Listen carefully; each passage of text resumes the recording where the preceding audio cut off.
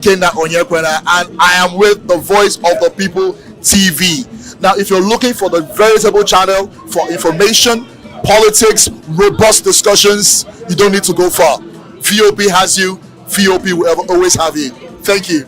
Hi, my name is Patrick Diabwa, aka Ibani Chuka, Amayanabo the Eagle King, and you are watching VOP TV. Stay with us. Behind every broken desk lies a broken promise. Education shapes the nations, but who is asking the right questions? Introducing Edu Dialogue, the show that goes beyond the surface, exposes the cracks, the corruption, and the silence in Nigeria's education system. Edu Dialogue, Saturdays, 3 p.m., only on VOP TV. We break the biggest stories, from missing funds to policy failures. We ask the tough questions and demand real answers. Edu Dialogue, this Saturday, 3 p.m. on Voice of the People Television.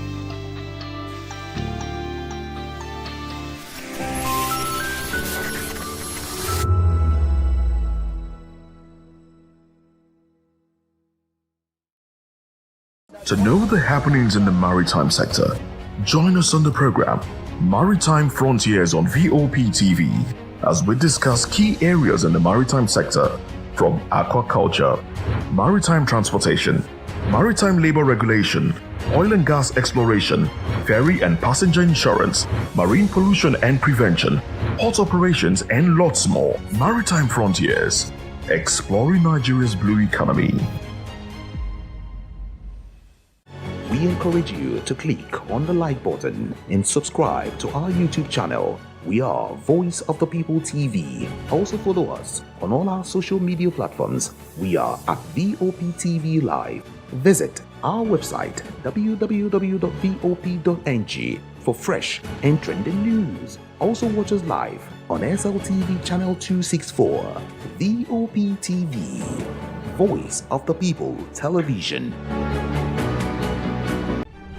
In a world where power shifts with every headlines, news breaks and events happens, we bring you unbiased and explicit information on politics, economy, and state of the nation. We break down the chaos.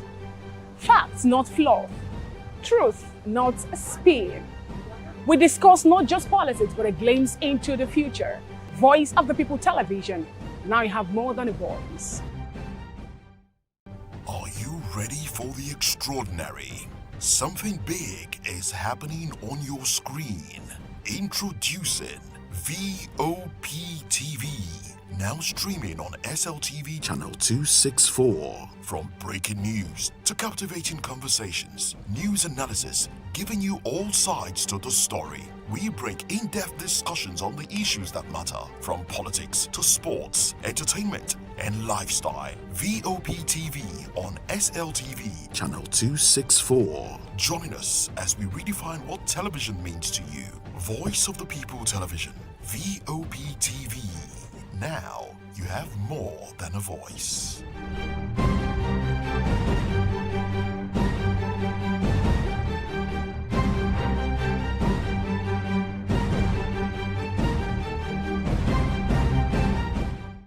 This is African News on Voice of the People Television, where we don't just bring you the news, we bring you Africa's heartbeats, the policies that shapes our world, and the economy that determines our future.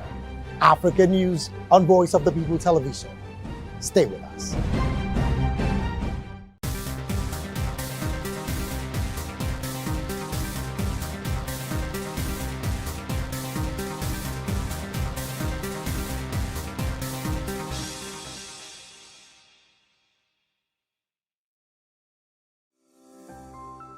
VOP TV. Now, you have more than a voice.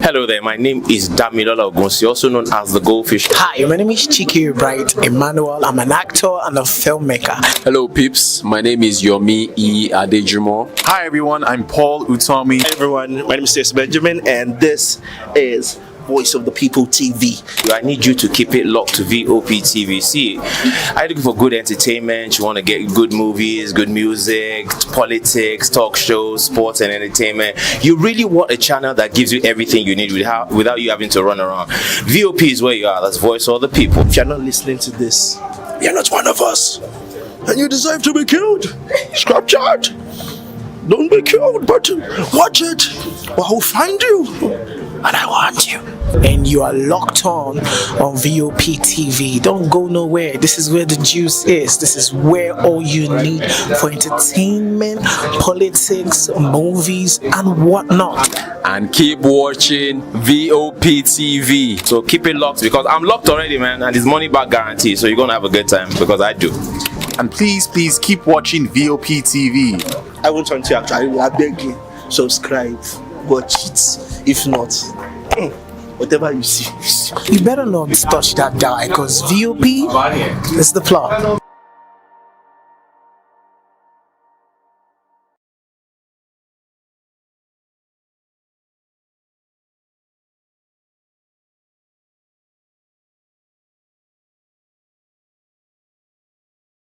Microphone, I talk and get paid, and I look forward to being in your studios. Voice of the People. The brand is very sweet. I like the packaging, picture qualities, camera qualities, and then of course the quality of human beings that I see sometimes on your channel. I'll be like, well, this TV station will go places. Voice of the People TV. Oh yes, you are on to Voice of the People TV. Live here in Benin City, the cradle of black civilization. What are you waiting for? Tune in, bro! Hey guys, what's up? How you all doing? They call me Nelson Wine, your #1 celebrity host, and you are watching Voice of the People Television, VOP. Stay tuned. On Edu Dialogue will bring you fresh ideas and conversations, shaping the future of learning in Nigeria and beyond.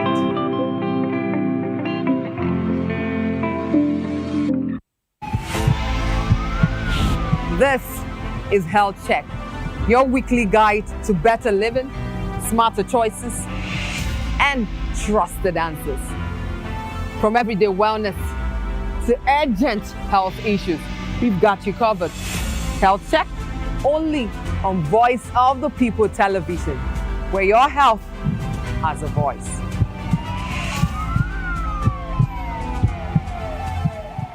Mr. Familoni, and here's to VOP TV.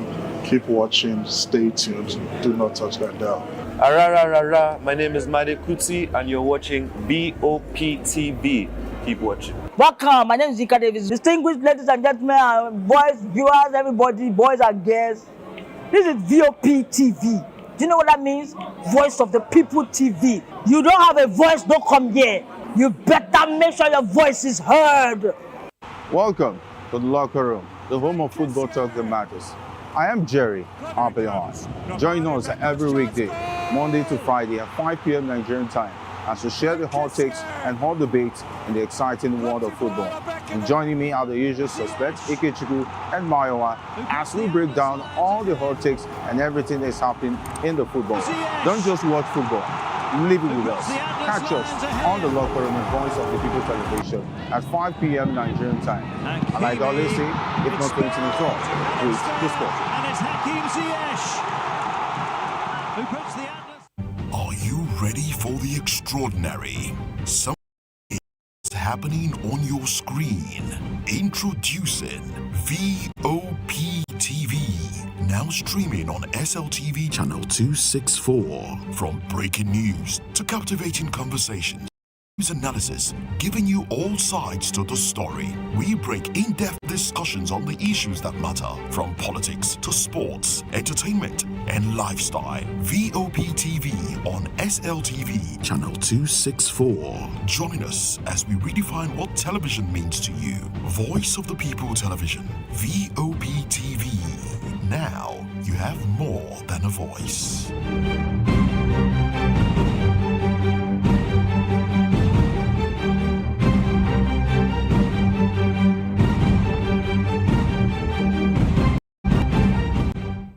In a world where truth is the ultimate power and opinions scream the loudest, it's time to wade through the noise. Hunger no get tribe!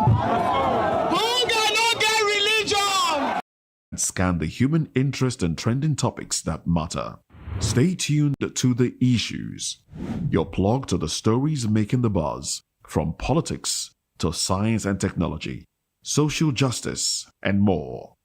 Let's tackle the tough questions and expose the truth. The Issues on Voice of the People television. Don't just react, understand.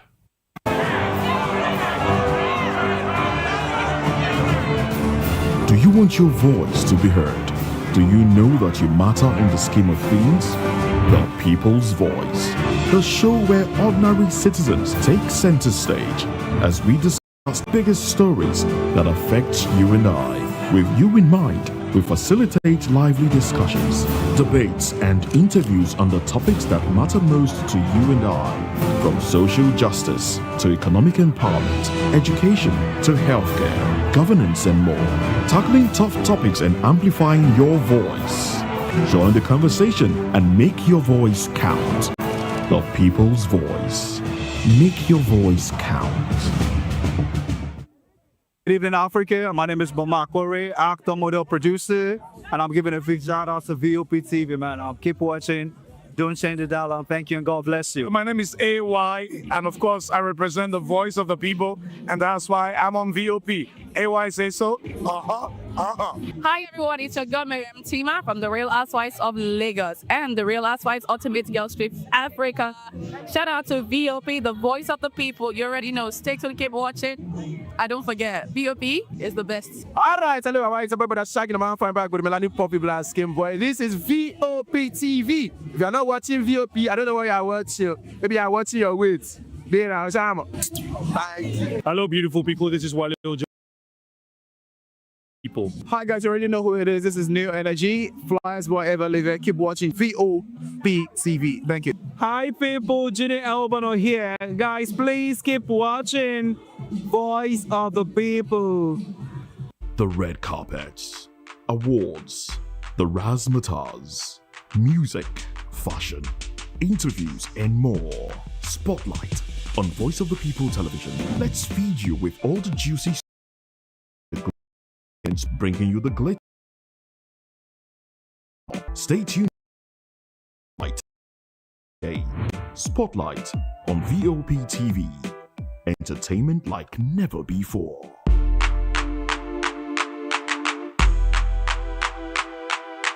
From the views on the street, we go to bed empty hunger, to the blaring horns of a hustling city. The loudest voices of the common man got a medium to be heard. This particular administration, they were coming unprepared. It's not a bad thing to renovate the president's lodge. Through top-notch programming, unbiased reportage of news, sports, business, entertainment, and cultural documentaries.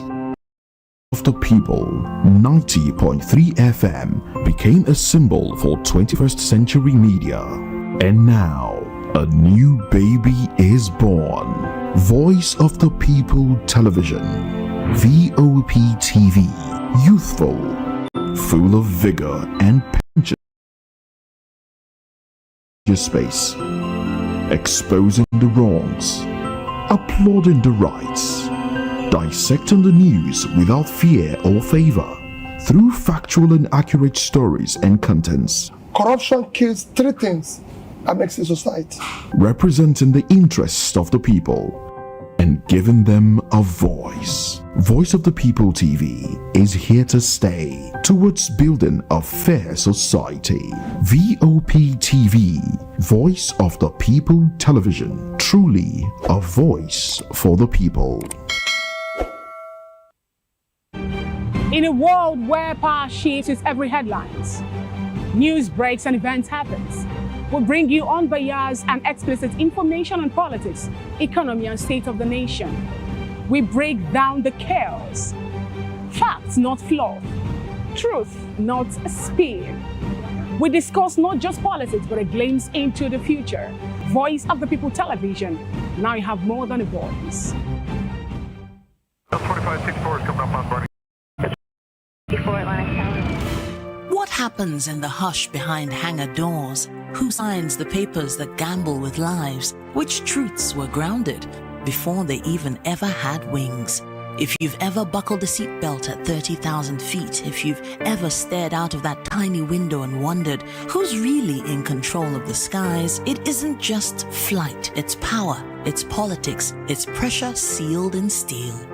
We're peeling back the clouds from runway risks to sky-high secrets. We're diving deep where most dare not to look.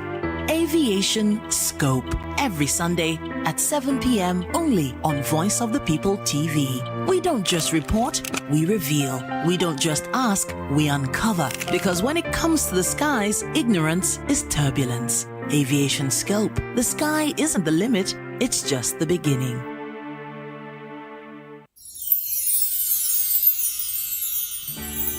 It's a season of love, a season of joy, a season to celebrate you because you deserve it. From all of us at Voice of the People TV, we only want to wish you a very merry, happy Christmas and a prosperous new year ahead.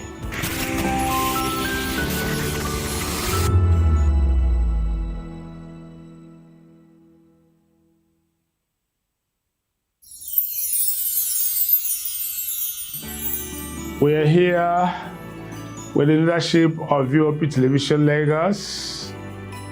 We do appreciate this opportunity to say Merry Christmas and Happy New Year to our viewers all over the world and admirers. Cheers.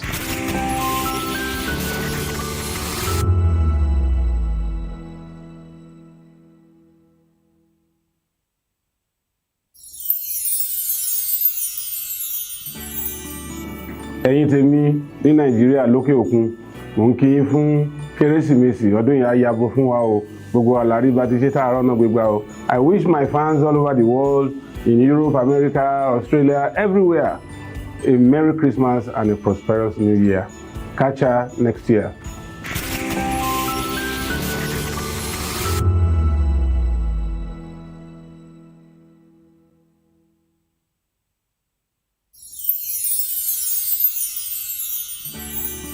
As the year comes to an end, we want to take a moment to thank each and every one of you for your hard work, dedication, and the positive vibe you bring to Voice of the People every day. From all of us on the HR, we would like to say Merry Christmas, a happy, prosperous, and healthy New Year. Thank you.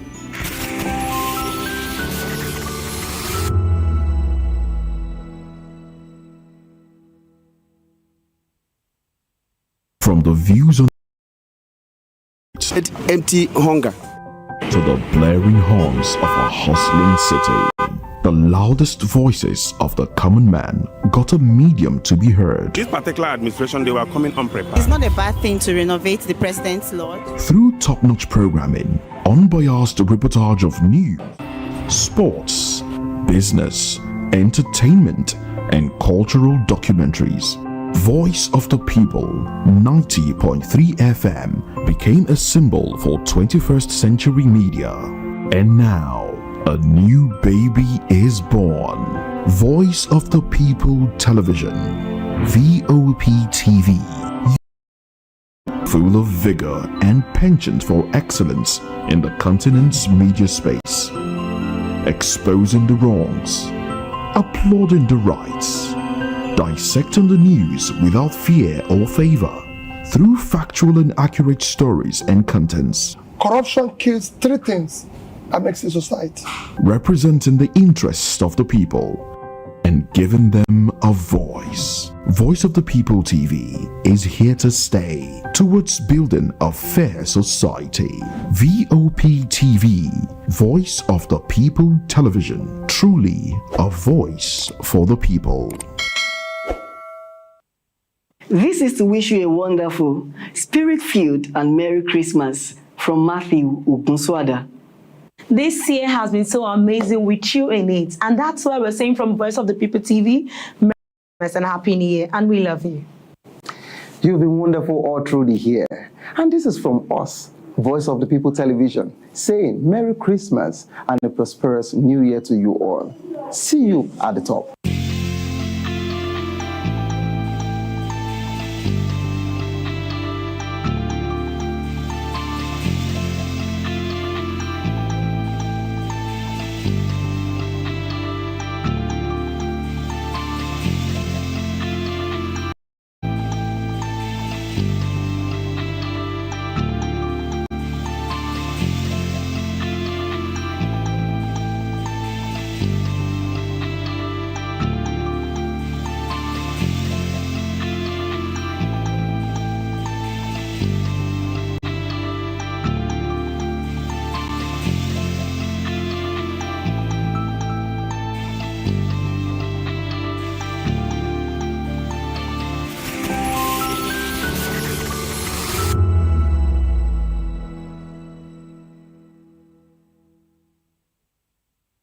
This is African News on Voice of the People Television, where we don't just bring you the news, we bring you Africa's heartbeats, the policies that shapes our world, and the economy that determines our future.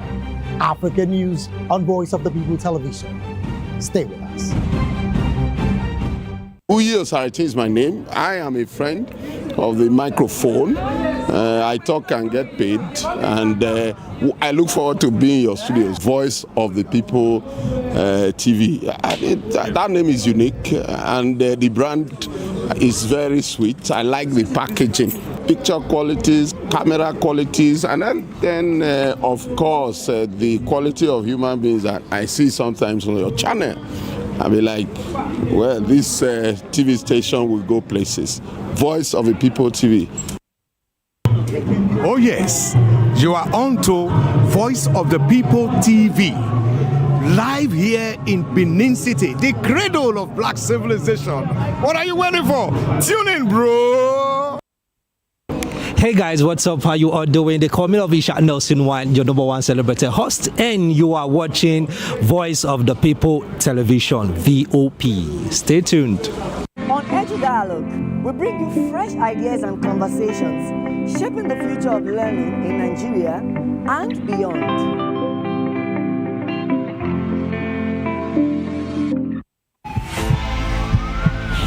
This is Health Check, your weekly guide to better living, smarter choices, and trusted answers. From everyday wellness to urgent health, we've got you covered. Health Check, only on Voice of the People Television, where your health has a voice.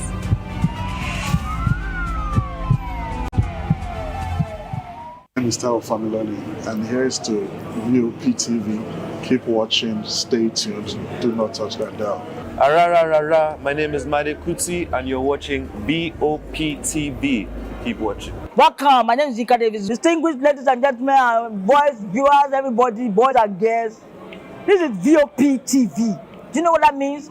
Voice of the People TV. You don't have a voice, don't come here. You better make sure your voice is heard. Welcome to the locker room, the home of football talk that matters. I am Jerry Ampelhon. Join us every weekday, Monday to Friday at 5 p.m. Nigerian time, as we share the hot takes and hot debates in the exciting world of football. And joining me are the usual suspects, Ikechukwu and Mayowa, as we break down all the hot takes and everything that's happening in the football. Don't just watch football, live it with us. Catch us on the locker room and Voice of the People Television at 5 p.m. Nigerian time. And like I always say, if not 20 minutes wrong, please sport. And it's Hakim Ziyech who puts the Atlas. Are you ready for the extraordinary? Something big is happening on your screen. Introducing VOP TV. Now streaming on SLTV channel 264. From breaking news to captivating conversations, news analysis.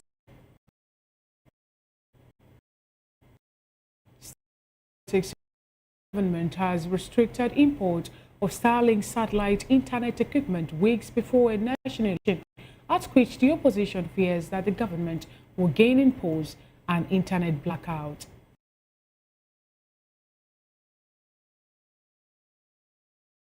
Well, in the East African nation to nearly half a century in the January 15 vote, which pits him against pop star turned politician Bobby Wine for the second time. During the 2021 election, the government cut off internet for days. The 43-year-old Wine, who came a distant second to Museveni at the last vote, rejected the results, saying that he lost because of rigging, which Museveni denies. The restriction on bringing Starlink devices into Uganda first came to light dated December 19, which circulated on social media and was later confirmed as genuine by the spokesperson for the Uganda Revenue Authority. The memo stated that any import of Starlink technology gadgets, communication equipment and associated components now needed to be cleared by the head of the military and Museveni's son, Muhoozi Kainerugaba.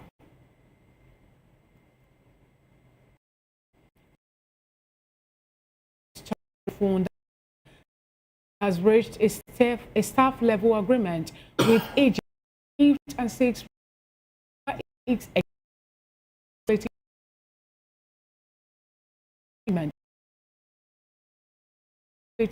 program. The phone combined the 5th and 6th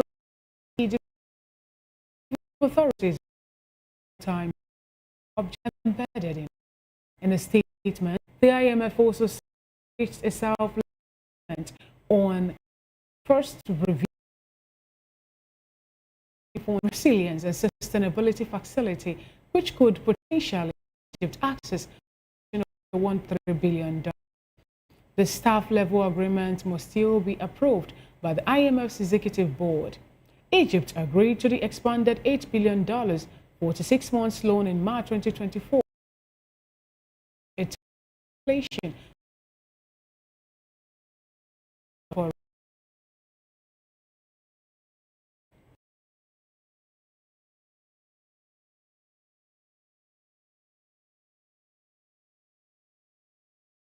Africa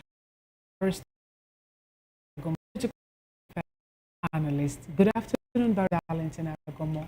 Good afternoon, Finan. How are you? I'm good. Good to have you join today's African News. It's my pleasure. Thank you so much for being here. Without wasting time, let's start off with a story about how the International Monetary Fund and Egyptian government have reached a staff-level agreement on loan program review. We learned that Egypt on the 5th and 6th review under its extended fund facility arrangement potentially unlock roughly $2.5 billion under this program. And we will also combine Egypt's support program to give authorities more time to meet crucial objectives embedded also in that agreement. And the agreement, according to what we gathered here, says that it has a span of over 4 to 6 months, $8 billion. But so what do you have to say about this? Because we learned that Egypt decided to embark on such loan in 2014 when their inflation in the country was on the high. It's shame that up till now, African states are depending on IMF for their financial need. The money they are borrowing, did it fall from heaven? Is it not countries that made that money and gave it to IMF and World Bank? And now, did they even tell you how much they are going to pay in return? They say it's for how many months? For 46 months loan. 46 months. Yeah. That is close to 4 years. Is not? That is it. 4 years, close to 4 years. And so for $4 at the end of the day, you see how you impoverish yourself. Look at this from African states. Marisa, somebody can have come up. There is nothing wrong in borrowing. So far as we see the money is being used and utilized, and so from Egypt is that the reason for the borrowing, like I said earlier, is about the high inflation associated with foreign currency, which according to them, they've been able to mitigate thus far. So are you saying that Egypt should have allowed the country to run into ruins instead of moving to IMF to pick a fund to help stabilize the economy and balance the equation? The talking about it's not just in Africa, it's a global thing. Everybody's talking about inflation according to the global indices that we have. Are you serious? So the whole world is borrowing money from IMF and World Bank. You know that US is the highest country with the highest debt. The country is the highest in the United States of America. Hold on. With all its strong animation and even that they have, still the largest country with the highest debt. US have told you they will not pay any money because they will not use their own money to pay their debts. It's not possible. They have told you that. So are you going to emulate US? I am asking you a question here. Is the whole world borrowing money because of inflation? Why not work yourself out of inflation? Because you walked into this inflation out of your own carelessness. When you say carelessness, can you help us break down? Yeah, because this is it's not just after the COVID-19 pandemic, we know that the world will stand still. COVID-19 and every other country of the world. How careless is it that Africa happens to be a place where virus also I have a question. Is the whole world borrowing money from IMF and World Bank now? But is the whole world having an issue of inflation now, Barrister? I don't think economy. You left number 1 to number 4 in Africa. Please, was it the coronavirus that caused it? Can you just explain to me, how did you leave number 1 economy to number 4? The people, how did the economy?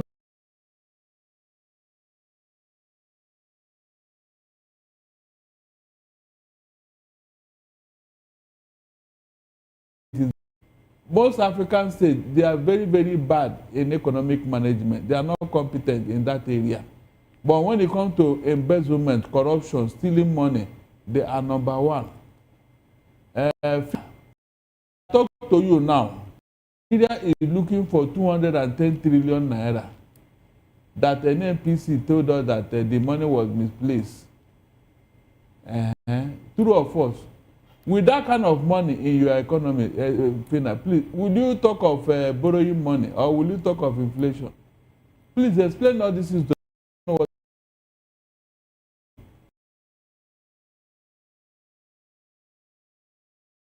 making the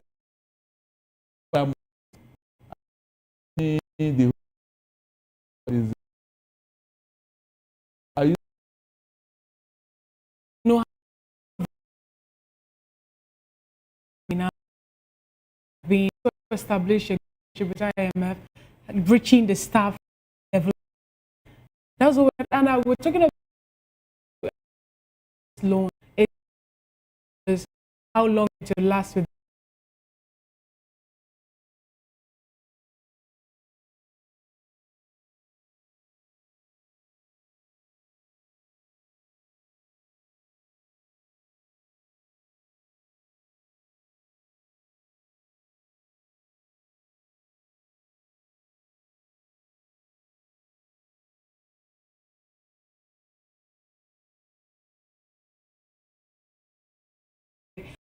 Has to do with it? There is. Please, what's the country without I said there is. When go and look at corruption index, there are countries that have zero tolerance in corruption because their leaders don't steal money there. They can't. Go to Europe or even nobody can steal money and live to enjoy it. It can never. Even you. Have you ever heard of UK Prime Minister in a financial scandal of this magnitude?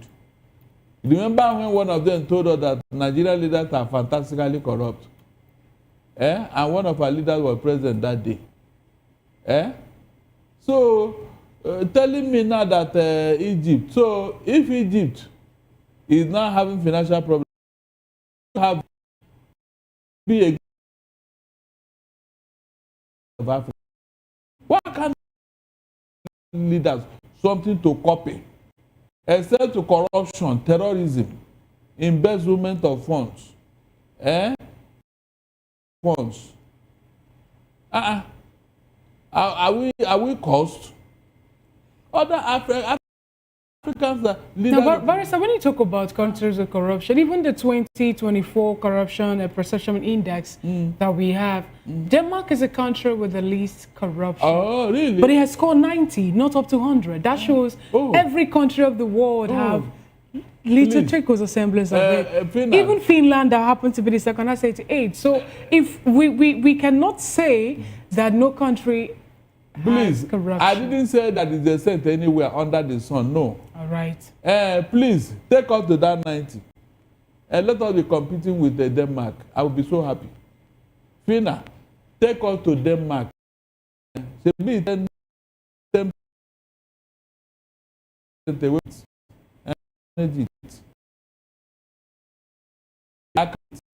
If you have only 10% away from 100%, Nigeria economy not much.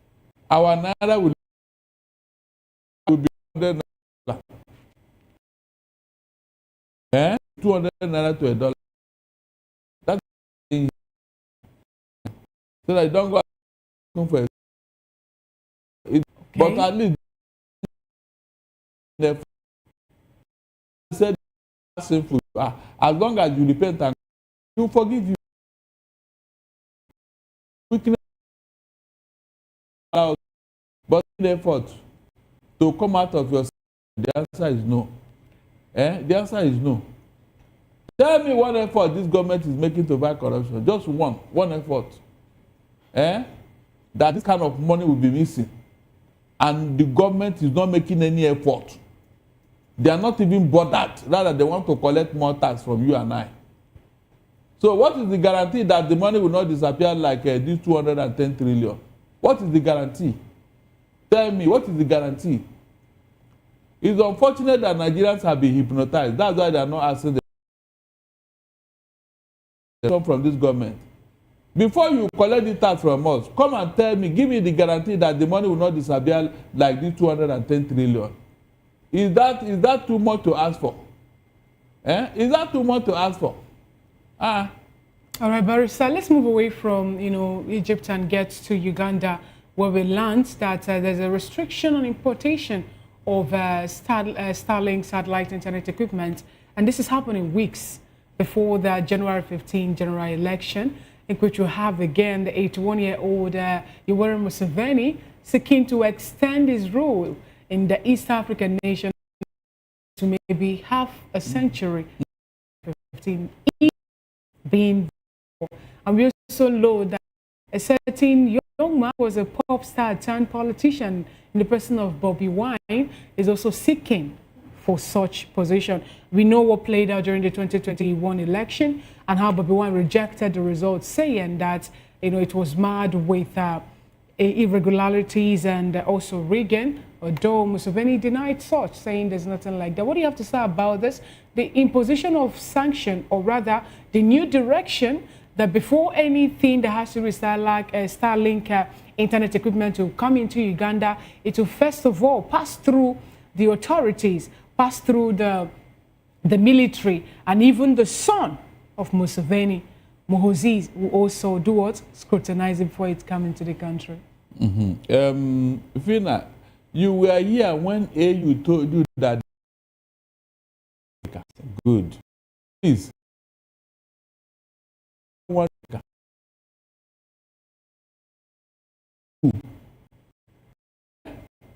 Can you say you don't want something, yet you are starting it directly?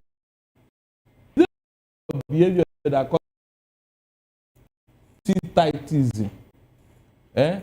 Sithitism. Is that not the to I mean, you know the rest. You know the rest. I don't need to name them. That always to remain until they die there, because they are afraid when they discovered, and so they prefer to die in office so that nobody will come and query them when they are dead. Like Buhari now, will anybody call him for what he did in Nigeria? These are the things that is causing problem in Africa, Fina. And that is Africa, all of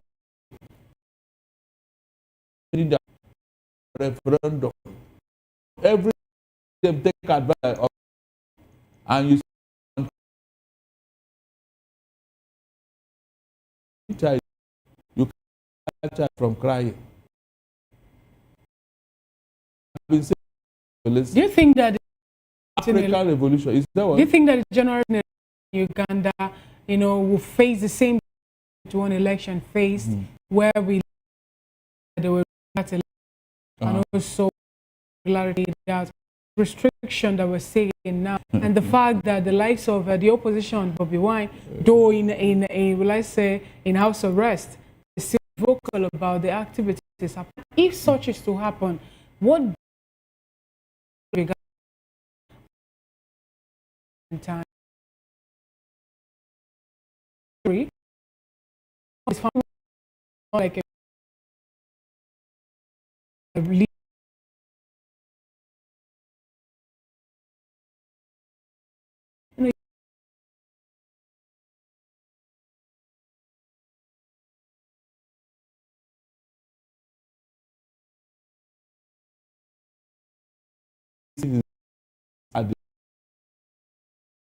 and what is that thing you are doing now that you have not done for how many years now? Fina, they are never satisfied. You remember they want to build a refinery. If that refinery come on board, Museveni leave it, allow it and without being involved with that refinery. But he has his family members already playing vital roles. From what we gathered today, imagine the son being the one in charge with some military personnel to make sure they go through any Starlink equipment that will be imported into the country. Isn't that more like having the country being held by the jugular by a family? Because we saw also the wife play, the son-in-law too, and a whole lot.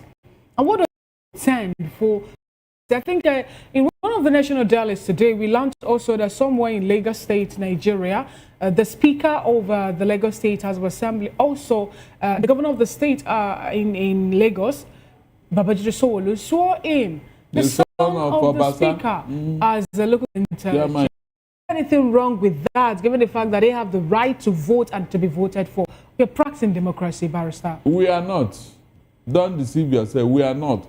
Look, if these people are performing well, Fina, will you or me or any other Nigerian?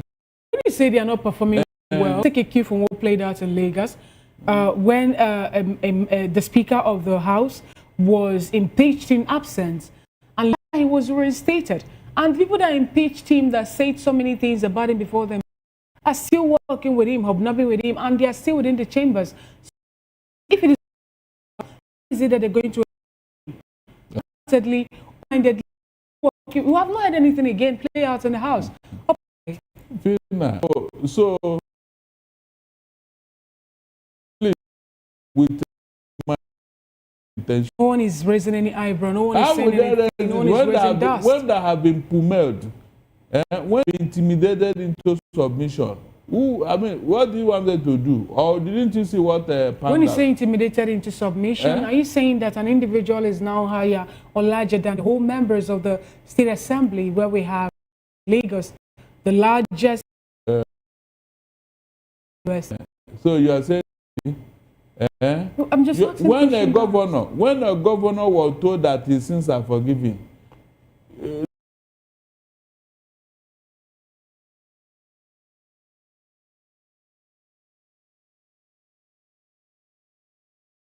for democracy, also of you democratic, they are that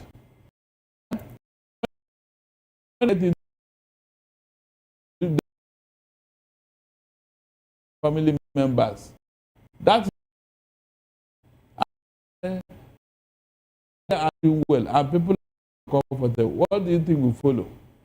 Is that revolution or coup? All right, Barrister, let's make up this story where we learned that the Central African Republic president, in the person of Faustin Archange Touadera, is already seeking for a third-term bid after decades, in office, in which he already Russia for security exchange for access of gold. Is it what?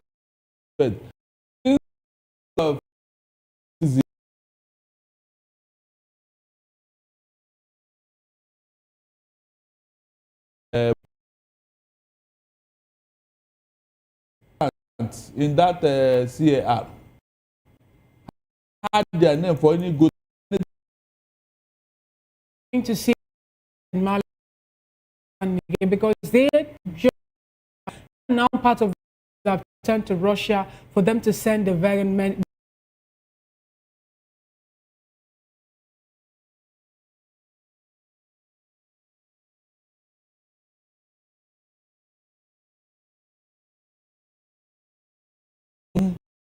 To Russia in exchange for protection. So I'm talking about the military rule because we saw that he is still the president. He's not a junta leader.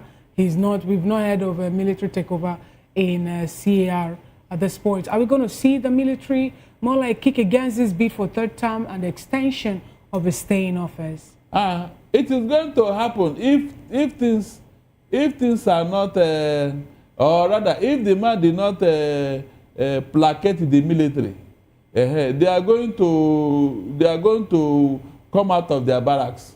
Yes. Didn't you see what happened in Nigeria? This year's budget, the 2026 budget, the military have the largest chunk, 5.1 trillion naira. Is that not true? Why do you think it is so? So your education is not important. Your health is not important. Your roads, structural is not important. Fina. Every other thing that makes for good living is not important, except your military. We are not at war. We are not at war with any country. Very when you say we're not at war with any country, it's over 14 years in Nigeria, yet we're battling the issue of terrorism and banditry in the country. So don't you think that that's enough reason for them to up the ante and increase the budget of the military for them to be able to end the issue of insecurity that we have been battling with for some time? No, from evidence available to us now and for every other Nigerian, evidence. What available. evidence are we talking about? Evidence of those who cause this to terrorism and banditry. Evidence of those who are behind it. Evidence of those who are sponsoring it. It is obvious that this is sponsored by Nigerians. Yes, sponsored by Nigerians, well known to the government. And why did they sponsor? So that they can be making money out of it. Is that not clear to you now? Evidence. No, tell me that country that is sponsoring terrorism in Nigeria. Mention the country. Fina, mention that country that is behind our problem. Mention it. It's internal matter. Are you the member of the ISWAP that hoisted their flag in Borno State are also Nigerians? Where are they from? Are you saying also that the people that we saw in a video somewhere within the West doing their training and every other bit, we saw the foreign flag behind them too when they were doing their drills? Are you saying that they are all Nigerians at this point? We were also told by the NSA and the CDS that the people, especially some governors, where they were able to apprehend some of these elements.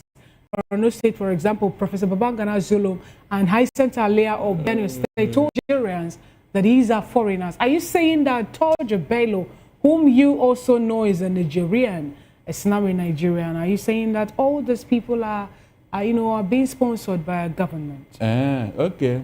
Please, Fina, let me ask you, who brought them into Nigeria? Were you not here when some leaders of the North told us, yeah, we brought them. Barrister, we're told you have porous borders. Sorry? Checked and on hold on, you are coming. They say they brought them. Leave porous border alone. They say they brought them. Came out in the paper. Kawu Baraje.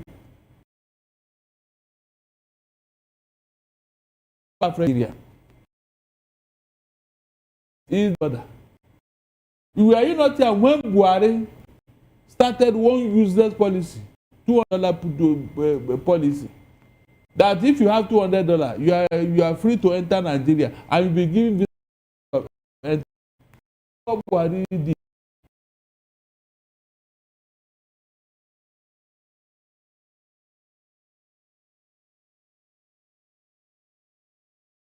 Terrorists to come in. So when you are saying ISWAP, this and that, somebody brought them here. Even Toju Bello have told you several that this business we are doing, one of you gave it to us. Toju Bello, that's why nobody can touch him.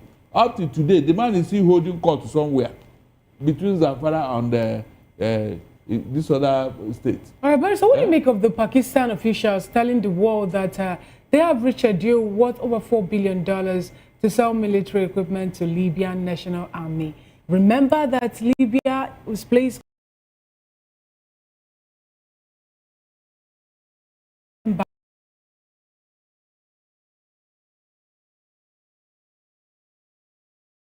of the saying that it actually went against the 2011 United Nations embargo placed after the killing.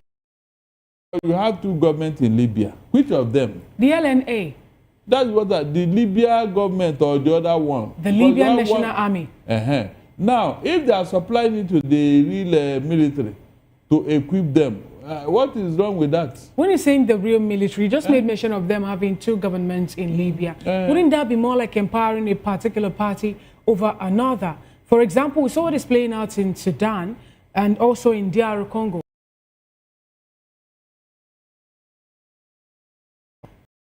Saying the military elements or pockets of people who are in war in the country, they have their right, they are fighting for something they believe is theirs, that they should for the committed and that on the killing as have also lost their lives. Deal that went against the signed embargo placed on Libya. They didn't tell us whether it was on LNA or whether on the other warring team, but they say Libyan government cannot receive any arm. Pakistan, designed by both them $4 billion of ammunition. Little you can do to a sovereign state, exercising that right. A sovereign state. What to do at the time? Corporate is stop them having to do business with anybody they like. You can't. Russia is at war. Russia has been placed on several embargo, several sanctions, but is still doing business all over Africa. Is that not true? What do you make of that? So when it comes to sovereignty of states, there is little or nothing you can do. I'm not joking. They should ask America why they stabilized Libya. So are you saying that the United Nations now is more like a toothless box? That when they give some, order, why is it that the Libyan government were able to keep it in 2011? Why would they breach it at this point in 2020? Because there is need for them to keep their military. They be their military arsenal and all that. So they not right. Right.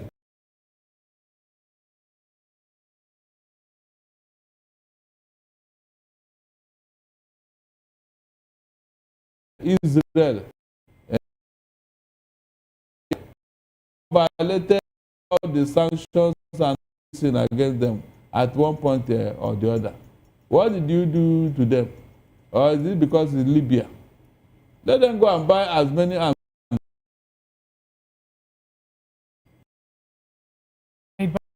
Good place to call today. News.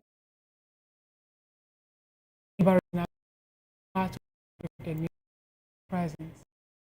Pleasure. Watching the voice on the rest news.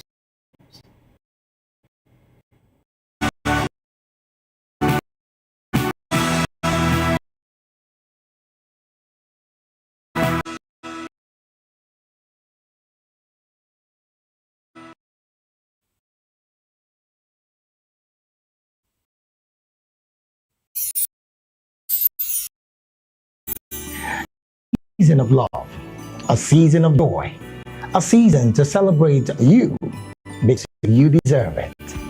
From all of us at Voice of the People TV, we only want to wish you a very merry, happy Christmas and a prosperous New Year ahead.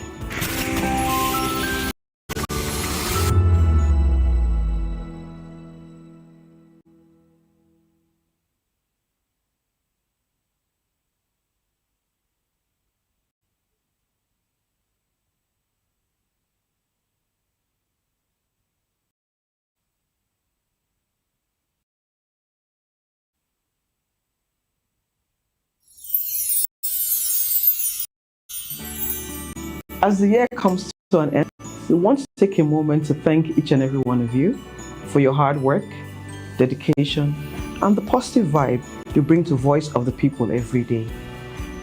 From all of us on the HR, we would like to say Christmas, a happy, prosperous.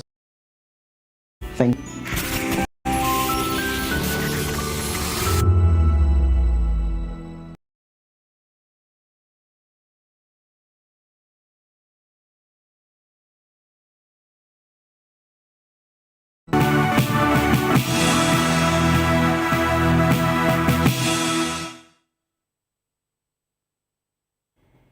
Glad to have you back. Glad to have you back. Still VOP African News.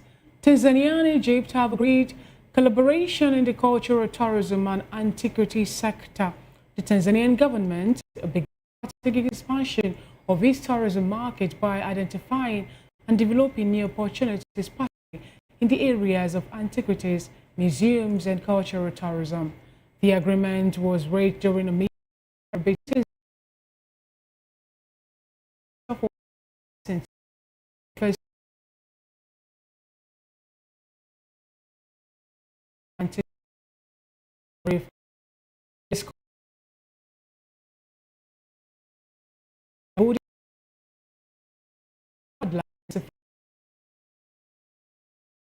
the government now focusing on strengthening other tourism subsectors to attract more visitors and increase the sector's contribution to the national economy. On his part, Atia said that the government of Egypt was ready to cooperate with Tanzania by providing expertise and highly skilled professionals in the fields of antiquities, museum and cultural tourism, intending to build the capacity of Tanzanian experts. Meanwhile, Somalia's Minister of Fisheries and Blue Economy, Ahmed Aden, has welcomed the newly signed strategic cooperation and again Somalia's economy and help institutionalize economic cooperation mechanism between the two countries. Aden, the leading institution OYAK, holds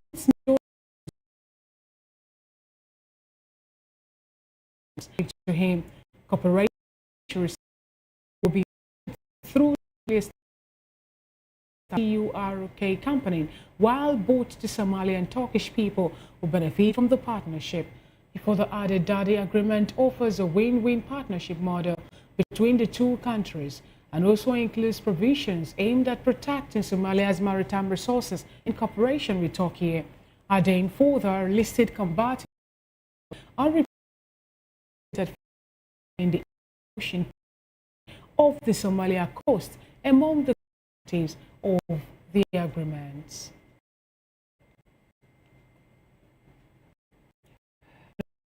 Segment of the Africa News, Ghana, the last trading with the Virtual Asset Service Providers Bill 2025, with the government of Ghana confirming that the law is enforced. To that effect, crypto activities is no longer a legal gray area and individuals and firms can trade without fear. The rule for digital with the goal being to control, and now the central bank has complete authority over the sector. Before this law, crypto use was widespread but unregulated, with the gap to enforcement difficult. As per local reports, all virtual assets firms must now seek approval, while licensing, monitoring and compliance are mandatory. Also, operators that fail to meet standards can be sanctioned or shut down. According to the central bank, this structure targets fraud, money laundering and misuse of customer funds. Still in the business segment, the South African rand chalked up further gains against the dollar on Tuesday, helped by gold prices reaching another record high. Soaring prices of precious metals, such a major South African export, have helped to propel the rand to its strongest in over 3 years. The currency is on course to end the year up over 12% against the dollar, also boosted by the country's improved fiscal performance. The rand at 60.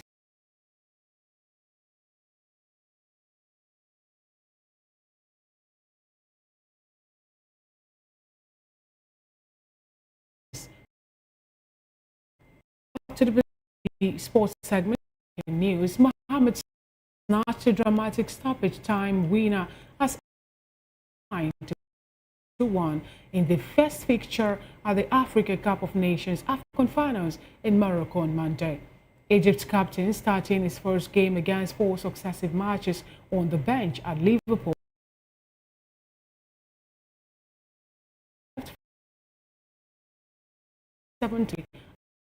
Has stunned them by going ahead in the first half. Egypt laid an early siege to Zimbabwe's goal, but it was the underdogs who netted first through Dube in the 20th minute. It was left to Egypt, who equalized in the 64th, and talisman Salah to see them to a last gasp victory. And when it counted most, Salah swept home the winner to see Egypt join South Africa, who beat Angola 2-1 in earlier Marrakesh at the top of Group B. And that is it on the African News and Voice of the People television. Thanks for watching, and don't forget to subscribe to our YouTube channel on YouTube. We are Voice of the People TV, and across all the social media platforms We are VOP TV Live. I am Fina Chico. Good afternoon.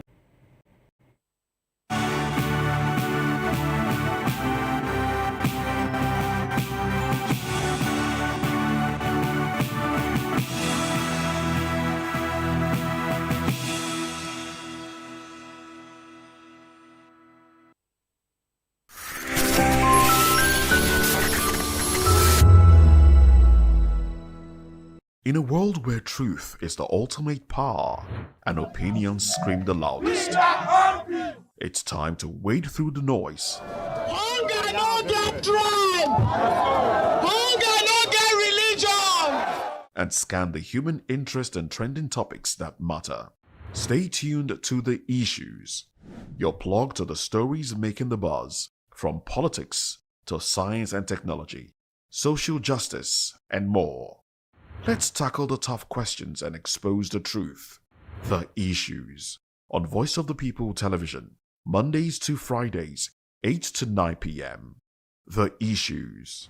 Don't just react, understand. Voice of the people, you can hear me now. My name is Patrick Doyle, and I wish that you continue to echo the voices of the people. Big up VOP TV.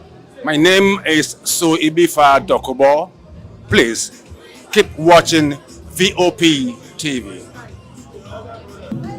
Hi, my name is Kwekumali Ikenna Onyekwena, and I am with the Voice of the People TV.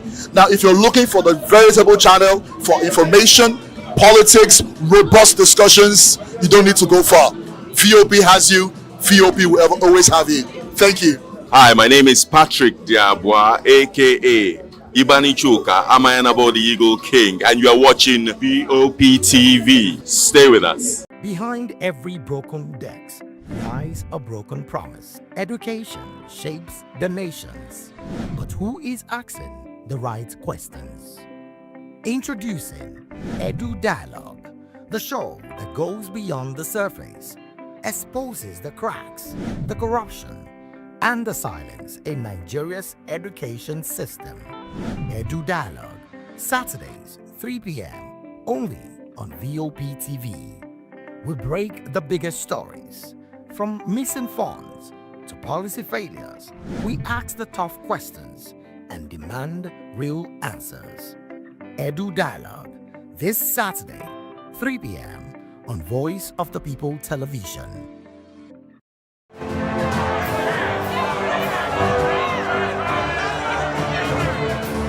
Do you want your voice to be heard? Do you know that you matter in the scheme of things? The People's Voice, the show where ordinary citizens take center stage as we discuss the biggest stories that affect you and I. With you in mind, we facilitate lively discussions, debates, and interviews on the topics that matter most to you and I, from social justice to economic empowerment, education to healthcare, governance, and more, tackling tough topics and amplifying your voice. Join the conversation and make your voice count. The People's Voice. Make your voice count. Are you ready for the extraordinary? Something big is happening on your screen. Introducing VOP TV. Now streaming on SLTV channel 264. From breaking news to captivating conversations, news analysis, giving you all sides to the story. We bring in-depth discussions on the issues that matter, from politics to sports, entertainment, and lifestyle. VOP TV on SLTV channel 264. Join us as we redefine what television means to you. Voice of the People Television, VOP TV. Now you have more than a voice.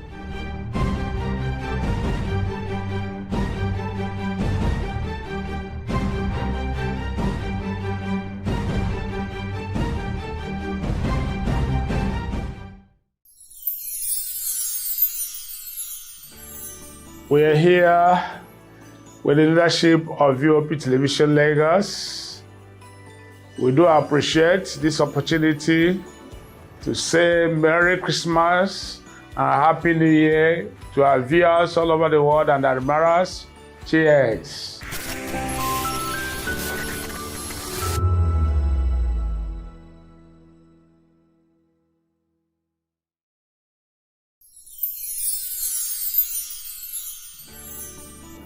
ẹ̀yin tèmi ní Nàìjíríà lókè òkun mò ń kí yín fún Kérésìmesì ọdún yìí á yabo fún wa o gbogbo àlàrí bá ti ṣe tààrọ̀ náà gbégbá o.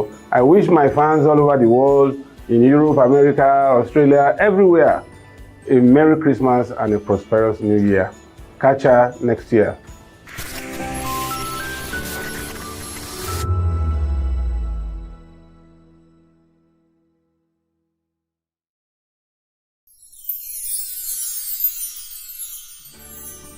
As the year comes to an end, we want to take a moment to thank each and every one of you for your hard work, dedication, and the positive vibe you bring to Voice of the People every day. From all of us on the HR, we would like to say Merry Christmas, a happy, prosperous, and healthy New Year. Thank you.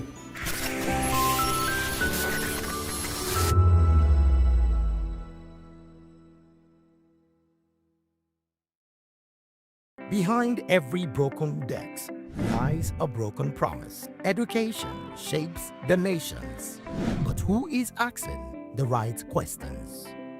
Introducing Edu Dialogue, the show that goes beyond the surface, exposes the cracks, the corruption, and the silence in Nigeria's education system. Edu Dialogue, Saturdays, 3 p.m., only on VOP TV. We break the biggest stories, from missing funds to policy failures. We ask the tough questions and demand real answers. Edu Dialogue, this Saturday, 3 p.m. on Voice of the People Television. 2564 is coming up on Barney 9, right? The 2564 Atlantic Tower. What happens in the hush behind hangar doors? Who signs the papers that gamble with lives? Which truths were grounded before they even ever had wings? If you've ever buckled a seatbelt at 30,000 feet, if you've ever stared out of that tiny window and wondered who's really in control of the skies, it isn't just flight, it's power, it's politics, it's pressure sealed in steel. We're peeling back the clouds from runway risks to sky-high secrets. We're diving deep where most dare not to look. Aviation Scope, every Sunday at 7 p.m. only on Voice of the People TV. We don't just report, we reveal. We don't just ask, we uncover. Because when it comes to the skies, ignorance is turbulence. Aviation Scope, the sky isn't the limit, it's just the beginning. Welcome to Kitty's Corner. Every weekend is a new journey. Join Auntie Oni as she embarks on thrilling adventures. Each episode takes the young explorers to a different fantastical world filled with exciting challenges, making new friends and learning valuable life lessons. The show begins with lots of excitement in a cozy storytelling mood. Fairies teach the importance of kindness, honesty, bravery, teamwork, or curiosity. Kitty's Corner is a delightful blend of fun, education, and imagination with catchy songs, interactive games, and heartwarming stories. Join Auntie Oni every Saturday, 10 a.m. to 10:30 a.m. on Voice of the People Television. Kitty's Corner, perfect destination for curious minds. We encourage you to click on the like button and subscribe to our YouTube channel. We are Voice of the People TV. Also follow us on all our social media platforms. We are at VOP TV Live. Visit our website www.vop.ng for fresh and trending news. Also watch us live on SLTV channel 264. VOP TV, Voice of the People Television. This is Health Check, your weekly guide to better living, smarter choices, and trusted answers. From everyday wellness to urgent health issues, we've got you covered. Health Check, only on Voice of the People Television, where your health has a voice.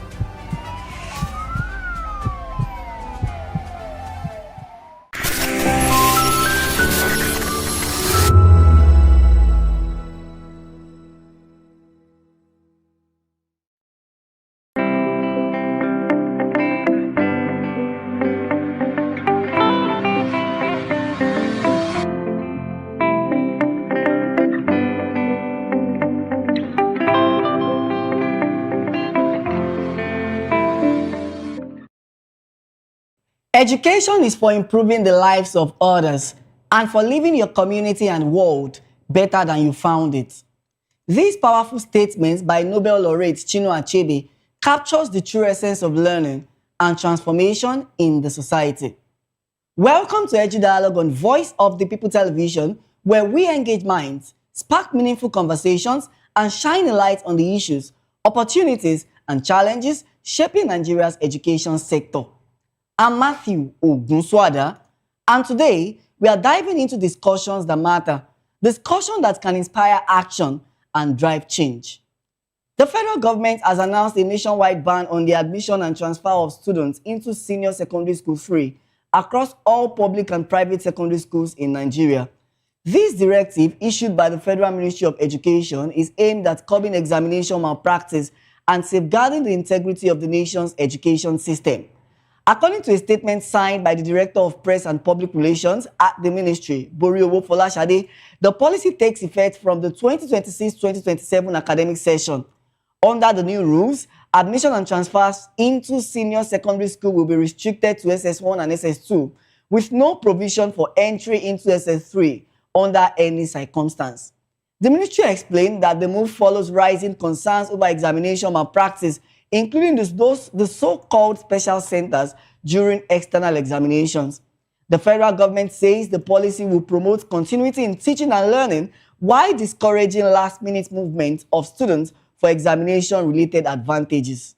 Voice of the People TV spoke to some students to get their view on this new policy. They should only admit students from SS1 and SS2 because you don't know the background where the other students are coming from. If you admit them in SS2, you don't know the background they are coming from. They might be coming from some schools that do examination malpractice. Not all schools that do it, sure. So they might be coming from a background that maybe some public schools or some other school that do examination malpractice. Then they come to a private school.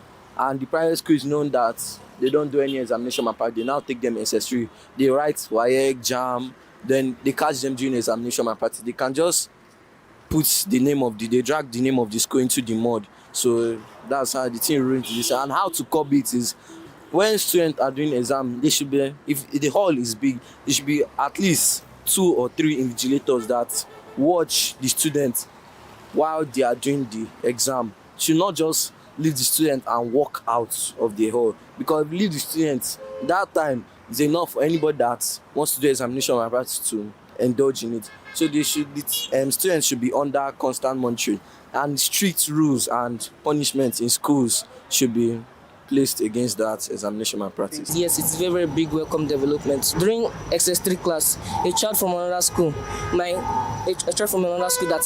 that is of lower standard can come to a school of higher standard, and the child might not know how to develop himself within that school community, which can limit him or her, leading to lower grades and school dropouts. I think that instead of doing only SS3, they should start working on ways to keep them from doing examination malpractice like that. Start hiring people, start examining people. Maybe when they catch one, they should show everybody like the punishment for all these things, so they should stop. Now, joining me to discuss this is Lawal Ekundayo, an educationist and public affairs analyst, and virtually I have Kingsley Southbank, the CEO of South Core Consulting and the African Director of Global Education Awards. Good afternoon, Mr. Lawal, and thank you so much for coming on the program. Good afternoon. Thank you so much for coming on the program. Okay, so how do you assess the federal government's decision to ban admission and transfer into SS3 as a strategy to curb? Thank you. Now, there are 2 sides to it.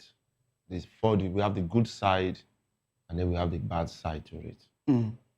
But what my own headache about it is the rush at quickly putting the policy on ground and effecting it immediately. I expected something like them to give more time for analysts, educationists, educators, parents to discuss it and then prepare their mind for it, not the rush. Now, let's look at the good side. Truly, sometimes this movement encourages malpractices. In those days where WAEC used to look at your they will take 40% of what you score in SS1, SS2, SS3, add it to WAEC. But now it's not like that again. Everything is now that one-time exam, which is the WASC exam. Yes, West African Senior Secondary School Certificate Examination. So now, students, it's easy for them to move around, to look for a better center where they see that, maybe opportunity will come out here that will help me in what I want to do. So it's easy for them to move around like that, in that SS3. And then even sometimes when you notice that a student did not perform very well in SS2 in the promotional exam, and you want the student, you advise the students to repeat or take that SS2. The parents simply take that with the student and put the student in another school where the student will now do the SS3, and then the student that didn't do well in SS2, and you put the student in SS3. What else? What are you going to expect from the student? Of course, it's going to cheat. So talking about restricting students, which you of course mentioned now, how effective is restricting entry to SS1 and SS2 likely to be in addressing the problem of special centers and other sharp practices during external examinations? The restriction, actually, like you totally restrict them, is not what I'm looking at it as not totally effective. Right, yes, right. Because there are special cases, extreme cases, such as maybe there's a sudden relocation. Maybe a parent in Lagos is relocated to Abuja, maybe by a job. You don't expect the parent to say, oh, I will not go for the job. And if the parent leave the child here, who's going to look after the child? It can affect the mentality of that child, which can also affect the exam. So you want the child to move with the parent so that the parent can continue to monitor the child. But if you not say no, total restriction, then there will be problem. Yeah. Because the parent cannot abandon his job. He got a new job that will make his life better, that will also make the life of the child better. So he has to relocate. He has to, and he will have to abandon the child. If you say no, you can't. That means he has to abandon the child. He will have to give it to the child to somebody that will look after the child, and the person may not know how you have been monitoring the child. The evaluation and everything. So what implication do you think that this policy would have for students and parents who have legitimate reasons for relocating, such as parental job transfer, security concerns, or health emergencies? Yes, that's why I said it's not I started them not to go into the implementation immediately. Should have given opportunities for educators, educationists, stakeholders to discuss it very well before they will now move. By that time, you'll be able to look at all the loopholes, see how we can fix the loopholes. Then you now come up with a proper policy. But this one that is, this immediate sudden one, but next year you are really doing it. Yeah. See, it's too short for anybody to really discuss and put anything on. So there are bound to be some kind of problems along the line, such as this thing you have talk about. Security concerns. So even more than security, it could be health-wise. Yeah. Health. Maybe the reason why parents or students are relocating from certain locations to another. Yeah. And then because of that, that will eventually affect the child because one of them will not move. The parents may move, the child will not move. Or if the child wants to move, then the child will have to repeat like 2 years back. And maybe the child is doing very well where he or she already is. And the parents cannot abandon whatever the emergency that wants to move them. So you can see that we have the good side and the bad, but they don't give us the opportunity to actually discuss it effectively and profile, recommendations before implementation. So I would suggest that they give it time, like at least a year for us, the stakeholders, to discuss it very well. Then based on the discussion, then they will fine-tune the policy and they will be able to move smoothly. Thank you so much. Good afternoon, Kingsley. We are very glad to have you join us on Edu Dialogue on Voice of the People Television. Good afternoon, Matthew. I'm very honored to be with you today. Thank you so much. All right, so we are looking at the new directive which the federal government has banned SS3. So I want you to speak to us, and of course, from an implementation standpoint, how prepared are state governments and private school operators to comply with this directive by the 2026-2027 academic session? And then what mechanisms should the Ministry of Education put in place to monitor compliance and ensure that schools do not secretly admit SS3 students in violation of the policy? Yeah, thank you. Thank you for having me once more. Okay, so yeah, the policy, as a matter of fact, I think the policy has its merit and demerits. Okay, and as a country, we have a challenge of implementation and effecting policy. And of course, you will see that from the WAEC CBT exams that the government, the Ministry of Education is trying to implement. And after they lay down the policy, the WAEC was asked to move the year of commencement by about 3 years. Because the ministry understands that this is good. Why this is good? WAEC was not yet ready. WAEC is not yet ready to have a fully wholly CBT exam system. Are you with me, Matthew? I'm with you. Please go ahead. Okay, so it is fine. It has its own advantages and it has its own disadvantages. All right, and the reality is that we need to understand the peculiarity of our country, the specific realities on ground for us as a people in Nigeria here and in the education sector. Now, I have worked with SS3 students, SS2, and exam candidates over the years. And I must say, there are certain factors that necessitate students needing to join a school in SS3. Yeah. Now, I would say for one, I was a victim of that. I had to go through that when I wrote my WAEC exams in 2008. All right. So, of course, we've talked about the relocation challenges, the health challenges, and all of that. Now, a student can get a fall sick, and for one or two reasons, that child has to be moved to another location or has to change school. Now, those factors come in. All right. But the more critical fact is implementation. Implementation and effecting the policy. Now, in government schools, in the public schools, there are a lot of things the government can do, the ministry can do, but in private schools, there are a lot of things that cannot be easily done. So I am aware that the ministry, we want to use the student ID numbers, which are being done in schools all around the country, the LIN, all right, to curtail the movement of students. So I would say that it is a good policy. Like our guest in the studio has said, it will need time to be implemented.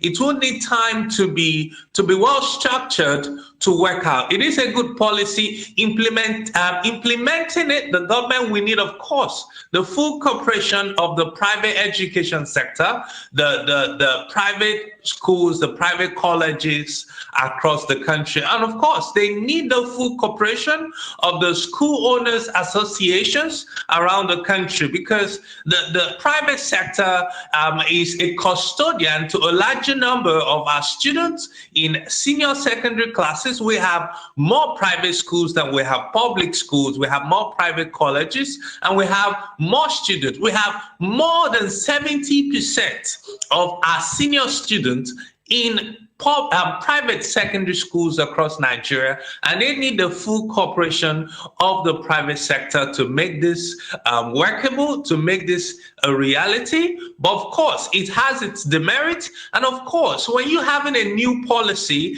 in any climate, in any country, in any sector, it would need time to be fully infused and into the sector, and of course to people to fully adapt and to adjust to the realities of that. Now, thank you, Kingsley. The federal government has announced a nationwide ban on SS3 admission. Do you see this directive as a long-term solution to examination malpractice, or merely a stopgap measure that needs to be supported by broader education reforms? Okay, I do not see this to be the major solution. All right, because SS3, there are quite a lot of reasons why students have to move classes. For instance, in the northern region, in the northwest and the northeast, where we have violence, when we have war, where we have issues, parents and families are relocating. And it's not easy, it is not psychologically recommendable for you to have a child who could not go to school, who had the last class in SS2, and for the next 3 years could not go to school. And let's say that that child was 16 or 17 in SS2, that child is 20 now. Now, it is not easy, and that child is confirmed, verified to be able to cope with SS3 syllabus. It's not easy sometimes for you to ask that child to repeat the SS2 class or the SS1 class. All right, so it is not, I believe that it is not the whole solution to that. It is stopgap measure. And I know that as we go into the implementation from the 2026 to 2027 academic session, we would see the gaps, we would see the we work around it. All right, so what role do you now think that parents and schools administrators, guidance and counselors, what role should they play in ensuring that students plan their academic pathway earlier, given the new restrictions? Yes, with these restrictions, of course, the students, the parents, school owners, stakeholders, educators, I believe everybody will adjust. The pathway will adjust our plans, and we would try our best, of course, to plug into what the Ministry of Education is saying. So I really would encourage all stakeholders to speak with their parents, their students, about this policy, and to help them to see the fact that, okay, this is good. Of course, it is good. It will have its own issues, its own challenges. But of course, as we get into the implementation, as the ministry gets to effect it, we would find the best way around it. But of course, this is good for the student. All right, this is good. It gives the student, it gives them the nudge to know that, okay, I need to finish my education in this particular school and in this particular location. I need to give it my best shot. And of course, the fact is, no student is certain and sure that they're going to make their exam result in one sitting. Nobody is certain of that. Nobody is sure of that. Technological issues can, of course, come in. Students not preparing can come in and all of that. So, but of course, moving from one school to the other is something that the ministry wants to greatly guide against, want to greatly make a disadvantage. And a lot of stakeholders, school owners, parents, and students would certainly have to adjust to that. All right, so apart from what you've said now, in your assessment, what additional reforms beyond restricting SS3 admission are necessary to truly safeguard the integrity and the credibility of Nigeria's education system? Yes, one of the things the ministry has to do is to open up more portals, more avenues of university, polytechnic, and college of education admission. One of the reasons some students try to write these exams as fast as possible, students and parents, is because admission sometimes in Nigeria can be difficult, can be very uncertain, irrespective of your academic results. And that's true, irrespective of your performance. So admission needs to be made more workable, more predictable. It will encourage parents, it will encourage educators, school owners, and stakeholders in this sector. Thank you so much, Kingsley, for your wonderful contribution.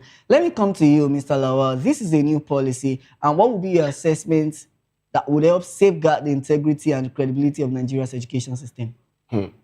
One thing is that when it comes to education, everything we do educationally, standardly, has to do with research. Research. We carry out research, we carry out studies, we come out with generalizations, findings. That is what education is supposed to to depend on. Now, in Nigeria, I noticed that most of the researches that are carried out just remain in schools. Government don't really look at them to see how those researches can actually better education. That's why I'm encouraging the ministries to begin to look at the researches that are conducted in institutions of learning. That is when we can actually improve the education system. Second, this WAEC malpractices or the examination malpractice, let me just put it especially this WASC. See, the main solution to it is the continuous assessment. Instead of waiting 1 year, you do exam and that is that. It's supposed to be continuous. Your SS1, WAEC will do is exam, like take 20%. SS2, they will give you exam, take 20%. Then SS3, they will now do the 60%. So as we are doing our promotional exam at schools, WAEC is supposed to be doing its own along with us. Yeah. By then, you see that it will be easy, it will be difficult for a student to say, because when you know you didn't do well in WAEC, you would buckle up in yes, you do, you buckle, even if you need to repeat, because you know that even eventually if you are promoted on trial with a poor result, you are not going to make the WAEC. You are not. There's nothing like, even if anybody helps you, it cannot be more than 60%. So, and you already score very, very low mark in the continuous assessment WAEC has been giving you from your SS1 to SS2.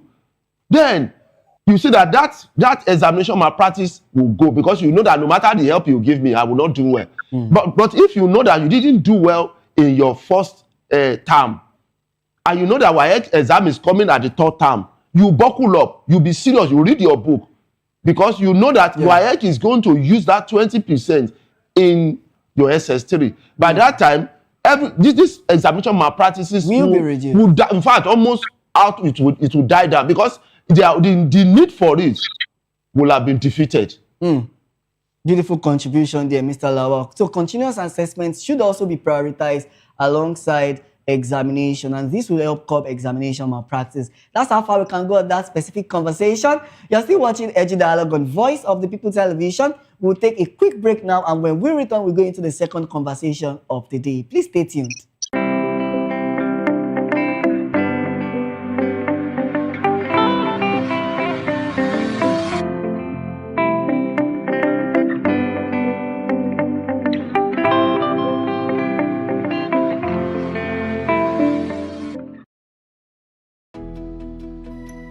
3 years ago, we lit the spark.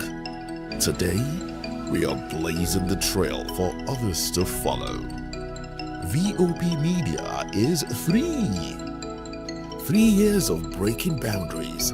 3 years of being that bold voice that echoes the thoughts of the people. 3 years of telling stories that matter. We have experienced complete breakdown in democratic governance. We are not just a brand. We are a movement, giving voice to the voiceless. We go to bed empty hunger. To every viewer, every voice, and everyone that has made us who we are, we say thank you. VOP Media, 3 years and still counting. VOP TV. Now you have more than a voice. In a world where power shifts with every headline. In a nation full of questions. In a world filled with noise, the truth needs a voice. The policies that shapes our world and the economy that determines our future. Every hour, every day, the grapevine keeps buzzing. And together, we are committed to telling the stories that shape our world, because your voice is our focus. Don't forget, our voice matters the most. Let us come together and share our concerns.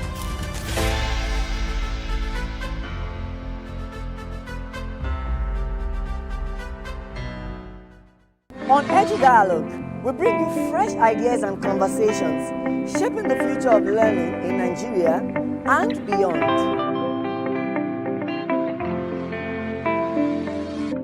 Voice of the people. You can hear me now. My name is Patrick Doyle, and I wish that you continue to echo the voices of the people. Big up VOP TV.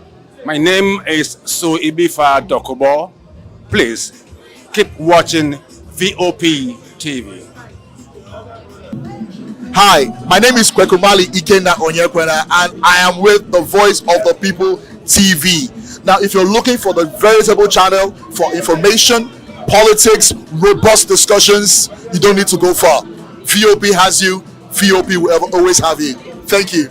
Hi, my name is Patrick Diabwa, aka Ibani Chuka, Amayanabo the Eagle King, and you are watching VOP TV. Stay with us.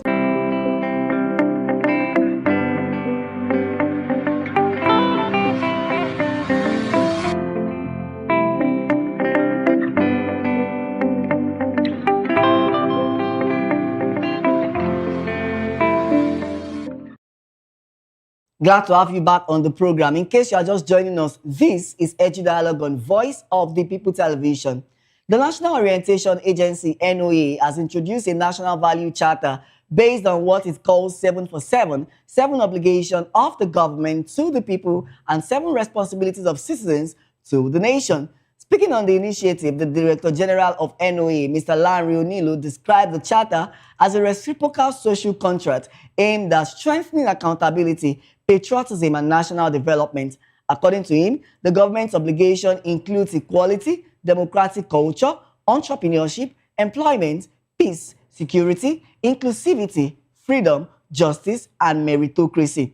On the part of the citizens, the charter emphasizes discipline, duty of care, environmental protection, accountability, tolerance, resilience, good leadership values, and civic awareness. Mr. Onilu explained that the charter will be driven through institutional policies such as citizen studies, citizens brigades, global reputation management campaigns, value orientation in the NYSC scheme, and the promotion of national symbols. He noted that despite the nation's challenges, Nigerians have remained patriotic, stressing the need for a shared national identity built on agreed values and responsibilities. And still with me to unpack this conversation is Lawal Ekundayo, an educationist and public affairs analyst, and virtually I have Kingsley Southbank, the CEO of Southcore Consulting and the African Director of Global Education Awards. Let me start with you, Mr. Lawal. How do you assess the relevance of the National Value Charter at this point in Nigeria's socio-political development? It's good. It's an evolution. You are, evolving gradually. That is what is so. Yeah, but society has to be dynamic for you to develop. You have to be dynamic. But the problem is this: the government has its own way of enforcing that side that is expected of the citizen. But how does the citizen enforce his own side? Yes, the own side that is expected of the government. Because okay, you talk about insecurity now. We know what is going on all over the place. Now, how do we enforce it on the government? You talk about employment. We know the issue of employment. Now, how do we enforce it on the government? We can't enforce it now. So that side of the government is difficult to implement because we can't enforce it. But the other side, that is the citizen own, is easy for the government to enforce it. For example, if somebody make a statement, now they can say it's an incitement and the person is charged to court. Yeah, but what about the government? What about the government? Yeah. So most of what is listed here, the government is already shortfall in almost all of them. But how do we implement? How do we enforce it? Nobody can enforce the government. That's why the system has to be structured in such a way that the government of the day, the government is accountable to the people. Talking about the government being accountable to the people, of course, democracy is the government of the people, for the people, and by the people. So how do you think these promises can be ensured or measured to ensure that they go beyond policy statements? That's why I said that the government, the system must be structured, the law must be structured in such a way that the government is accountable to the people, because the people is already accountable to the government. You can be arrested by the government, you can be taken to court. But can you do that to the government? They say, of course, we are the one in government. You cannot arrest the government. You can't, because the government, you are still bringing the case of government to the government. There is even a popular myth, Mr. Lawal, that if you offend anybody, don't offend the government. That's it. So Now, that is the problem. But if you look at some countries who have made the government accountable to the people, you see that the something like that is enforceable. For example, let me give you a very practical yes. If the police they take a citizen to court, and it's got that the citizen is innocent after going through detention, interrogation, court and everything, the court found the citizen innocent. How is the citizen compensated? In some countries, the citizen can sue the government and the government will pay compensation to the citizen. But here, can you do that in Nigeria? Even if they got caught, tell the government to pay you, how do you enforce it? That's the end of it now. Now, then the government now has the opportunity to be, not to enforce, do their own side. Now, if the law can get, even while somebody is you are in government, the law can still get you as a government official or a government, even a politician. The law can come after you even when you are in the office, or immediately you leave the office, the law come after you, and when you are found wanting in this area, the law immediately dealt with you. You know that is the citizen enforcing their own side of the bargain. That's the way the citizens enforce their own. For another one is, look at the electoral system. People are clamoring for electoral reform, transmission of results, all those things. Digitally. Yes. If that is done, then you know that as a political office holder, if you didn't do well, you are not coming back into that office. But all these things are not properly done. Look at the judiciary too. People say the judiciary is tilted towards the government. It's the last hope of the common man. Yeah, but no, it's not. It's the last hope of the government, because by the judiciary is still part of the government. It can be influenced by the government, and then you see that. So how do we enforce the other side of this thing? Because it's two sides, the government side, the people side. So, because the code even states the part of the government and the part of the citizen. Which brings me to the question of, from your perspective, which of the 7 responsibilities assigned to citizens may be most difficult, or which should be realistic for citizens, and why should every citizen work towards this national value charter?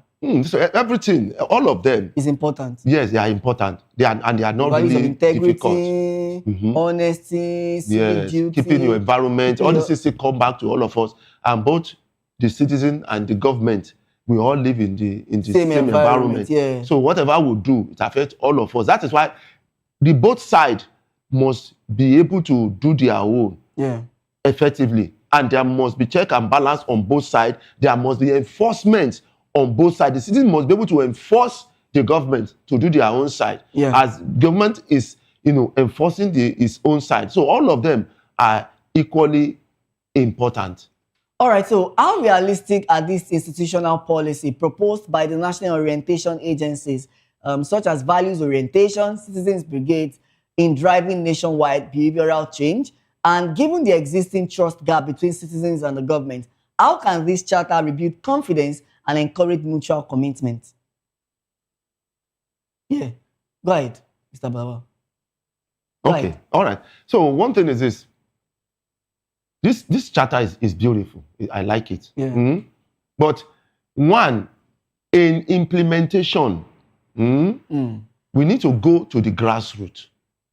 We need to go to the basics of education and then begin to work it up. You don't pick it up like they said NYSC. When I saw that NYSC brigade, and I see it as you are picking it at the top. Whereas you're supposed to inculcate it because it's a national orientation. You need to start inculcating it from the elementary level. So that the children will be growing with it as they're growing up, so that it becomes part of them. For example, keeping your environment. You see that if you go along, even in the street, even in schools, you see students when they have a refuse to throw away, there's a dustbin beside them, but they'll still throw it on the floor.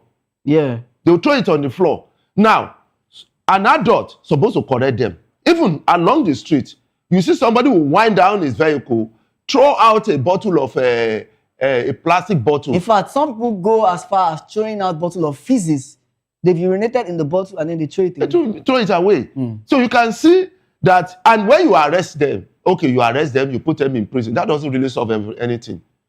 But if you go into the elementary level and begin to inculcate this value in them and begin to build it into them, you see that from there they know the reason why they are doing that. This thing we are doing is for our own benefit. Therefore, they grow with it, and nobody, we don't need to, enforce it on them because they see it as part of them. Just like you are wearing clothes. Just like you wake up in the morning and brush your teeth. As an adult, nobody tells you because you have been doing it since you were small. So it becomes part of you. So that is how we need to do it. Not just picking at the top, the grade level. So let's look the at NYSC level alone. You will need to go to the nursery, the primary. Yeah. They should also be well equipped in civic education and responsibility, like you rightly said. Yes. Looking at this National Value Charter, and we want to look at the monitoring and evaluation mechanisms. So, as a citizen of Nigeria, what mechanisms should be put in place to track compliance by both government institutions and citizens over time? One, apart from the one we have said in the junior level, in the senior level, that is people who are already out, like the NYSC. Now, you see that there was a time I was going along in that Oshodi, and somebody dropped something on the floor. I went to meet the environmental officers, this guy beside that. I said, look at this man. You could call this man to pick up this thing. But they say that you can help us to call him. If I call this man will never answer. But if you call, they will be afraid. They will be, hey, you are wearing uniform. So something like this. And another thing is that you see that you don't see refuse bin in areas along the public areas. You rarely see refuse bin. Some people who hold that thing, they are looking for the nearest refuse bin where they can drop it. If they don't find it, they just drop it on the floor. So the government itself has shortcomings that is encouraging all these things. It's part of what we need to do. If there's a dustbin beside you and then you drop it on the floor and an officer called you and say, pick it up, see a dustbin beside you now, pick it and you see, next time they will not be able to do that. He will look for the dustbin. This is how we can monitor. It's not everything supposed not to be imprisonment. Sometimes 1 or 2 corrections can put something right by giving warning. Pick it up. The next time you will not be able to do it because you saw that an officer told you to pick it up. So you'll be afraid. So these are the implementation processes. The school implementation processes, the government implementation processes. Do you have refuse bin along the corridors of public areas? We rarely have it. If you go along this airport road, tell me where you have government refuse bin along this airport road.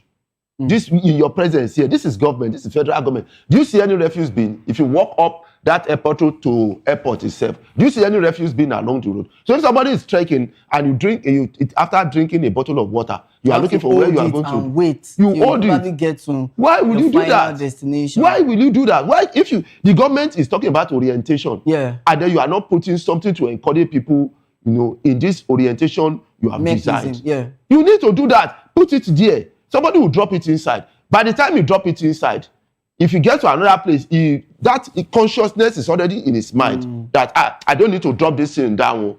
In the next place, if I take a few steps, I'm going to see a government refuse bin, which I can put this thing inside. And then you see, before you know it, that thing is inculcated into us. It awakes the thinking mechanism. So in another word, or in other words, you're saying that there should be government refuse bin across every area. Yes.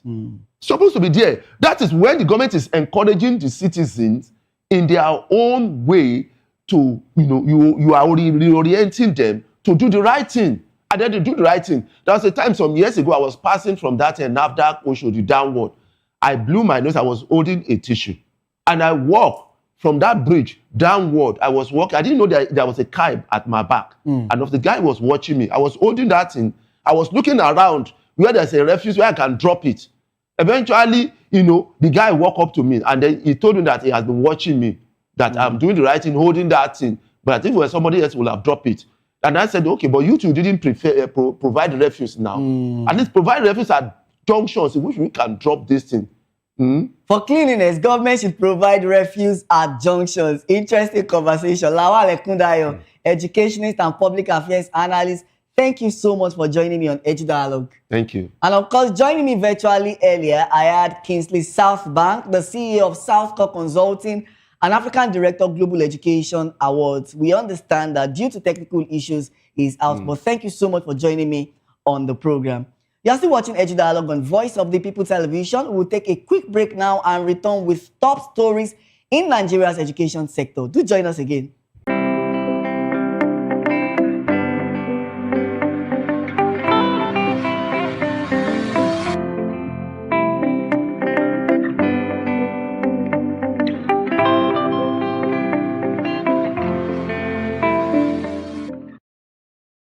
This is African News on Voice of the People Television, where we don't just bring you the news, we bring you Africa's heartbeats, the policies that shapes our world, and the economy that determines our future. African News on Voice of the People Television. Stay with us. In a world where power shifts with every headlines, news breaks and events happens, we bring you unbiased and explicit information on politics, economy and state of the nation. We break down the chaos. Facts, not fluff. Truth, not spin. We discuss not just politics, but a glimpse into the future. Join Moses, Chukuma and Fina on Voice of the People TM. Voice of the People Television. Now you have more than a voice. Join us on People's Voice, where we amplify the voice of those that matters the most. Join the conversation. Share your thoughts with me. I am Xavier Udo. Weekdays, Monday through Friday, from 4 p.m. to 5. Don't forget, our voice matters the most. Let us come together and share our concerns. Thank you. My name is Tao Familoni, and here is to VOP TV. Keep watching, stay tuned, do not touch that dial. Arararara, my name is Made Kuti, and you're watching VOP TV. Keep watching. Welcome, my name is Zika Davis. Distinguished ladies and gentlemen, boys, viewers, everybody, boys and girls. This is VOP TV. Do you know what that means? Voice of the People TV. You don't have a voice, don't come here. You better make sure your voice is heard.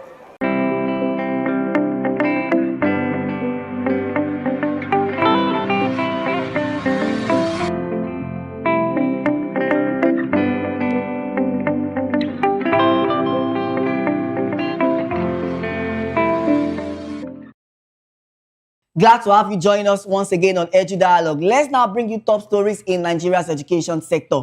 The federal government has disclosed plans to improve reading culture and reduce illiteracy among children living in internally displaced persons camp across Nigeria.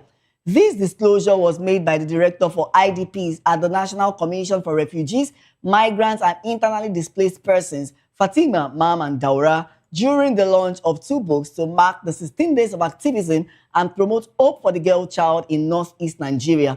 Mrs. Daura said the commission plans to purchase and distribute the books authored by Teresa Ame to children in IDP camps as part of effort to boost literacy and learning. She explained that the National Commission for Refugees, Migrants and Internally Displaced Persons has established transitional learning centers in states with high displaced populations, including Abuja, Katsina, Bauchi, Zamfara, Cross River, and Imo State. Moving on, the Minister of Education, Dr. Tunji Alausa, has reaffirmed the federal government's commitment to providing inclusive access to quality basic education for all children nationwide. Dr. Alausa made the remarks during the 28th quarterly meeting of the Universal Basic Education Commission in Maiduguri. He emphasized that investing in inclusive education creates platforms for children and adults to interact, learn, and build mutual understanding. The minister also highlighted the importance of empowering teachers with quality training and improving infrastructure in government schools. Dr. Alausa further directed SUBEB chairman who have not yet digitized their administrative systems to complete the process before the end of the year, stressing that digital transformation is key to addressing critical challenges in primary education. The Nigerian Education Loan Fund, NEL Fund, has commended the Aliko Dangote Foundation on the launch of its 100 billion annual education scholarship initiative, describing it as a landmark program that will expand access to education across Nigeria. The decade-long initiative is expected to benefit more than 1.3 million students in public secondary and tertiary institutions. NELFON's Managing Director Akintunde Soya praised the foundation for its visionary leadership and meaningful private sector participation in national development. He said the scheme complements the federal government's agenda to remove financial barriers and empower next generation of Nigerian talent. Soya also highlighted the program's focus on public schools, tertiary institutions, and STEM education, noting that NELFON is ready to collaborate with the Dangote Foundation to ensure transparency, efficiency, and broad-based impact. And that's a wrap for today's edition of Edu Dialogue on Voice of the People Television. We've discussed the federal government's ban on SS3 admission and transfer to COB examination malpractice, highlighting its potential benefits and challenges for students alongside the need for broader education reforms. We've also explored the NOA's National Value Charter, the 7-for-7 framework, promoting government accountability and citizens' responsibility, aiming to foster patriotism and civic values. This discussion reminds us that progress in education and nation building depends not just on policies, but on values, discipline, and active participation from all Nigerians. For more updates and engaging conversations, please subscribe to our YouTube channel. On YouTube, we are Voice of the People TV. You can also follow us on all social media platforms at VOP TV Live. If you witness news happening around you, we'd love to hear from you. So share your eyewitness reports, event coverage requests, photos or videos via WhatsApp at 0814-606-4057 or email our newsroom at news@vop.ng. I'm Matthew Okunswada. Join us next week as we continue to spotlight the ideas, innovation, and conversation shaping Nigeria's education and civic landscape. Until then, stay informed, stay engaged, and remember that education and values together create a pathway for dignity, opportunity, and lasting impact. Merry Christmas and Happy New Year in advance.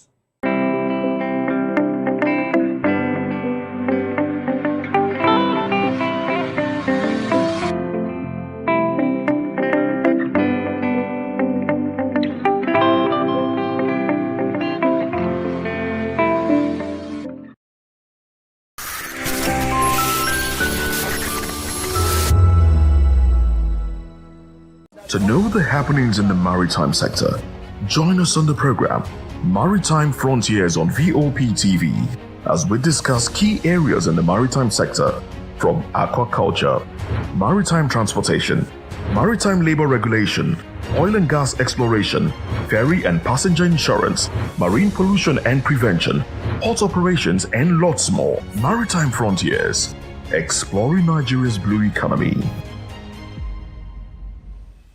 The red carpets, awards, the razzmatazz, music, fashion, interviews, and more. Spotlight on Voice of the People Television. Let's feed you with all the juicy stories in the global entertainment space, bringing you the glitz and glamour as it is hot. Stay tuned to Spotlight, 1 p.m. Monday to Friday. Spotlight on VOP TV. Entertainment like never before.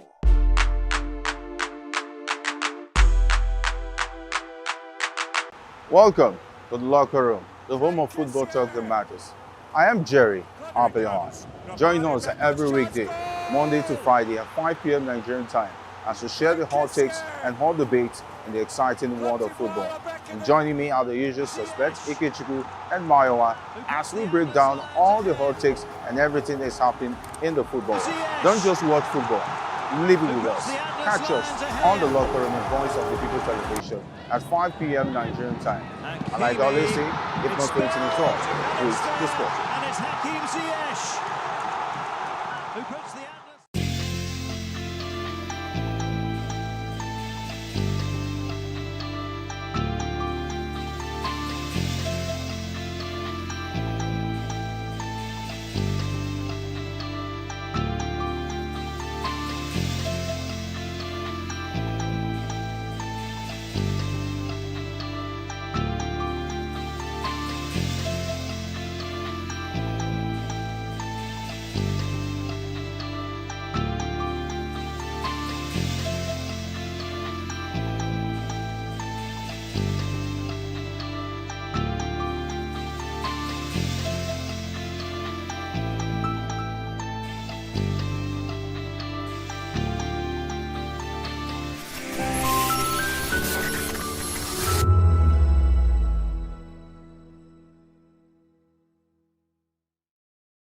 Hey guys, what's up? How you all doing? They call me Lovisha Nelson One, your number one celebrity host, and you are watching Voice of the People Television, VOP. Stay tuned. Uyi Osarate is my name. I am a friend of the microphone, Voice of the People TV.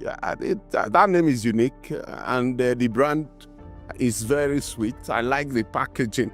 Picture qualities, camera qualities, and then of course, the quality of human beings that I see sometimes on your channel. I talk and get paid, and I look forward to being in your studios. Oh yes, you are on to Voice of the People TV, live here in Benin City, the cradle of Black civilization.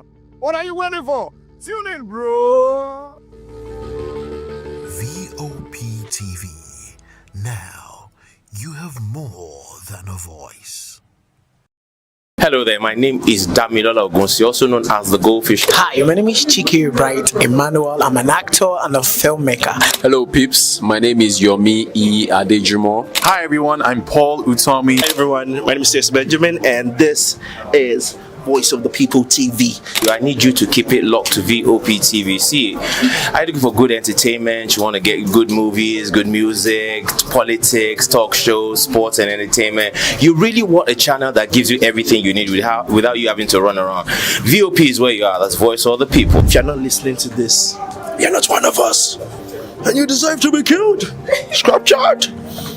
Don't be killed, but watch it. Or I'll find you. And I want you. And you are locked on VOP TV. Don't go nowhere. This is where the juice is. This is where all you need for entertainment, politics, movies, and whatnot. And keep watching VOP TV. So keep it locked, because I'm locked already, man, and it's money back guarantee. So you're gonna have a good time, because I do. And please keep watching VOP TV. I won't want to actually, I beg you, subscribe, watch it. If not, whatever you see. You better not touch that dial, because VOP is the plot.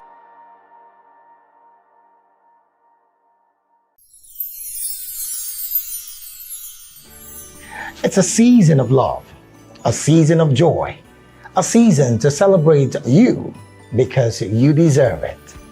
From all of us at Voice of the People TV, we only want to wish you a very merry, happy Christmas and a prosperous new year ahead.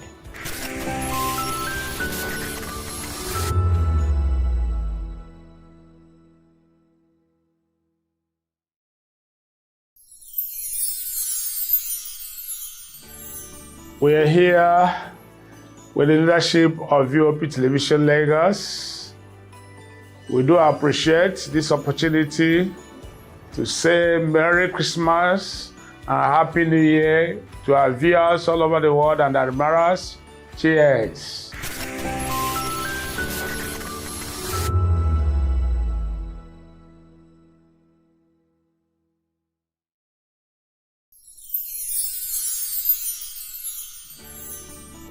Ẹ̀yin tèmi ní Nàìjíríà lókè òkun, mò ń kí yín fún Kérésìmesì, ọdún yìí á yabo fún wa o. Gbogbo àlàrí bá ti ṣe tààrọ̀ náà gbégbá o. I wish my fans all over the world, in Europe, America, Australia, everywhere, a Merry Christmas and a prosperous New Year.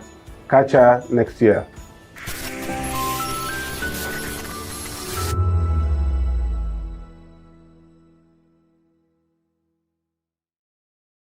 This is to wish you a wonderful, spirit-filled and Merry Christmas from Matthew Ogunswada.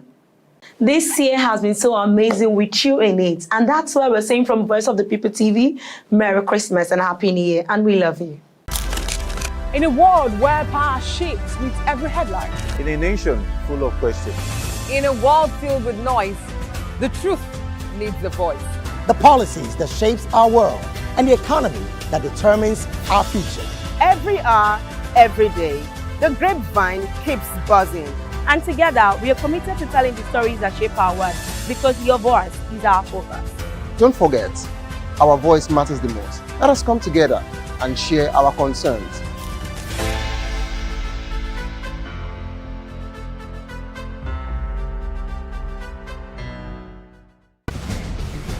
Join us as we drive into the world of politics, through insightful interviews with prominent political figures, both serving and former governors, ministers, senators, legislators, party chieftains, activists, and analysts. Get first-hand information into the decision-making processes that affect our daily lives. Highly engaging one-hour program that brings political discourse into focus.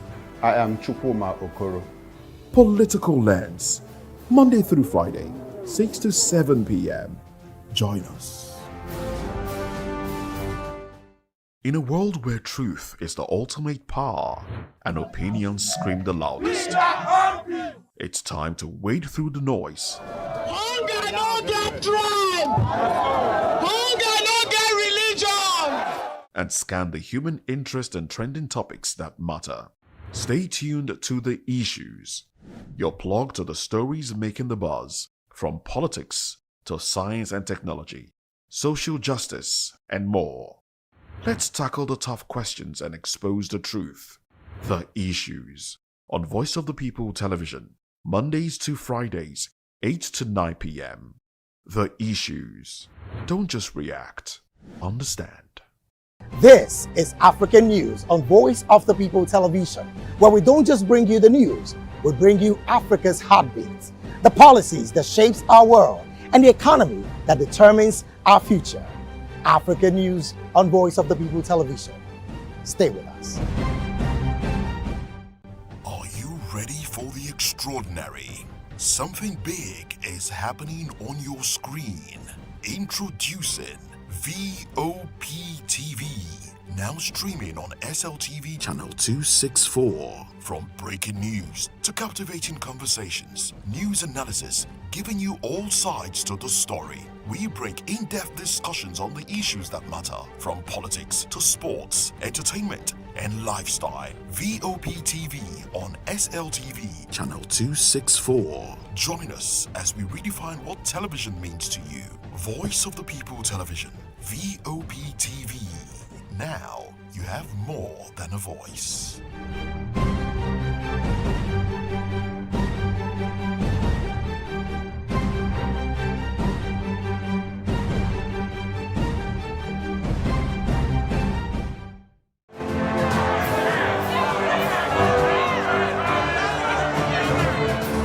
Do you want your voice to be heard? Do you know that you matter in the scheme of things? The People's Voice, the show where ordinary citizens take center stage as we discuss the biggest stories that affect you and I. With you in mind, we facilitate lively discussions, debates, and interviews on the topics that matter most to you and I. From social justice to economic empowerment, education to healthcare, governance, and more. Tackling tough topics and amplifying your voice. Join the conversation and make your voice count. The People's Voice. Make your voice count. We encourage you to click on the like button and subscribe to our YouTube channel. We are Voice of the People TV. Also follow us on all our social media platforms. We are at VOP TV Live. Visit our website www.vop.ng for fresh and trending news. Also watch us live on SLTV channel 264. VOP TV, Voice of the People Television. In a world where power shifts with every headlines, news breaks and events happens, we bring you unbiased and explicit information on politics, economy, and state of the nation. We break down the chaos. Facts, not fluff. Truth, not spin. We discuss not just politics, but a glimpse into the future. Voice of the People Television. Now you have more than a voice.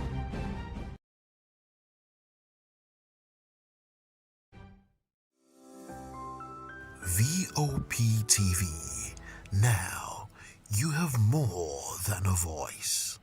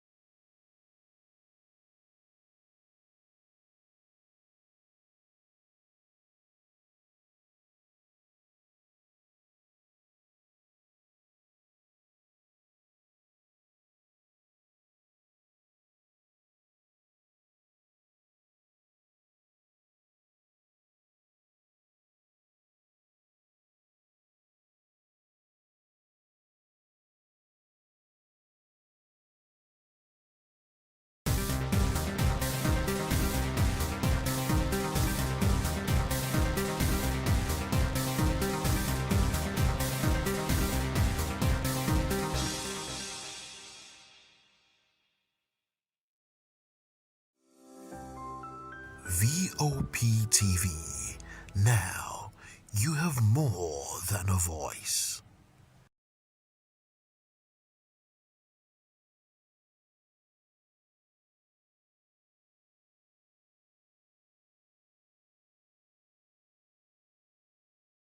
Hello there, my name is Damilola Ogunsi, also known as the Goldfish. Hi, my name is Chiki Bright Emmanuel. I'm an actor and a filmmaker. Hello, peeps. My name is Yomi E. Adejumo. Hi, everyone. I'm Paul Utomi. Hi, everyone. My name is Stacey Benjamin, and this is Voice of the People TV.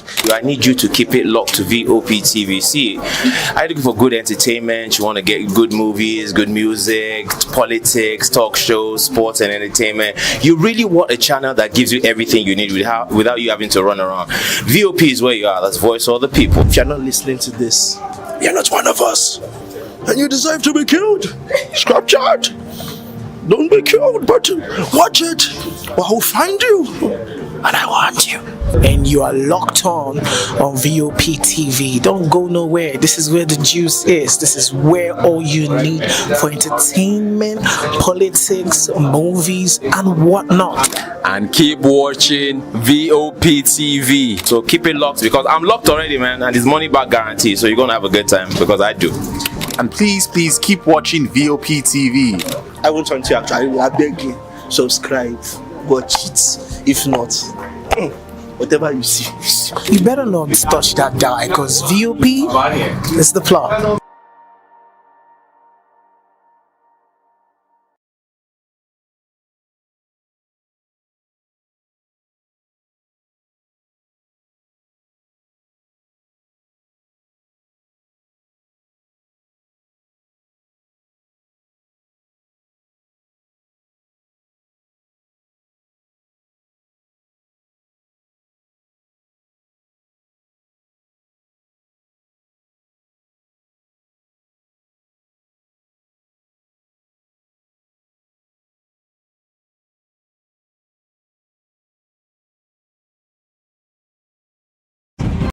Poor quality of human I see sometimes. This station is Voice of the People TV.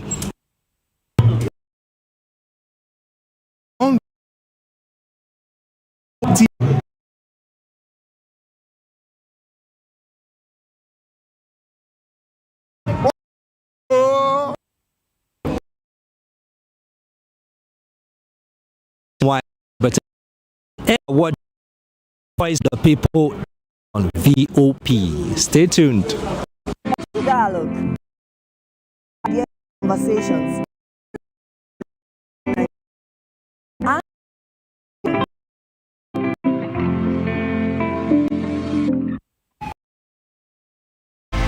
This help your weekly guide. Trust the wellness to urgent. Got health check only on Voice of the People television, where your health has a voice.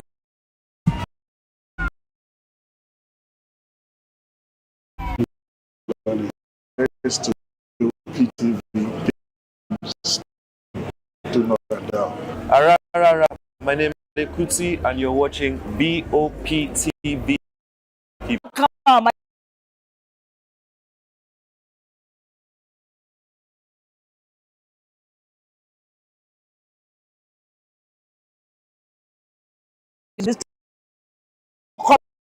voice.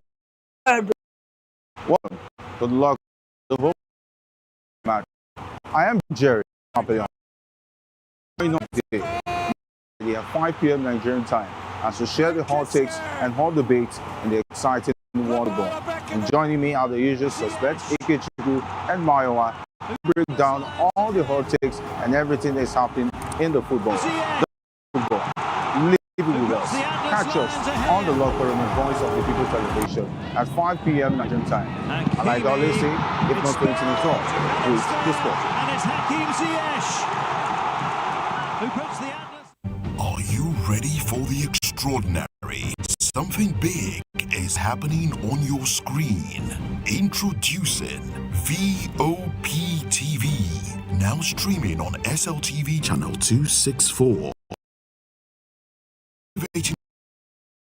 Analysis, giving you all sides to the story. We break in-depth discussions on the issues that matter, from politics to sports, entertainment, and lifestyle.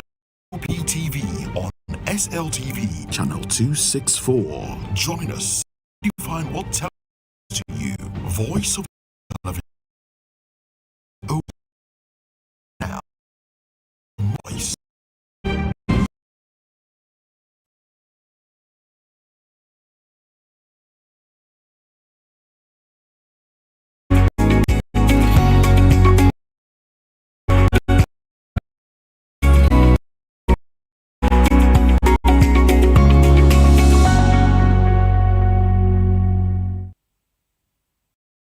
Welcome on board. It is People's Voice on Voice of People TV, where season stories shape the narrative. And today we dissect a major story that is dominating the headline and sparking conversation across the nation. Autonomy battle. Local demand direct funds as states receive 743 trillion naira. Join the conversation with experts, insights, and season perspective. Share your thoughts with us. I am Savior Udo. Let's look into other news stories with details. Tinubu happy with your leadership, Ribadu tells Fubara, the National Security Advisor. Malam Nuhu Ribadu has praised River State Governor Siminalayi Fubara for his responsible leadership, stating that President Bola Ahmed Tinubu is happy with this during a cut to the house in Port Harcourt, where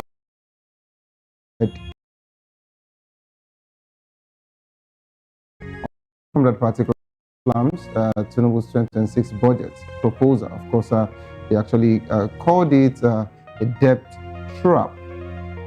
The African Democratic Congress, ADC, has criticized President Bola Ahmed Tinubu's 2026 budget proposal, describing it as a dangerous debt trap that will mortgage Nigeria's future and deepen the country's fiscal crisis. The party faulted the government's claim that renewed resilience that it reflects failed fiscal practice. And away from that, DMO urges it to borrow responsibly, comply with law. The Debt Management Office has called on state government to comply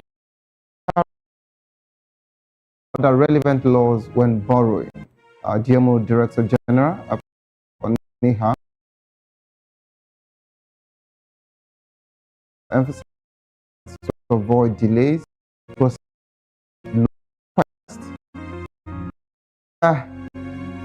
reason why I'm just taking all of my guest analysts would, take one or two out of all of this, to dissect before we go to the major, story for the day.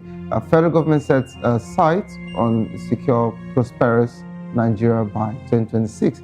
Federal government has actually come out to say that they plan to build a secure, competitive, and prosperous Nigeria in 2026, following a year of consolidating reforms and strengthening national foundations. Minister of Information and National Orientation, Mohammed Idris, stated that 2025 focused on stabilization, while 2026 will prioritize sustained economic growth and improve national security. The government has highlighted economic improvement, including GDP growth and declining inflation, and of course, prioritize security, declaring a nationwide security emergency and increasing recruitment into the armed forces and Nigerian police force. And of course, here at the federal government's portal, federal government introduces mandatory drug tests for public service applicants.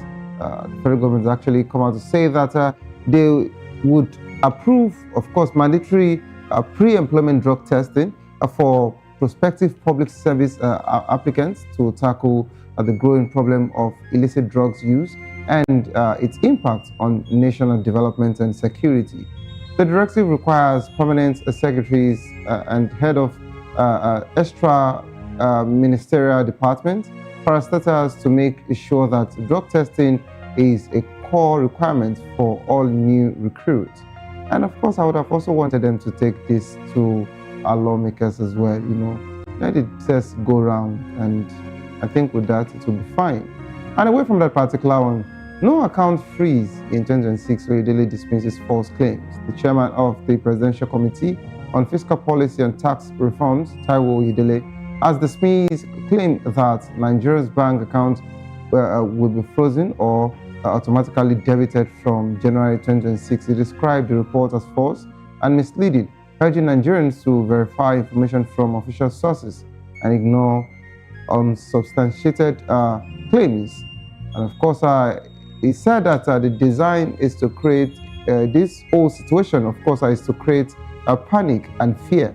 But what the federal government have actually designed is to, help businesses and, of course, the poor. Just like I mentioned yesterday, he still reiterated that. Oyedele emphasized that no provision in the new law authorizes the freezing of bank accounts. Till then, that's all I can actually say. To join the conversation, kindly call the number 0907-32605, 090447-32605. Follow us at V5. You can use the People's Voice on TV, and of course on YouTube, we're Voice of the People TV. Kindly hit the subscribe button, and together we can make our voices heard. It is time for us to go on a quick break. As soon as we return, we'll be taking the conversation here. Autonomy battle, local governments are demand direct. Our state received 7.43 trillion naira. You don't go nowhere. Stay tuned, please. I'll be right back.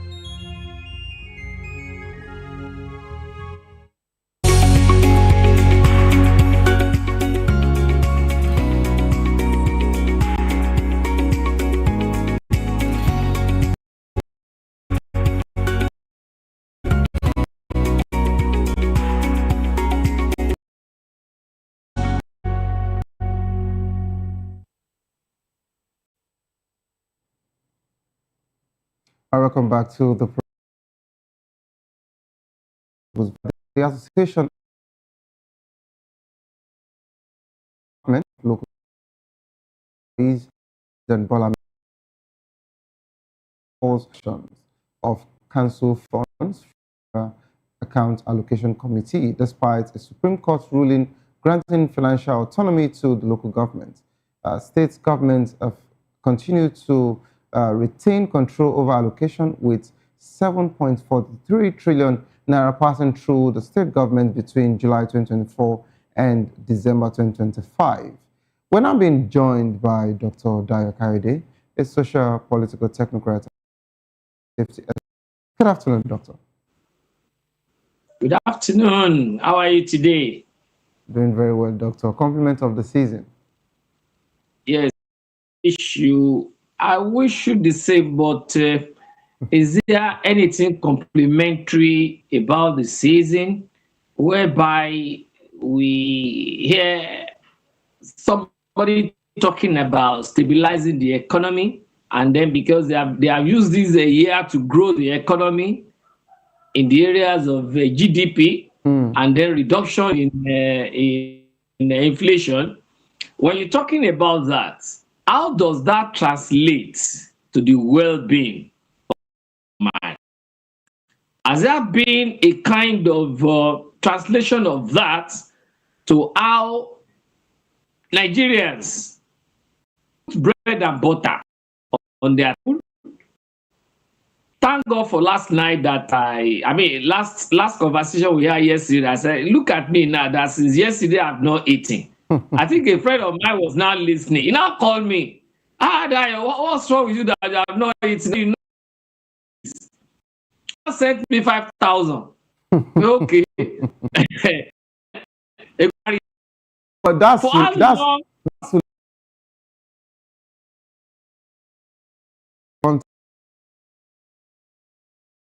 you have.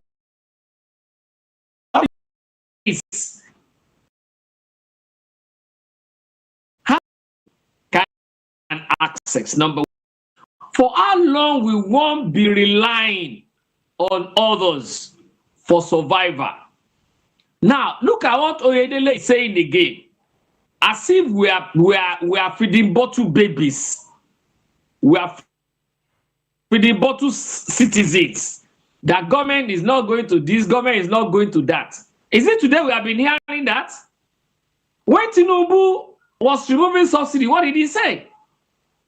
He said he was going to throw a lot of buses on the road. He's going to do this. He's going to give a student's loan. He's going to... Excuse me, which one has he been able to achieve? Rather, increments in tariffs of various forms of services that Nigerians are supposed to even be enjoying, not so that they will be able to feel the impact of economic strangulation that they're experiencing. My question this afternoon to viewers is, which way Nigeria, which way to go? All right, thank you so much, Doctor, for that particular as regards to the news. Of course, this serious situation here, this authority, what's your take as regards to, situation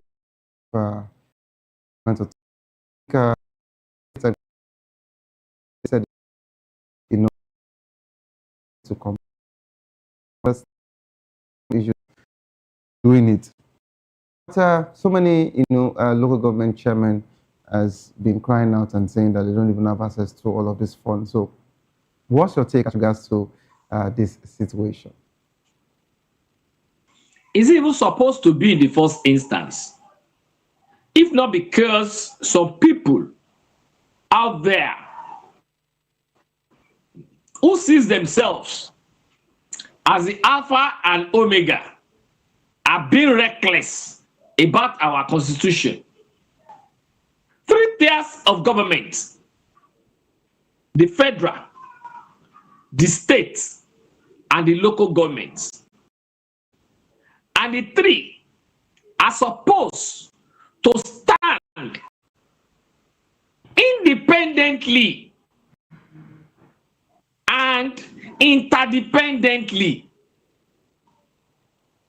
Interdependently in terms of the federal putting the resources together,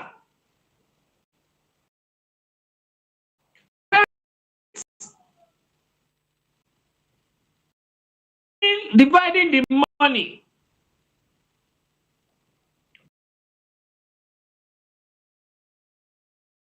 and the local government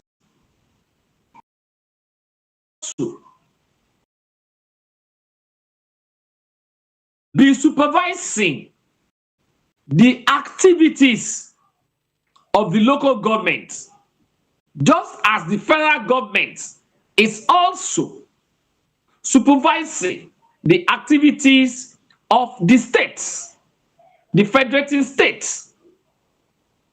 Now, independent in terms of fiscal responsibilities,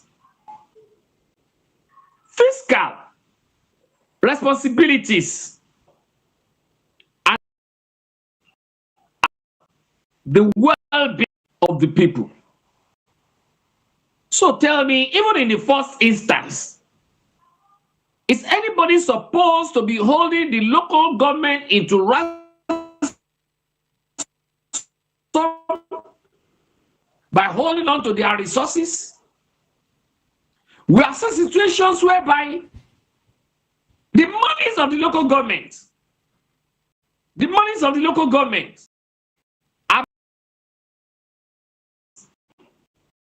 and the local government chairman are being given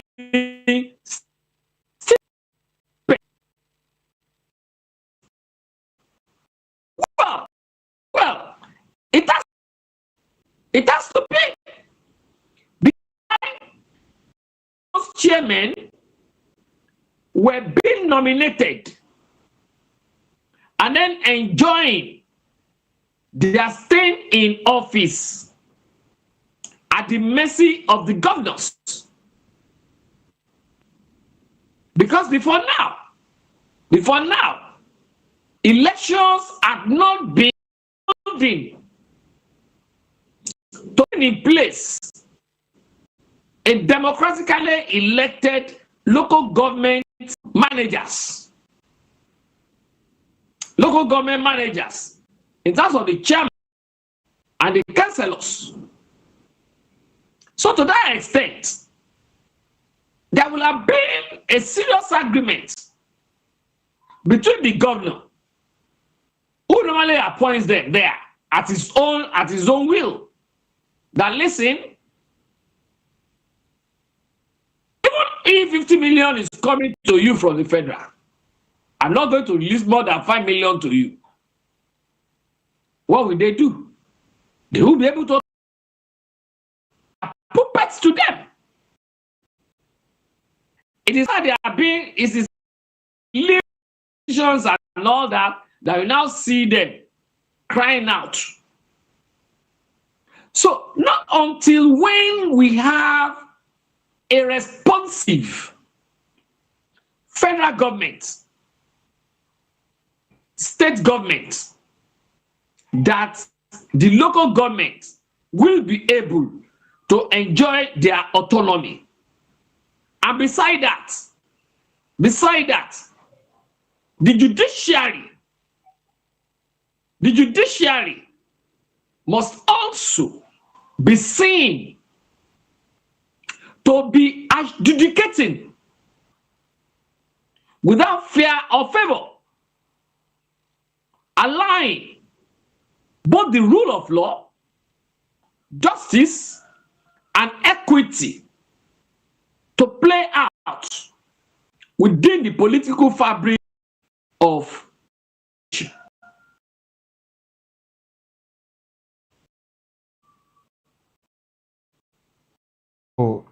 Doctor, I understand that today you started on a very, will I call it a calm note, which we want to see how the momentum, so at least first time to say we have to, for insisting that the local government autonomy, should be given, and the states government should not, be in charge of all of this, because, over the past years, for some time now, everyone has just been castigating or saying so many things to the president, saying that he's not been doing what is right, or he's not even paying attention to the people or to the grassroots and all of that. But for him fighting for local government directly now, would you at least for the first time agree that he's doing what is right? It is for one thing for somebody to be saying something. It's for another. When this issue was even taken to the Supreme Court the other time, and the case was won at the Supreme Court, what happened in Lagos State? What happened in Lagos State? Whereby a local government was removed. Because why? It was not ready to administer its own local government according to the dictates of the governor. And the governor instigated the House of Assembly against him. He was removed. Look at what is also happening in Osun. Should I be giving kudos to the president with what is happening in Osun? Why is he allowing that to happen in Osun? That's why the declaration of the competent court of jurisdiction. So tell me another way or another issue. Upon it's one thing to say something, it's another thing to say, to act it. Will you applaud me?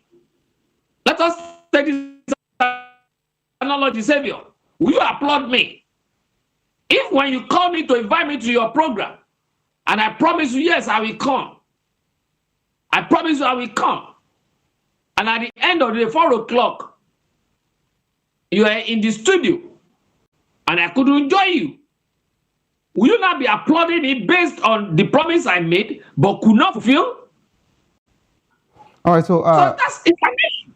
so doctor, you would agree that for him to I will not agree with you Doctor, except you say the things that will go with my own thoughts. Doctor, you know why I'm saying Because that. you go with my own thinking, I won't agree with Why I'm you. saying that you would agree with me is that I understand the fact that you're trying to, create some scenarios, but the president has mentioned that if this particular thing is not done, as regards to government direct, is allocated to the local, and I feel he is even ready to step up if the state actors are not doing what is right. So he didn't just promise. He wants to follow suit to make it right and to make sure that he sees it through, to the final end. So at this point, would you still be saying that the man has not done enough or is not even trying at all? And of course, I would want you to answer that, but let me ask you this, So what are the potential benefits and challenges of implementing direct funding for local governments? Because you know that we also have some issues that we need to talk about as regards to the people you want them to have total control of this particular, money. But please go ahead. Now, it is one thing to be saying it's going to issue an executive order for the implementation. Is it today that he has been saying things and at the end of the day, he will not do it? Is it today that Bola Ahmed Tinubu have been promising things and then go against it?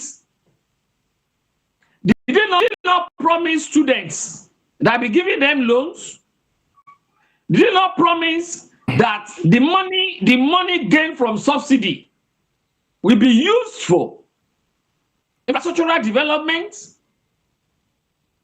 Did they not promise that it will also ensure that people are safe in this country?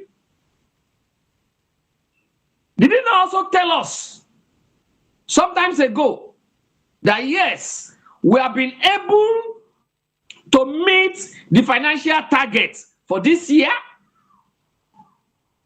and still borrowing? So tell me, how do you want me to believe him?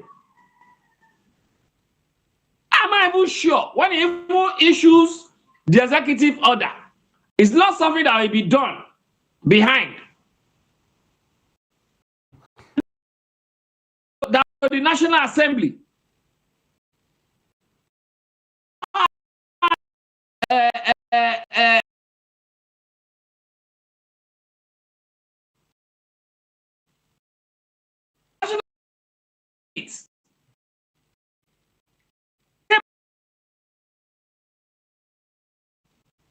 Passed on to him.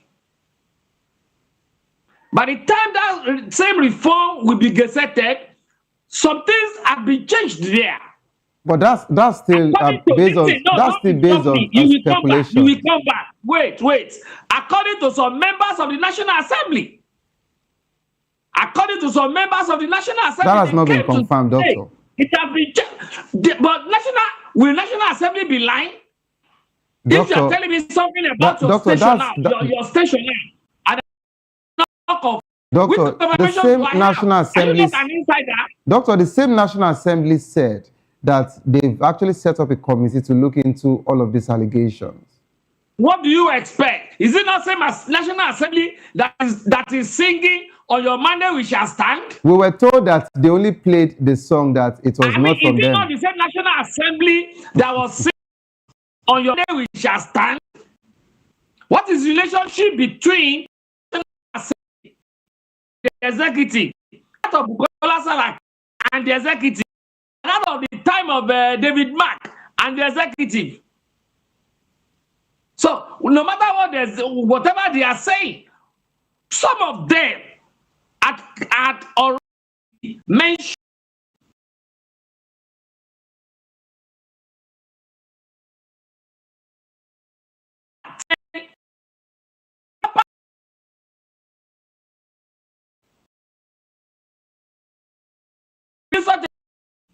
In Yoruba, there's an adage.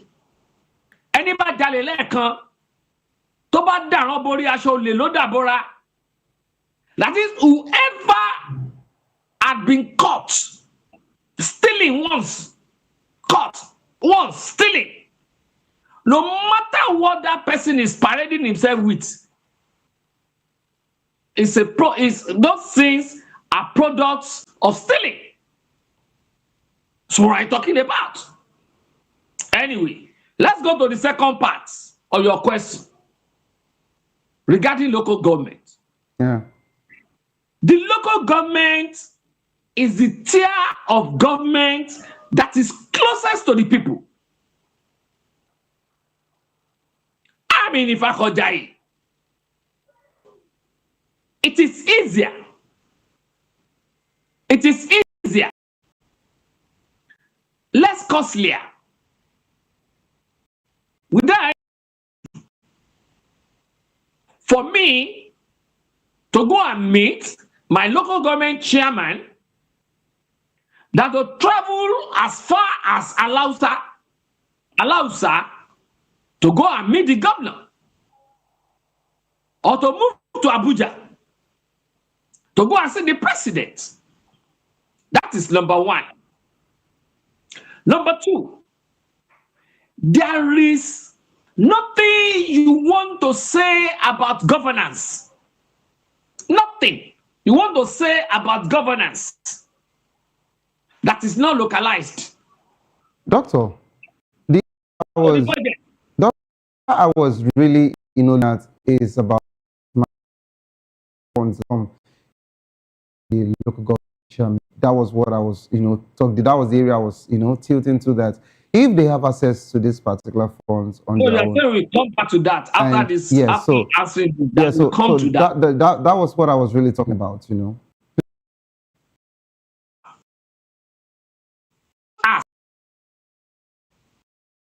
Is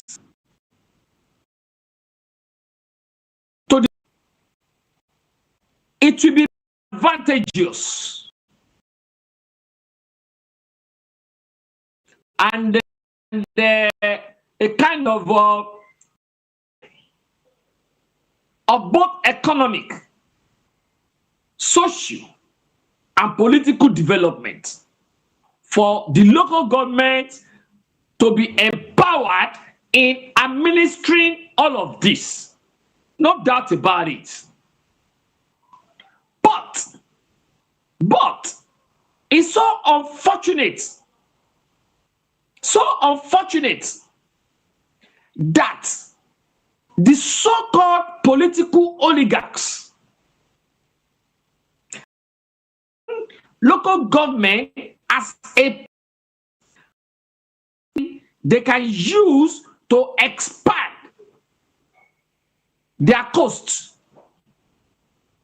their political territory. So to that extent,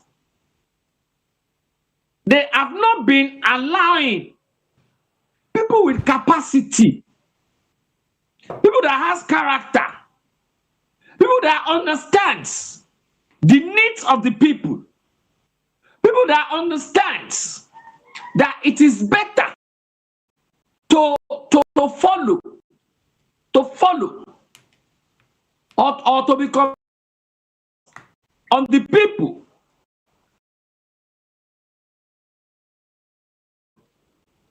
develop. And that is why you now see them coming up with various forms of characters.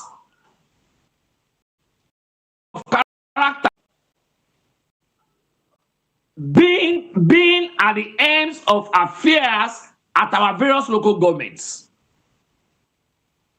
Those people that they have used as thugs for them during election, they put them there. Sometimes they put their close allies that can do their bidding. I don't know whether you are aware that was it today or yesterday that Sanwo-Olu just sworn in the son Speaker of the House of Assembly, Obasa, his son, as the local government chairman of Agege local government. What pedigree has that boy? What pedigree? Doctor. What does he know about local administration? Doctor, I wouldn't want us to use emotions or sentiments or it's personal... not about emotion. I'm using an analogy. Doctor. I'm using it as an example Doctor, of cronies. Doctor, I understand that you might actually say that the present local government chairman of Agege is young, but if he was not competent enough, I don't think the former local government chairman, his predecessor would have picked him as a running mate. And of course, and of course, are you aware of the politics of that place? No, listen. Doctor, that's not your political party. Whatever I want to say as regards to how it was picked. Doctor, I can tell you what happened. Doctor, if you want me to say. Doctor, if you want to say what happened, it is based on what you were told. So not what I was told, what I know. But Doctor, that's not your political party. You are not a member of APC. It doesn't matter. So how would you know how would you know how it was picked? Well, you were not at the primaries. I have people. All of us, we still work together. I don't play politics. I don't play politics of acrimony. I play politics of inclusiveness. I play around with people in APC. I play around with people in Labour. I play around. Doctor, you will see all load of them there as my friends. Doctor, regardless of the friendship you would keep with anybody in the opposition party, it doesn't mean that they would divulge some information, especially sensitive information from their party to you. The same way you can't do that from ADC. The same way you can't do that from ADC to them, Doctor. What is happening in APC? Who is telling you they're happy? You say? Who is telling you most of them are happy? They are not happy. Are you people happy? Are you people also happy in ADC? Why not? You people are happy in ADC. Why not? But APC is not happy. All right, so that's not what we're discussing. Anyway,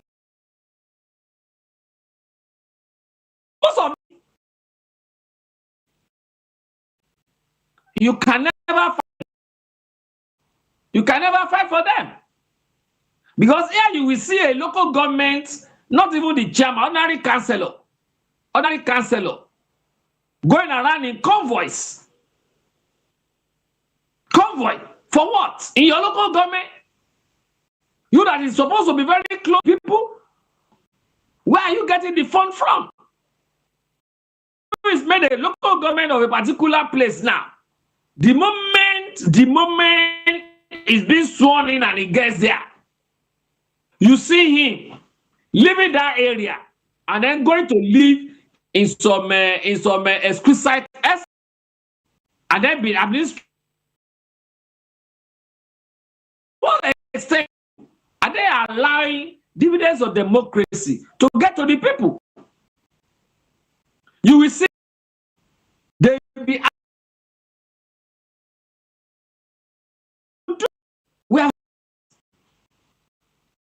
they did not even do.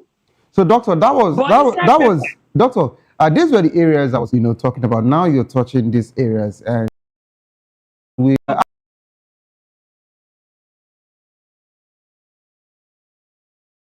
should suppose if the order does not really work.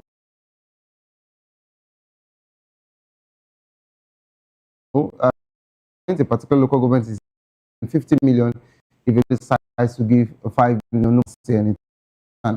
But of course, we want a seamless, transfer of funds that the 50 million actually gets to the local government. But we need someone to also supervise that particular body. Otherwise, a local government chairman would also feel like, a new governor area.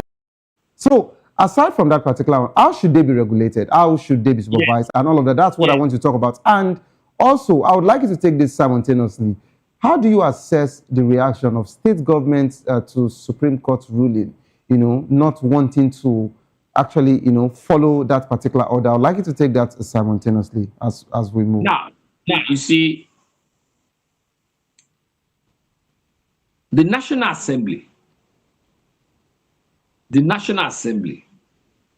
passes the budget. And there is no member of National Assembly, especially House of Reps, that is not from a designated local government. That is one. Two, the fiscal whatever commission that distributes this amount. National Assembly Commission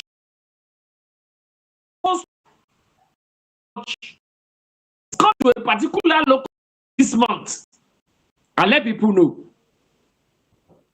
Let people know.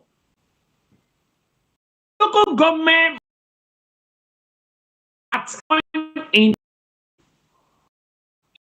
passing their budgets at the council, but is also submitting it to their state House of Assembly. That is 3. 4. There must be a situation whereby whistleblowers will be encouraged.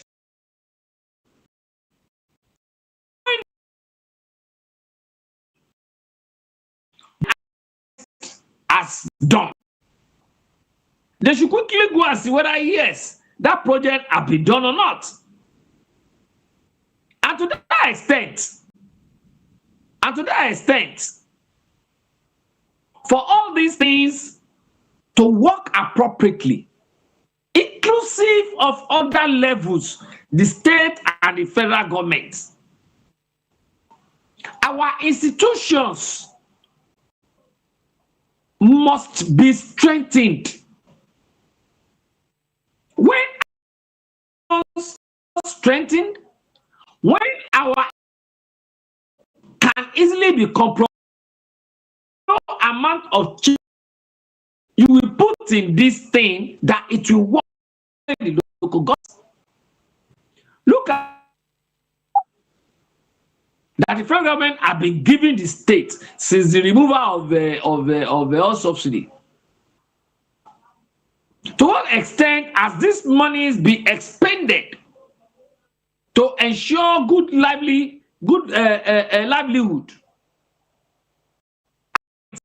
People, to what extent? And we need to ask them questions. We need to hold them responsible. Essentially, why are proposing that the amount of money that comes to the states, the local government, and the federal every month has to be published for people to know?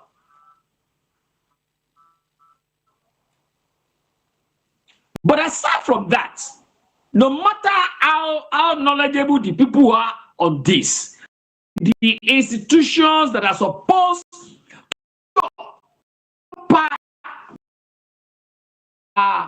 dispensing money, they are not there.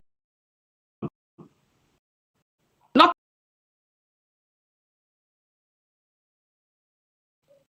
you see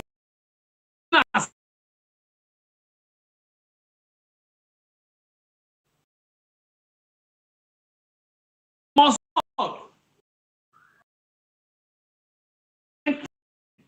and ensure that the essential of their creation are being met. Okay. And of course, in wrapping up, I'd also like you to even make even more recommendation, and I would like to ask you what recommendation you would like to, make as regards to, to policymakers, stakeholders, to ensure successful implementation of direct funding for local governments. I would like you to just, present as you have, you're close to different councils and, of course, and you understand grassroots politics very well. So it's better you also prefer solution for us in this nation. So please go ahead. On the area of self-funding of the local government? Yes. Yeah. In fact, there was a time I prepared a template on that. Self-funding.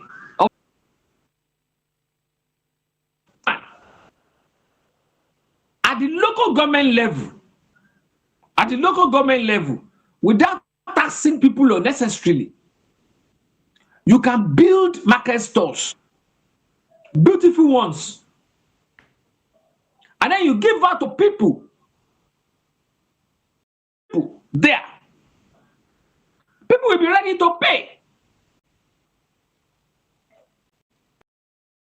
And you are not embezzling it. At the end of the day, it will rub off on the people. That is one. Two, you can encourage cottage industries, whereby you see people making soap, cream, perfume, sandals, shoes, clothing, and all that. And when they are making that, you make sure that they are doing it in a very neat way that can be exported. And when people are exporting that, that means they are bringing in forex to your local government. I was somebody, was it yesterday or the day before yesterday in the US? He was now asking me from Nigeria to America. You know the I mentioned? I said number one, kuli alata. You know, that kuli in America, we compete successfully with some of these biscuits and all those front and yes.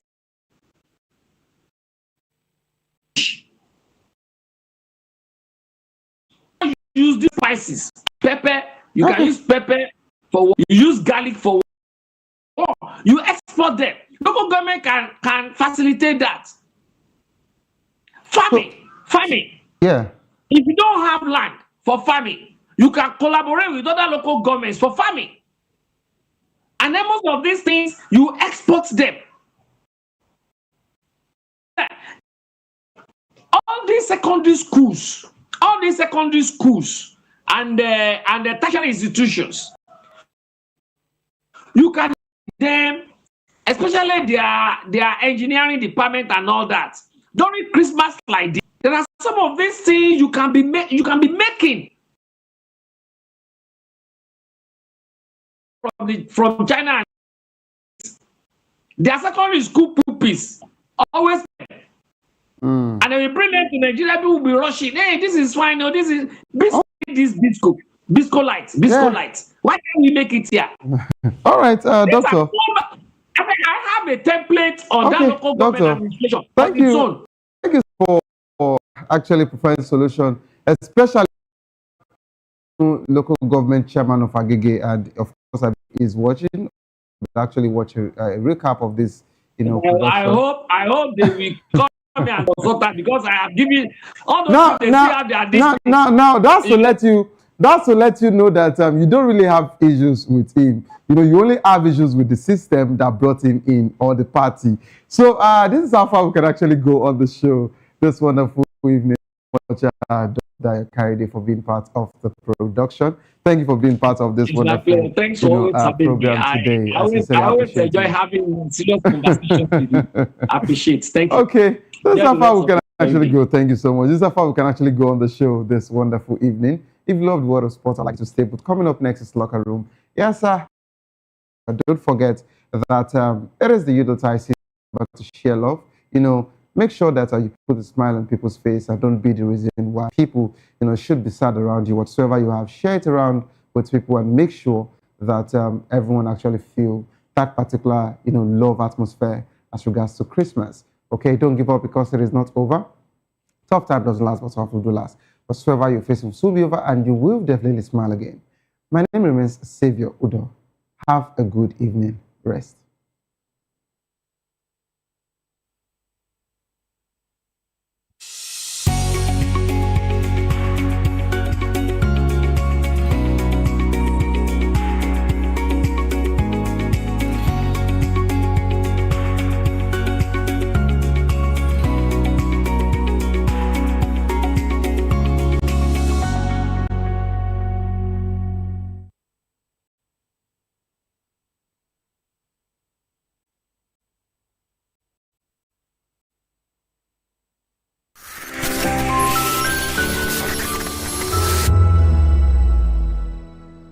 In a world where truth is the ultimate power and opinions scream the loudest, it's time to wade through the noise. Hunger no get tribe!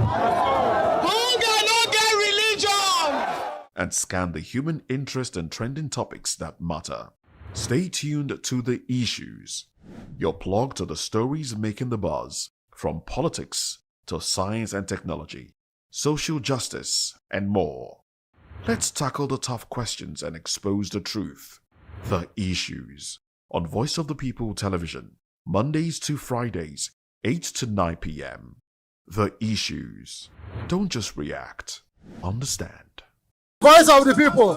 You can hear me now. My name is Patrick Doyle, and I wish that you continue to echo the voices of the people. Big up VOP TV.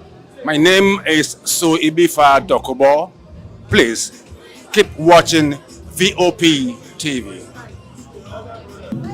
Hi, my name is Kwekumali Ikena Onyekwena, and I am with the Voice of the People TV. Now, if you're looking for the veritable channel for information, politics, robust discussions, you don't need to go far. VOP has you. VOP will always have you. Thank you. Hi, my name is Patrick Diabwa, aka Ibani Chuka, Amayanabo the Eagle King, and you are watching VOP TV. Stay with us. Behind every broken desk lies a broken promise. Education shapes the nations, but who is asking the right questions? Introducing Edu Dialogue, the show that goes beyond the surface, exposes the cracks, the corruption, and the silence in Nigeria's education system. Edu Dialogue, Saturdays, 3 p.m., only on VOP TV. We break the biggest stories, from missing funds to policy failures. We ask the tough questions and demand real answers. Edu Dialogue, this Saturday, 3 p.m. on Voice of the People Television.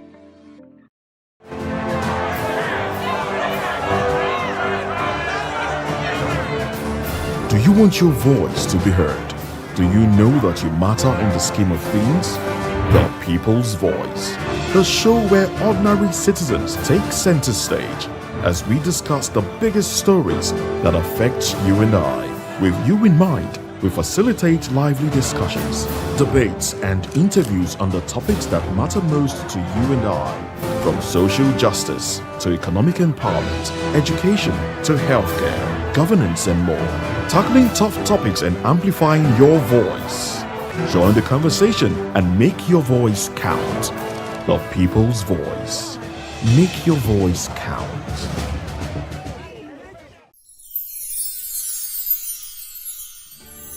We are here with the leadership of VOP Television Lagos. We do appreciate this opportunity to say Merry Christmas and Happy New Year to our viewers all over the world and admirers. Cheers.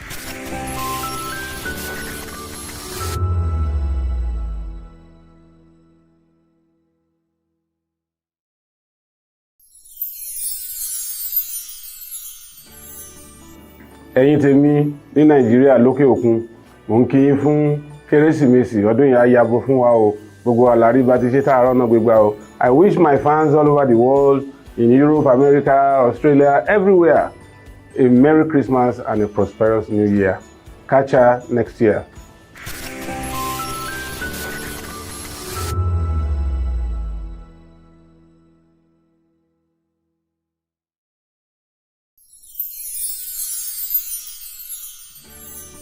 As the year comes to an end, we want to take a moment to thank each and every one of you for your hard work, dedication, and the positive vibe you bring to Voice of the People every day. From all of us on the HR, we would like to say Merry Christmas, a happy, prosperous, and healthy New Year. Thank you.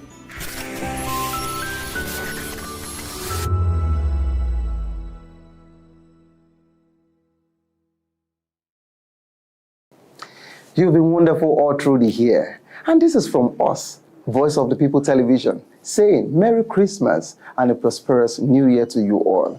See you at the top. Behind every broken desk lies a broken promise. Education shapes the nations. But who is asking the right questions? Introducing Edu Dialogue, the show that goes beyond the surface, exposes the cracks, the corruption, and the silence in Nigeria's education system.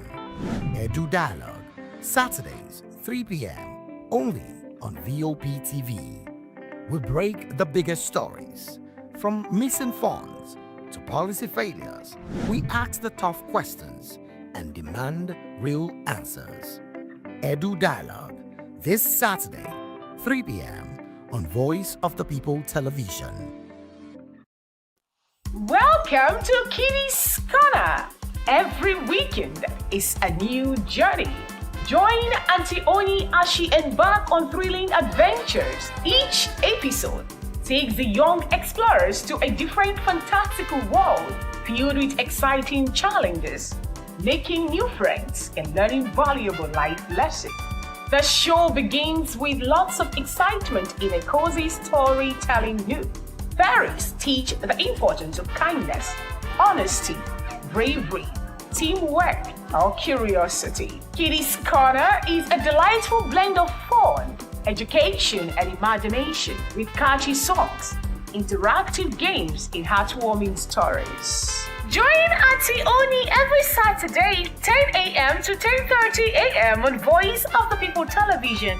Kitty's Corner, perfect destination for curious minds. We encourage you to click on the like button and subscribe to our YouTube channel. We are Voice of the People TV. Also follow us on all our social media platforms. We are at VOP TV Live. Visit our website www.vop.ng for fresh and trending news. Also watch us live on SLTV channel 264. VOP TV, Voice of the People Television. This is Health Check, your weekly guide to better living, smarter choices, and trusted answers.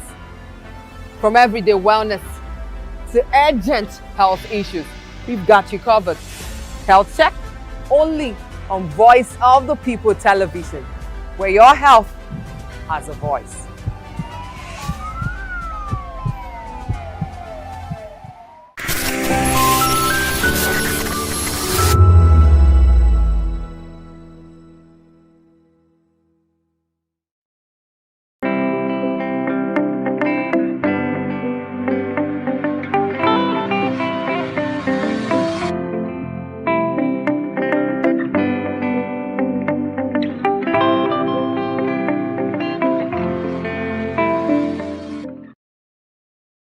Educate.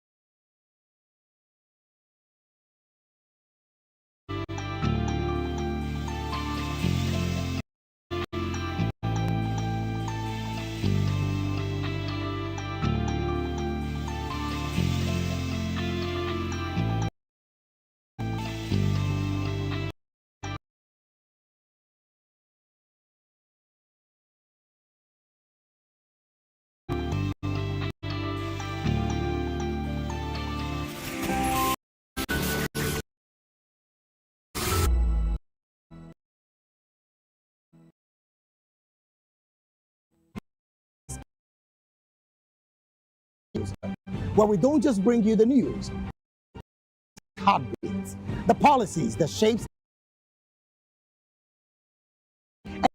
African news on Voice of the People Television. Stay with us. Uye Osarite is my name. I am a friend of the microphone. I talk and get paid, and I look forward to being in your studios. Voice of the People TV. That name is unique, and the brand is sweet. I like the packaging, the camera qualities, and then of course the quality of you. Times on your channel. Like this TV station will go places. Voice of the People TV. Yes, you are on to Voice of the People TV. Live here in Benin City, the cradle of black civilization. What are you waiting for? Tune in, bro.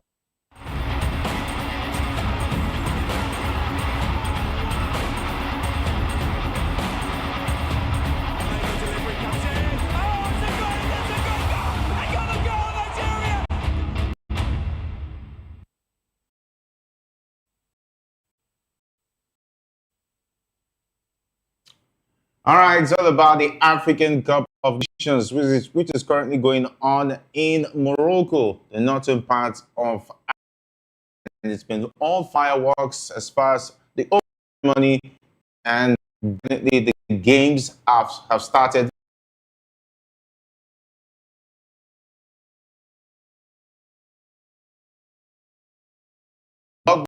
We also saw Zambia coming out from the dead to get a 1-1 draw with a lot of distraction due to Hudson Dakas that in a bit of, what I say, a tragedy because he got himself injured trying to celebrate his goal there. And of course, there's been a lot of fireworks. Senegal is currently playing, and up next will be the Super Eagles.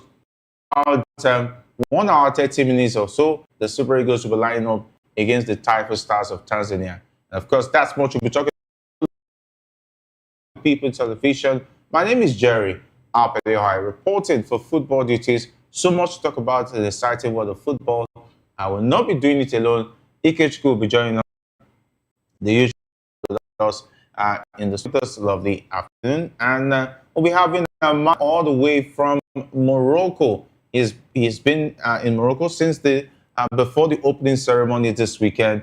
And of course, before the first game between Morocco and Comoros, they'll be giving us what to look forward to as the Super Eagles take on the Taifa Stars of Tanzania. And of course, Femi Fabumi is his name. He was with us even at the last AFCON when he went to Cote d'Ivoire to give us that one is concerned.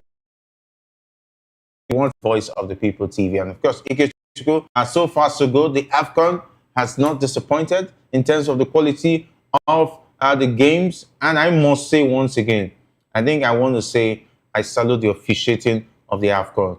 They continue with what we saw at the last AFCON. I wish the EPL can learn from what is happening at the AFCON. I'm really impressed with the officiating so far so good. Absolutely, Jerry. Good evening and good evening to our viewers. It's so good to actually be here to talk football. I mean, last AFCON actually was, the standard. A lot of persons talked about the officiating as part of the, critical parts of what made the championship overall, interesting. But what we've seen so far, the officiating has also been spectacular. And of course, our teams have also been living up to the moment. Foreign-based players who are not playing their trades in Africa are actually coming on to actually say just why, ahead of what we continue to see in Africa. I mean, Mo Salah and Omar Mamouche, they took over the night where the most,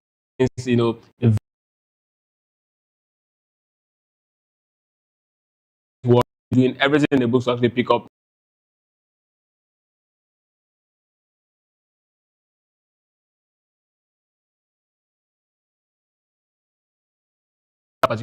But then, if they definitely successful African player in the EPL, definitely have to step on the plate in person of Mo Salah. He definitely has to do something to actually change, the narrative for them, and that's exactly what's going to happen if they must, come on. And Omar Mamouche has also been, an amazing deputy in his stay. I think if most and there's someone they can actually look up to as well to actually help them lead the path. Patson Daka is a very sad story. He did everything he could to actually draw his team back into that particular game, to share the spoils in that game. And then, the acrobatics celebration got him injured. It's not the first player that had got doing this acrobatic sort of celebration, but it's actually not, a very good sight to actually see it. It's actually quite sad, but then I just hope he recovers quick and, the Malian side are able to actually pick themselves from this particular game and go into the next one. A lot happened. Even Hugo Bruce side, the man who actually led Cameroon to the 2017 championship, all the way now. Of course, last year, last edition, he actually led South Africa to semi-finals. He lost to Nigeria, and now he's actually started his campaign again on a very good note. South Africa showing they don't have all the glitz and glamour when it comes to player character, but then as a team, 26 matches unbeaten before that game yesterday, 27 now. It's definitely going to be a very good, interesting campaign for them. But later on, Jerry. All right, to understand that Maya is now with us, and of course is eager, and of course be a part of the Super Eagles Day, where they will be taking on the Taifa Stars. And they've been talking about it's coming, and I don't want to be part of those who is borrowing that slogan. The last team who did it, we all know what happened to them. And I think I even saw, was it a media party where talking about Fulham organized for Nigerian players ahead of the AFCON, and talking about the Init guys, Alexi Iwobi, and talking about Calvin Bassey, making the thing that we are going again. Yeah, we are going again. We are doing it again. And Samuel Chukwueze was upset. He said that, do what again? Is it going to the final and losing again? Is that what you want to go and do again? I've been going to win this time. So it was kind of a funny situation. I even saw a video too, where Chukwueze was tackling Calvin Bassey for not passing the ball to him because he's not an Init boy. Saying, why don't you pass to him? But it's all fun anyway. I can see the players are excited ahead of the AFCON, and of course ahead of their fourth. Join us. Well, it's always amazing to be here. The Nigerian slogan. Why go of copyright? That's an England slogan. Why are we using it? Why are we playing that? I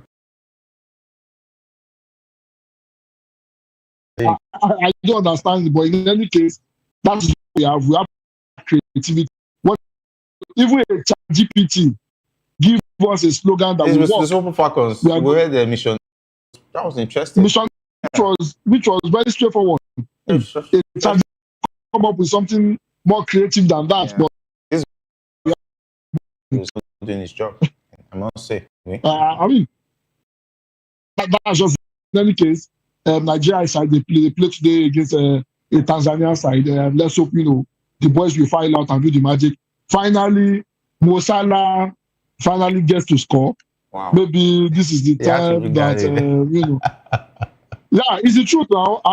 He scored yesterday. We should praise him for scoring, even though he has been out of form. But he was exceptional yesterday. Omar Mamouche was, definitely, like Techku said, that is the sure replacement for a Mo Salah. I think the influence of Pep Guardiola, we are beginning to see it. Hugo Bruce side, fantastic victory. They were able to win. It was not an easy game for them, but they were able to come up to us. But in any case, a whole lot to talk about. Thank you for having me, Jerry. All right. Of course, let's start with the Super Eagles. And while we try to link up with our man Femi, who is live in Morocco to give us updates as far as what is going down in Morocco is concerned. Anyway, the head coach of the senior national team of Nigeria, Chel, has decided to go with a 4-man attack for today's AFCON game against Tanzania. And Chel has decided to stick with his favorite diamond formation with 2 wingers playing behind the top 2 strikers, per what we noticed in the training of the players. And of course, as exclusively revealed, the idea is to fully maximize the attacking talents of the team and also to play on the front foot from the get-go against a team they expect to sit back. And for now, it is certain that Victor Osimhen will be paired with Ademola Lookman in attack, with Atlanta The Atlanta man showing some of his best levels in training, and he definitely is also in form. He's on good scoring form for his club side. He's back to his old self. And of course, the duo of Moses Simon and Samuel Chukwueze are favourite to man the flanks, but very narrow, unlike traditional wingers in the classic 4-4-2 system. Yes, we talked about the 4-4-2 system coming back. The diamond formation, quite an interesting lineup. Do you expect Tanzania to sit back, like supposedly? What if they come all blazing and attack minded? Well, it's going to be a very interesting game. But if history serves me right, it is natural for teams that are underdogs in this sort of game to actually, in their very first game of a competition, to try to be very conservative. So it's most likely definitely going to be very cautious, try to sit back and hit the Eagles on a fast break. That's going to be their best bet. But of course, few minutes into the game, the Super Eagles gets the first goal. They definitely want to open up, and that's where it might become dangerous, because at that point they might just have nothing to lose. They might not have all of the character, but again, if we are going up against a side that is a proper team in Tanzania, then we might have serious problem. Because if you look at the Super Eagles under Eric Shell, one thing is certain: that anytime we come against a team that is properly organized, we struggle. And that is also going to play out if this Tanzania side is very organized. Again, the diamond formation, I don't think is what we need at this point. But then we have the players that can play it. If Eric Shell decides to actually go for it, well, maybe against the Tanzania side, the risk is worth it. Maybe it's just trying to actually, work in some tactical plan, perhaps against a team that plays similar, football. Or maybe he's looking at the fact that if he can actually make this thing work, and it might just be what he's going to be sticking all through. But then Tanzania is a very good test for you to actually go through all your tactical mistakes or examples or tests, whatever it is you choose to call it. But in the end, I think what's most important to an average Nigerian is the 3 points. So if we can get it, and we start talking about the nuances that will follow the aftermath of the game. Right. Of course, if our producers will be ready with talking about the press conference before this game against Tanzania with the Super Eagles of Nigeria. We also heard from Eric Cho talking about the preparations for this game, and we also heard from talking about the captain of the side, Wilfred Ndidi. He also had a personal interview. He made a lot of comments about being captain of the team, what to expect as well. But before we get to that, Maiwa, this diamond formation, going all out attack, using all the strength of the team is definitely attack, because we have two former African Footballer of the Year, talking about Victor Osimhen and Ademola Lookman starting. So that is definitely the strength of the team. Do you think going all out attack against a Tanzania side who's expected to sit back is a good tactics going into this one? Well, the thing is, there's an advantage over it. You want to overload the defense of Tanzania to see if you can break them quickly. However, the downside of that is this.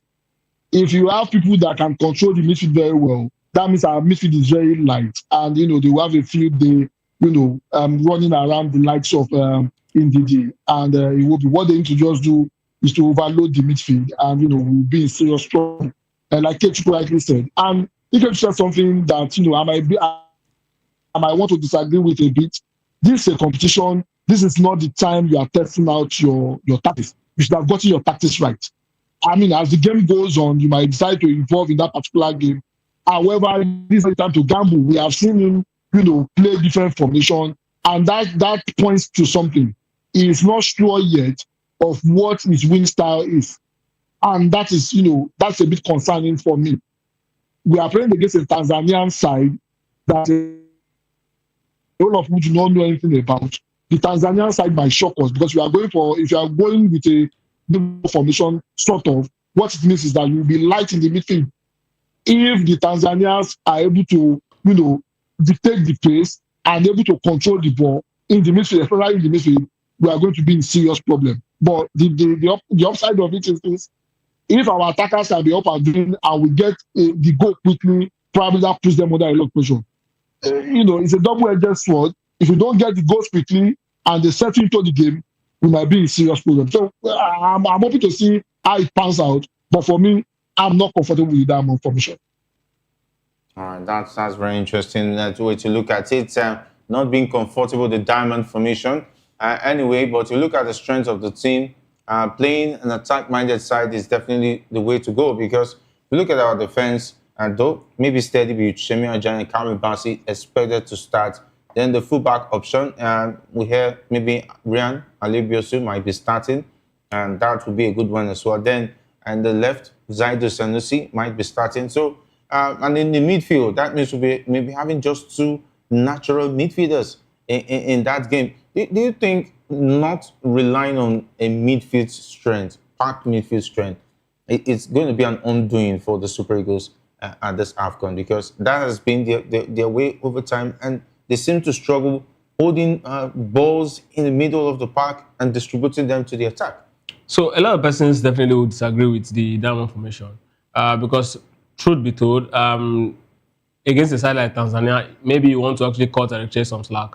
But against a proper team, I don't think it's going to be the best. That's why I said the diamond formation might just be, a test run for him, looking at the side of the opposition. Yes, you can actually look at it and say, okay, maybe he's just trying to actually work something out. But the last team that used, the diamond formation to actually win a title that I can remember, a major title, is Antonio Conte in the EPL, the Chelsea 2016 side that won the Premier League, right?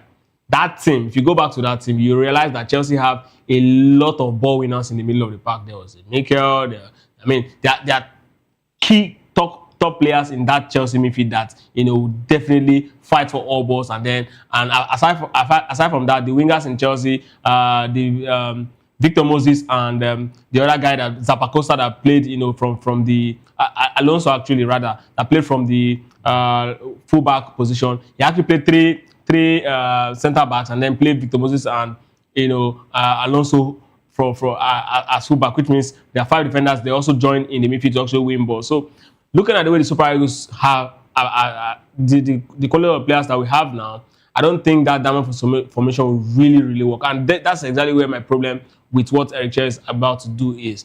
First, you need a proper defense line that can actually understand themselves well. You need a defense line that they've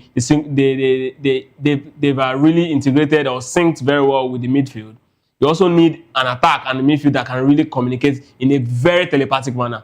At this point, you don't have all of these indices, and then you're trying to actually use this in our first game, a tournament, a formation that you didn't even use all through the qualifying series. This is where I have a problem with him. But then the only upside of it is the fact that, okay, Tanzania might just be a lighter team. Maybe there's something he's actually looking at, and I don't know, but it means that Iwobi is definitely not going to be the man we'll be relying on when it comes to creativity. Iwobi is definitely going to be sitting deep as well as Wilfred Ndidi, and I don't know where that's going to lead us. Again, like I said, in the end, if the Super Eagles end up getting all the 3 points, I think that's what matters more for an average Nigerian. Then we'll go back to look at, if this team that the Cherry really has can really play this kind of football against a proper team or not. But until then, I think let's just look at what the Cherry wants to do, and then let's hope that the Super Eagles gets all 3 points. All right, and of course, to be giving you updates as far as the games are concerned, and we know that Senegal is currently playing, and Senegal is already stamping their feet as the big boys as far as the AFCON is concerned. We just said they got the second goal in that game, meaning that they're leading by 2-0. But before we get into that, let's talk about the games last night. Let's talk about the first game between Mali and Zambia. Leicester City striker Patson Daka headed home in injury time as Zambia held Mali to a 1-1 draw in their opening African Cup of Nations game. That was on Monday. Daka, who has scored just once for Leicester in the English Championship this season, threw himself at a Matthews Banda cross in a second added minute at the end of the game to end the Chipolo, an unlikely point. And of course, Mali scored first, dominated much of the Group A encounter, but saw El Belar Torres squander a penalty late in the first half at the Stade Mohammed V in Casablanca. And of course, they say the rest is history, but the major talking point has been Patson Daka's celebration where he broke his neck. I remember the likes of Obafemi Martins was also warned at Newcastle to stop this backflip. I don't know. It's a dangerous celebration for an exciting goal. What do you think?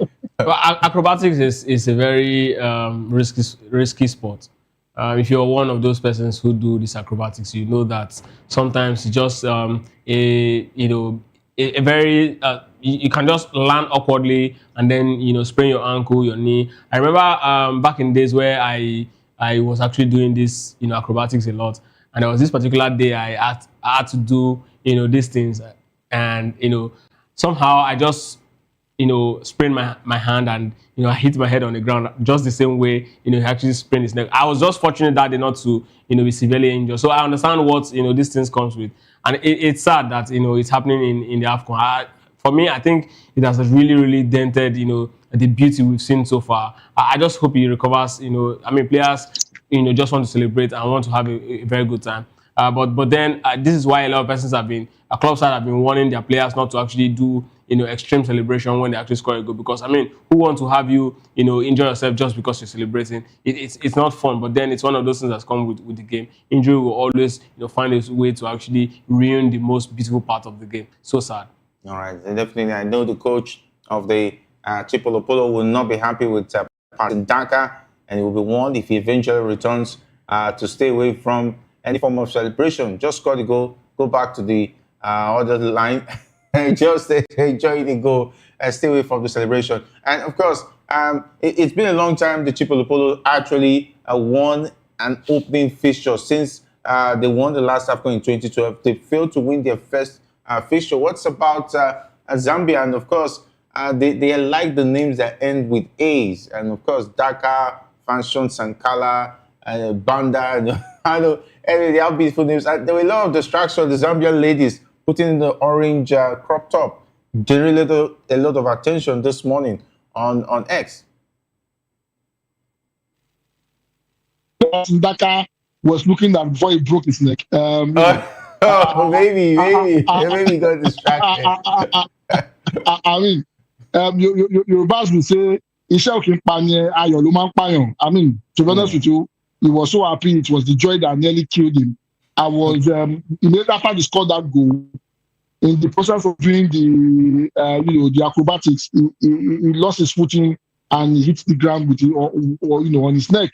He fell down there. Everybody came to celebrate with him. I knew something was wrong with him, only to find out that he has broken his neck. I'm really hoping it's not that serious, because sometimes neck injury does not go that easily. I have a personal experience of that, and it's not something you want to deal with. You get to battle with it over the years. I'm just hoping that it's not something that that will be very severe. Players should be very, very careful. As it is, the Zambian side, they really need him. They've struggled in this particular game. Kudos to their goalkeeper, trained by the goalkeeper that was there in 2013. I can't remember his name now. Is the goalkeeper coach. The goalkeeper saved them. They are on course to probably see if they can get out of the group.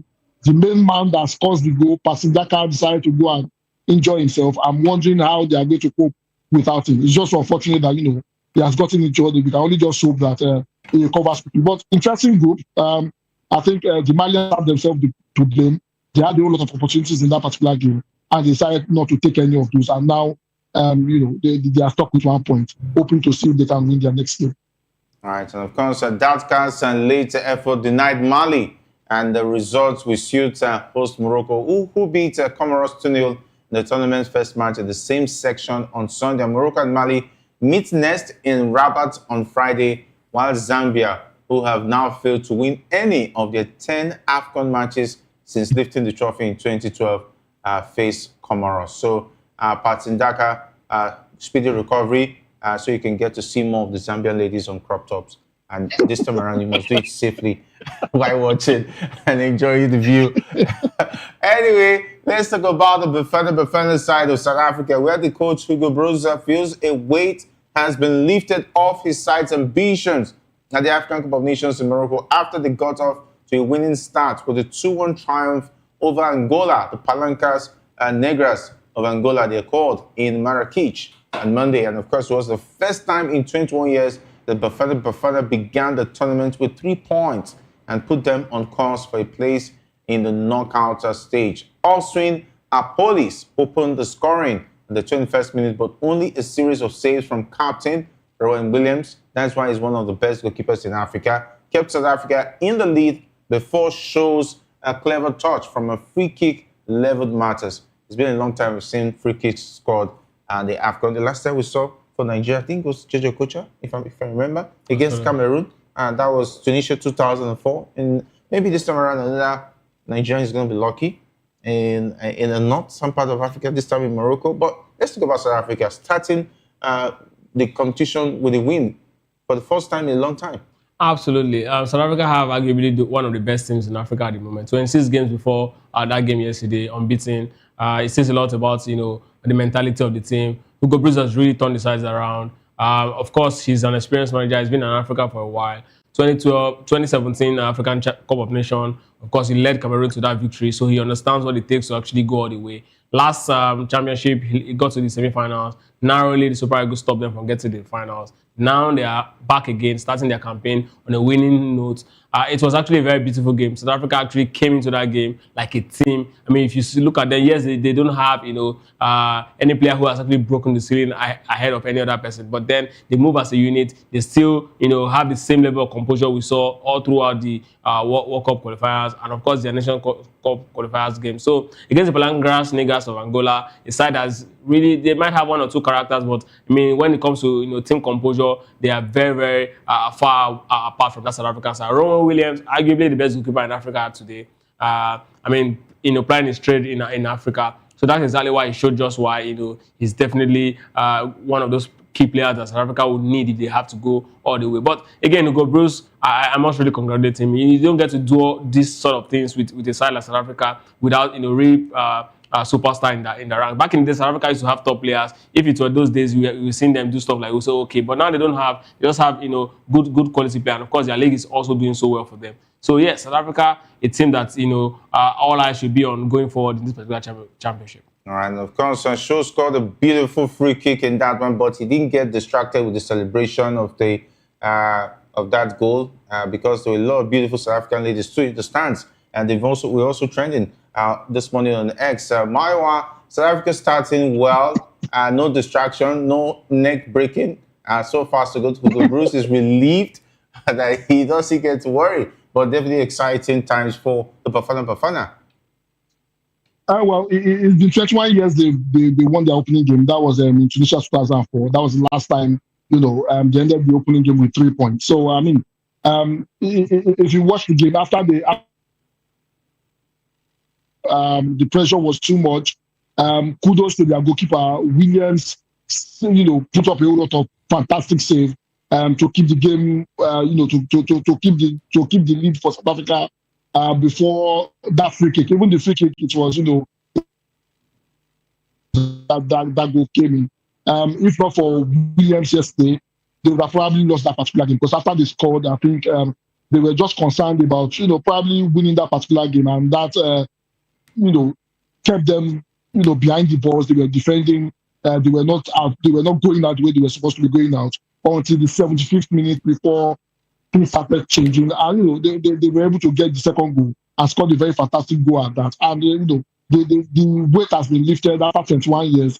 They finally win the first game of the Nations Cup. The way the South African side have been playing so far, I think they are on a team on a mission. They've not lost in the last 27 games in any open tournament. That is how good they've been. So I mean, the victory yesterday made it game 27. Of them not losing, and if you are looking at 27 games, that's about over a year plus, if I'm not mistaken, of playing football, and that is how good that team is. I will not be surprised if we see them in the semi-final, they have a way of doing things. And one of the hallmark of a good team that will go far is when your players are, when the chips are down, you have a goalkeeper that can pull out saves that would, win games for you and secure points for you, and they have that kind of goalkeeper in Ronwen Williams. I'm not surprised that, he's one of the best goalkeepers in Africa and he's one of the best goalkeepers in the South African League. So, I look forward to seeing, what they will do in the competition. The bad belles of the Nigerians that are not supporting them didn't come to pass yesterday. So, congratulations to them. All right, congratulations to them anyway. And let's talk about the Pharaohs of Egypt. Left it late in their 2025 African Cup of Nations opener as they came back from behind to beat Zimbabwe 2-1 at the Adra Stadium on Monday. The Warriors went into the halftime break a goal to the good after Prince Dube broke the deadlock on 20 minutes.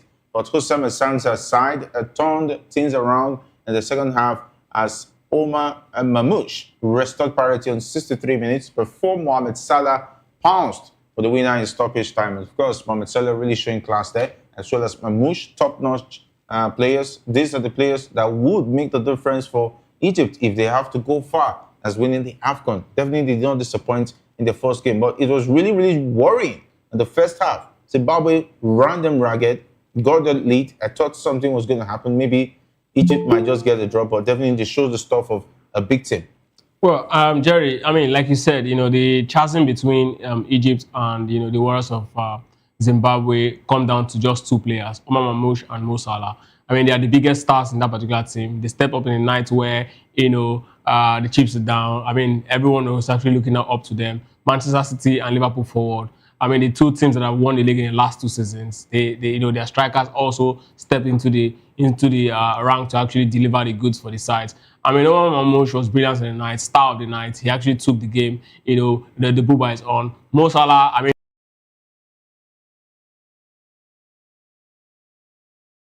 is available for him, and he just did what needs to be done. But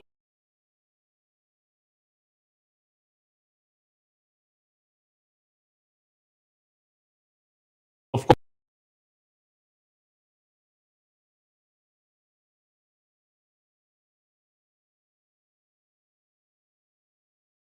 but at some point I felt Egypt, will not definitely get the 3 points in that particular one until when Mo Salah actually stepped in and showed that I'm actually the biggest masquerade here and I have to dance last, and that's what exactly he did. Congratulations to Egypt. I mean, this is going to be the true test to them. If they definitely going to increase the number of AFCON they've won. I mean, again, if they win this one, it's going to be the first in over 15 years.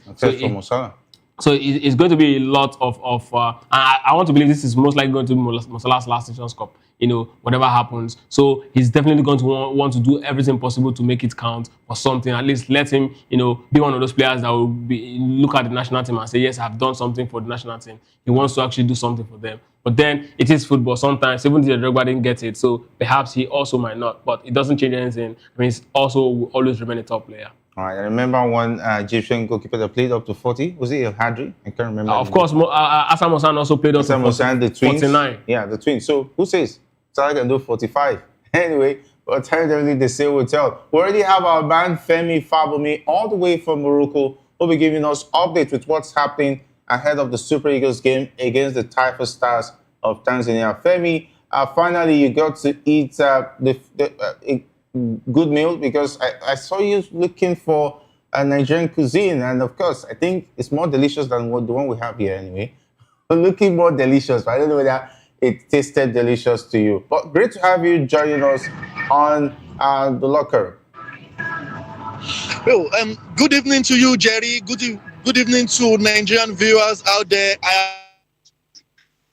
And then, as you can see, I'm outside. The atmosphere is charged already. The spirit here in the stadium is high. I've seen many Tanzanian fans, I've seen many Nigerian fans, and everybody seems to be saying that they are in here to get to go home with the 3 points. Many journalists from other African countries kept saying Nigerians are wounded, they couldn't make it to the World opportunity for them to make up and console Nigerians. But it's a good one. The match will be starting in a matter of minutes. Everybody is ready to know who will carry the day. On paper, the Super Eagles of Nigeria are the favorite. But like they say, football is like biscuits. Anything can happen. So we hope to see what will eventually happen at the end of 90 minutes.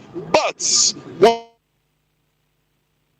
is expanded, it has got 24 teams, and what that means is that you can fumble, you can mess up and still make up, because there are opportunities for third best teams. So we hope to see what happens at the end of the day. But I'm very, very the Super Eagles will make it to the second round somehow. All right, definitely. But have you been privy to the starting lineup? And of course, the words are from the camp of the Eagles. Has it been promising? Has it been exciting? How excited are they ahead of those one after not being able to qualify for the World Cup? Well, the players, especially Osimhen, Alex Iwobi, the captain Wilfred Ididi, have said that the Super Eagles will trash Tanzania come what may. They've made it, they said to us that they will use Tanzania to pass message, to other African teams. Remember, the Super Eagles are runners-up in the last edition. This time around, they said they are in for the win. So we wait to see what these boys will bring to the table. But one thing is sure, they have the quality, they have all it takes, not just to win this game, but to go all out. So even win the trophy they didn't win the last time. So far, so good. What's your prediction? And the starting lineup, we heard that is going to be relying mostly on the attack, diamond formation. Taking a look at that, the strength of the team definitely is the attack. Are you excited we're going to be seeing lots of goals? This time, Osimhen being comfortable, scoring goals are plenty, beating the Tanzania side? On paper, Super Eagles are favorites. They should be scoring a lot of goals. But like they say, in sports, football is like biscuits. You never can tell where it will crack. But then we have a squad depth. We have a very, very potent attack. We have the likes of Osimhen, Paul Onuachu, who is scoring goals aplenty in Turkey. We also have Ademola Lookman, who is also doing fantastically well, for Atalanta in Italy. We have a Samuel Chukwueze, who can dribble, left and right. Not also forgetting Chidera Ejuke, who plays for Sevilla in Spain. So the Super very, very sharp. The midfield is well oiled. The likes of Alex Iwobi, Wilfred Ididi, Onyedika, Frank Onyeka. These guys are fantastical, doing well fantastically. And we also have in the defense, marvelous, Calvin Bassey. We have Shemi Hajayi, who is also not doing badly. We have Osayi Samuel, and we also have Zanusi. These guys are good. And in the goalpost, we have Stanley Nwabali, who has proven over time that he can be relied on. So far, so good. The team has got quality. What remains to be seen is if this quality will be harnessed. All right, I can see you're all pumped up for this one. And how's it been like? I can see you look like it's freezing cold in Morocco. And what's the reception like from the Moroccans as well? And the organization of the competition so far, so good? Many Moroccans here are supporting the Super Eagles of Nigeria. The reasons I cannot say, but they seem to be tilting more to the Super Eagles of Nigeria than Tanzania. So simply put, Morocco prefer Super Eagles to Tanzania. And from the look of things, I want to believe the Super Eagles can make it, and I know they will defeat Tanzania. All right. Now, have you been able to eat Nigerian food so far? Taking a look at the meals, I know you run away from cuisine you don't really understand. I haven't. But you know what? I came here with my gari, kuli and sugar. So I think if I try this night and I still can't get, I will go home and then probably soak my gari, kuli and sugar, and then sleep. Oh, gari and sugar. Wow, that's interesting. It brings us back over. It's Christmas. Are you in the Christmas mood as well? And the Moroccans, are they going to turn up in mass? Because it's not about supporting, but showing up in the stands to cheer the Super Eagles on. Okay, from the background, you should see the city of Fes. And I don't know if you can see it from where you are, but I'm outside the stadium. Okay. And then this is the city of Fes.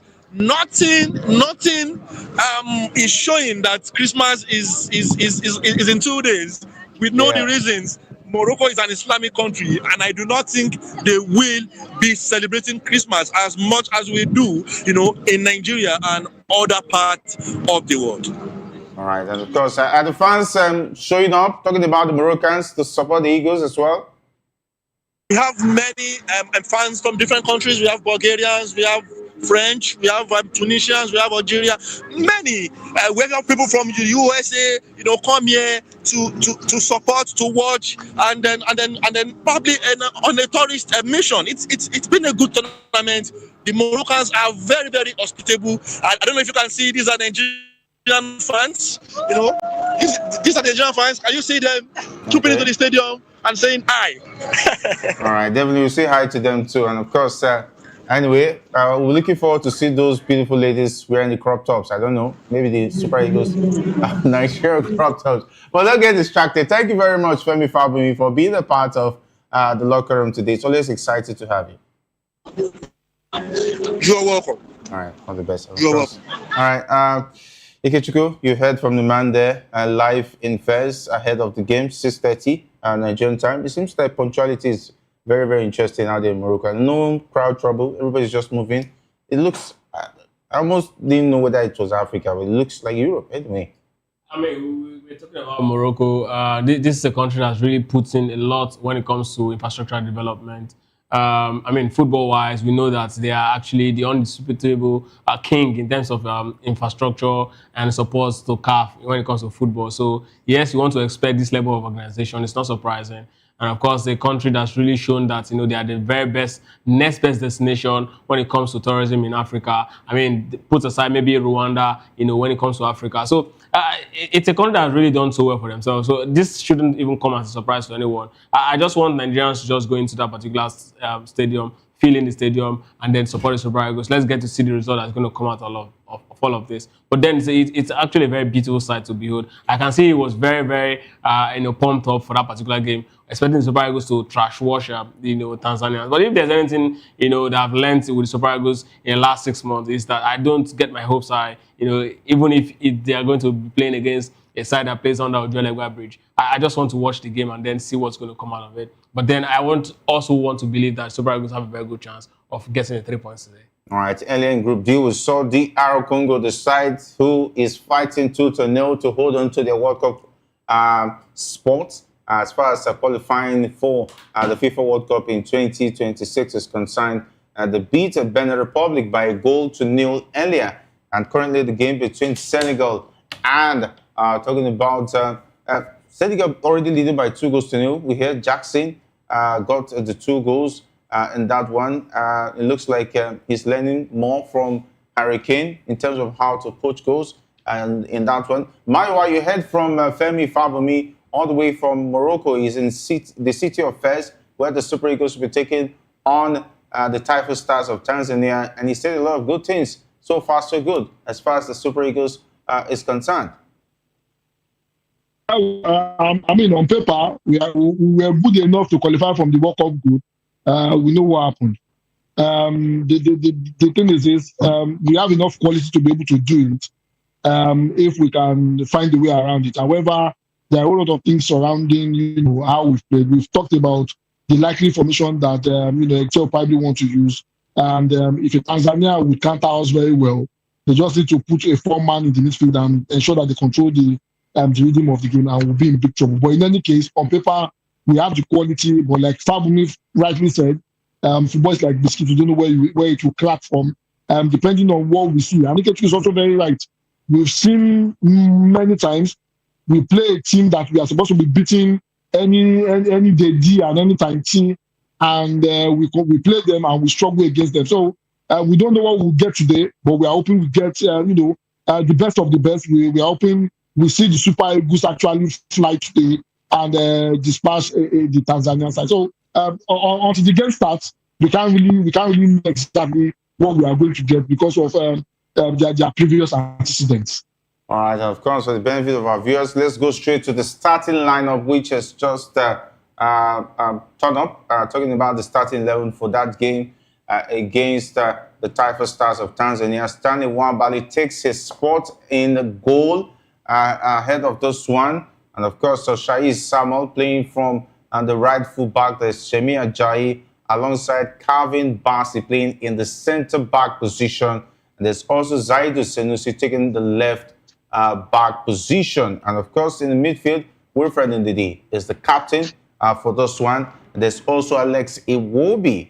That's the two natural midfielders for this one. And there's Samuel Chukwueze playing from the right. And this one looking like definitely the diamond formation. And Demola Lookman takes the position of, talking about Moses Simon playing from the left. That's quite surprising. There's Akko Adams alongside Victor Osimhen. That means Akko Adams will be playing behind Victor Osimhen in attack for this one. That's the starting lineup for the game against Tanzania. Ikechukwu, any surprises? Yes, Akko Adams is a surprise, and also not a surprise because this is actually more like the formation the coach actually played in that game against Benin Republic, in our last group qualifiers game. Akko Adams and Victor Moses actually, Victor Osimhen actually spearheaded, and then we all know the result of that game, 4-0 and then. So perhaps it's going to be go aplenty. Akko Adams is a good fighter. He's definitely going to really fight for all balls. Victor Osimhen is also a good fighter. So it means there's going to be trouble, in the heart of the Tanzanians defense. It's going to be a lot of, interesting moments. We're definitely going to see so many talking points in this particular game. But then, can the Super Eagles hold their own when, the pressure is returned? That's the big question at this point. But I just hope that Eric Shearer has actually figured it out to actually get us the result. But quickly, I just want to look at the Benin Republic game. They are yet to actually win, a game in the AFCON. It's sad that they're actually starting this one on a losing note. It's so sad, but then I want to believe Gennaro has got, enough experience to actually bring the team back and help them actually, come out of this particular group. But then, in any case, the Super Eagles is what we're actually facing. So let's get to see what the Super Eagles will do in about 30 or 40 minutes time. All right, Marwa, there you have it. The 11 wise men to persecute this game against the Taifa Stars. I mean, we can only hope that they come up and do the magic. This is not the first time we have seen the same lineup. It worked against Benin Republic, and the reason why it worked was, Benin Republic actually sat behind the ball. They wanted to hit us on the counter, and we're good enough to get the balls. Chukwueze was very efficient on that particular. The crosses were pinpoint, and that was the reason why we were able to dispatch the Benin side. However, the big question is this. Will Tanzania go the way of Benin? They come out to play, will they come out to play and challenge us for the ball? If they come out to play and challenge us for the ball, we have a big problems on our hand. If they don't, then probably we get to dispatch them. The disadvantage of this is we get to see Iwobi, not progressing too much forward because you want to cover your defenders because of how offensive you are. You want to be reserved a bit in the midfield, and that takes away from the creativity of Iwobi. That is the downside of this. If Tanzania decide to come out and play, then Iwobi is not your best man to track around and win the balls for you, and that is where we have a problem. But in any case, we just have to wait and see exactly how the game pans out. Then we see exactly what the coach has in store. Probably there will be a switch information when the game starts. We don't know, but we have to see. But on paper, we have when the game starts, we get to see if our boys are up to it to be able to dispatch the Tanzanians. All right, wish them all the best. And of course, they've also been talking about the goalkeeper, but it looks like Stanley Nwabali is dogged, ready for this one. Hopefully, there will not be issues or talk about him not being fit for this game. If the coach has decided to actually play Stanley Nwabali, we want to believe that the coach is aware that he's fit enough to actually play. But if anything happens and then the coach comes out to say it's because he's not fit, then he's definitely going to get a lot of sticks from Nigerians. The most important thing at this point is that we just want to see the team do the job. 3 points is what we need to start. No excuse. No excuse at all. Tanzania, with all due respect to them, they're not a powerhouse in African football. So this is a very fresh start for the Super Eagles. Going to a tournament like this as a big team, these are the kind of teams you want to play, to help you, really settle in the championship. We're lucky to have an opponent like this. But of course, on the flip side, it's actually not, the best because you really want to really test yourself from the get-go. It's part of the game then. But then I hope that the Super Eagles get a 3 points. I think that's what, the entire Nigerian fans want to see. All right, that's how we'll wrap it up. But Maiwa, your prediction as you wrap it up? I'm hoping the Nigerian swap. I'm predicting a 3-0. Victor Osimhen scoring at least 2 out of those goals. So that will be my prediction. All right. Okay, Chico? I don't want to predict that. Nigerians, Super Eagles, I don't trust them. So I just want to believe they will win. I'm predicting Osimhen hat-trick. Scoring a hat-trick tonight. Yeah. Take it to the bank. All right. That's how we wrap it up. No, not yet. Invested. Not yet. We're going there. All right. Thank you very much, guys, for being a part of the show. Big thanks to Femi Fabomi, all the way from Morocco in Fez, giving us updates with what's happening as far as that game is concerned. Big thanks to Ike Chukwu and, of course, Maiwa. Big thanks to the guys behind the scenes, talking about likes of Shegun, Hafiz, Sam, Jeremiah, and, of course, Hassan. My name is Jerry Apelo-Harris, saying thanks for being a part of the locker room. Up next is Political Lens with Chukwumokoro. Stay tuned.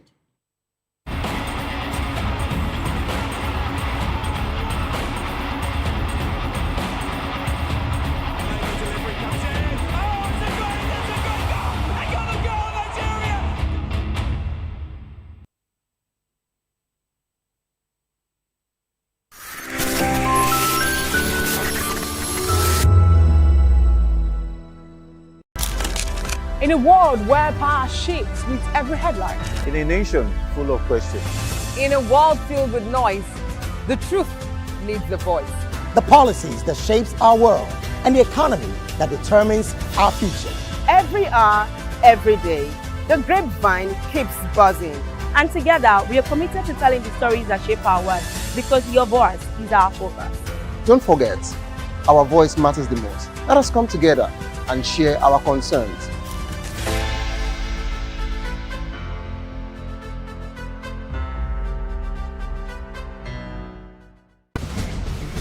Join us as we drive into the world of politics through insightful interviews with prominent political figures, both serving and former governors, ministers, senators, legislators, party chieftains, activists, and analysts. Get first-hand information into the decision-making processes that affect our daily lives. Highly engaging 1-hour program that brings political discourse into focus. I am Chukwuma Okoro. Political Lens, Monday through Friday, 6 to 7 p.m. Join us. In a world where truth is the ultimate power and opinions scream the loudest, it's time to wade through the noise. Hunger no get tribe! Hunger no get religion! And scan the human interest and trending topics that matter. Stay tuned to The Issues, your plug to the stories making the buzz, from politics to science and technology, social justice, and more. Let's tackle the tough questions and expose the truth. The Issues, on Voice of the People Television, Mondays to Fridays, 8 to 9 p.m. The Issues. Don't just react, understand. Voice of the people, you can hear me now. My name is Patrick Doyle, and I wish that you continue to echo the voices of the people. Big up VOP TV. My name is So Ibifa Dokobo. Please keep watching VOP TV. Hi, my name is Kwekumali Ikenna Onyekwena, and I am with the Voice of the People TV. Now, if you're looking for the veritable channel for information, politics, robust discussions, you don't need to go far. VOP has you. VOP will always have you. Thank you. Hi, my name is Patrick Diabwa, aka Ibani Chuka, Amayanabo the Eagle King, and you are watching VOP TV. Stay with us.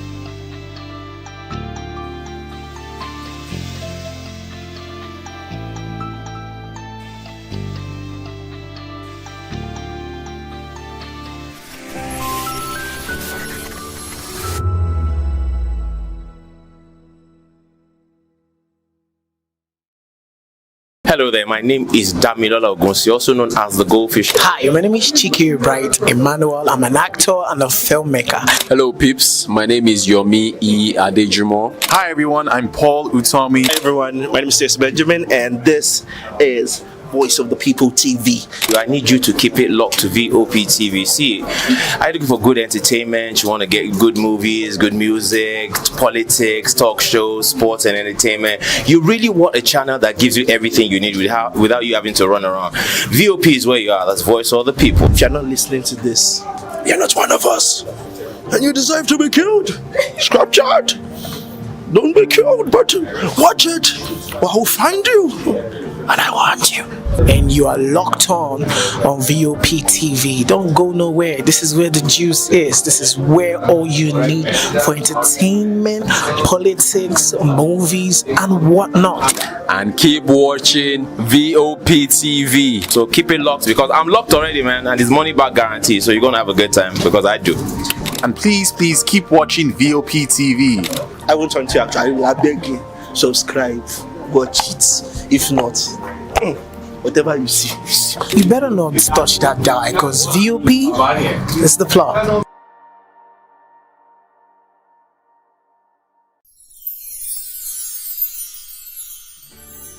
It's a season of love, a season of joy, a season to celebrate you because you deserve it. From all of us at Voice of the People TV, we only want to wish you a very merry, happy Christmas and a prosperous new year ahead.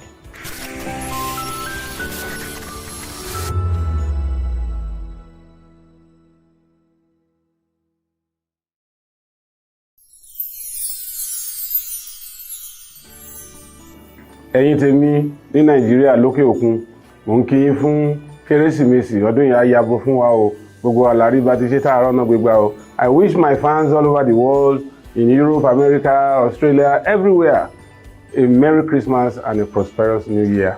Catch ya next year.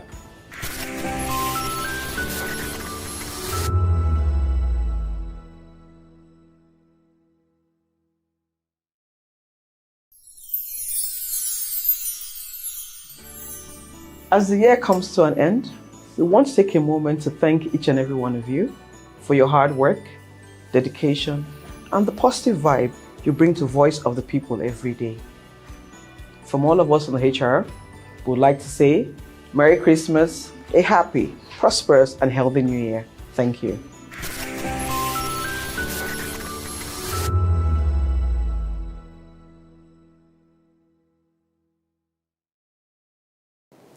You've been wonderful all through the year. And this is from us, Voice of the People Television, saying Merry Christmas and a prosperous New Year to you all. See you at the top. We encourage you to click on the like button and subscribe to our YouTube channel. We are Voice of the People TV. Also follow us on all our social media platforms. We are at VOP TV Live. Visit our website www.vop.ng for fresh and trending news. Also watch us live on SLTV channel 264, VOP TV, Voice of the People Television. VOP TV. Now you have more than a voice.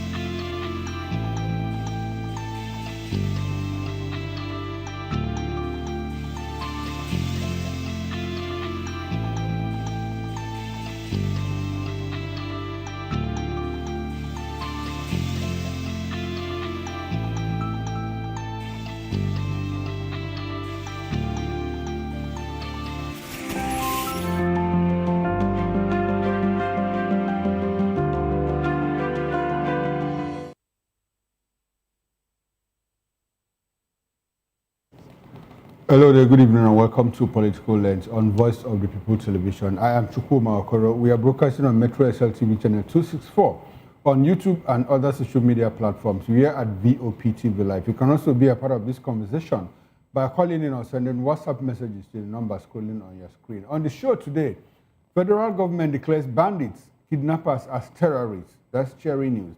As U.S. recalls ambassador to Nigeria and Tinubu is pleased with your leadership, that is Ribadu, to Fubara when he led a delegation of the federal government of Nigeria to meet with the governor of Rivers State, Sim Fubara. Now, let's bring in our guests. We've been joined by, virtually though, by Barrister Asim Adams. He's a constitutional lawyer and political affairs analyst. Good evening to you, Barrister Adams, and thanks for being part of Political Lens. Good evening, Mr. Okoro. Good evening. How are you doing? All right, good to have you, sir. Good evening. Appreciate your presence. Yes, all right. Okay, now let's kick into it right away. The federal government has officially designated kidnappers and violent armed groups as terrorists, making a major escalation in Nigeria's fight against abductions, attacks on farmers, and rural violence. Well, the announcement was made by the Minister of Information, Mohammed Idris, during an end-of-year press briefing in Abuja, signaling a shift from treating such crimes as ordinary offenses to full counter-terrorism operations. Idris said the new classification ends with what he describes as ambiguous nomenclature, stressing that any individual or group that terrorizes communities will now be treated as terrorists. This move is expected to strengthen intelligence sharing and interagency cooperation and coordination, enabling faster and more decisive security responses nationwide.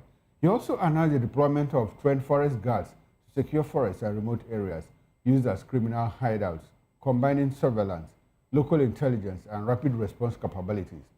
Idris cited recent successes from improved coordination, including the arrest of top Islamic State West Africa, that's ISWAP leader in Nigeria, some of whom were among Africa's most wanted terrorists and are currently facing trial. Barrister Adams, from the legal perspective, what's the meaning of designating bandits and kidnappers as terrorists? I would like for you to interrogate this within the context of the Nigerian Terrorism Act. Often, these people have been branded terrorists, not terrorists, but kidnappers and bandits and mere criminals. But now, the federal government has decided, in their wisdom, to designate them as terrorists. So what is the implication of all of this redesignation within the context of the Nigerian Terrorism Act?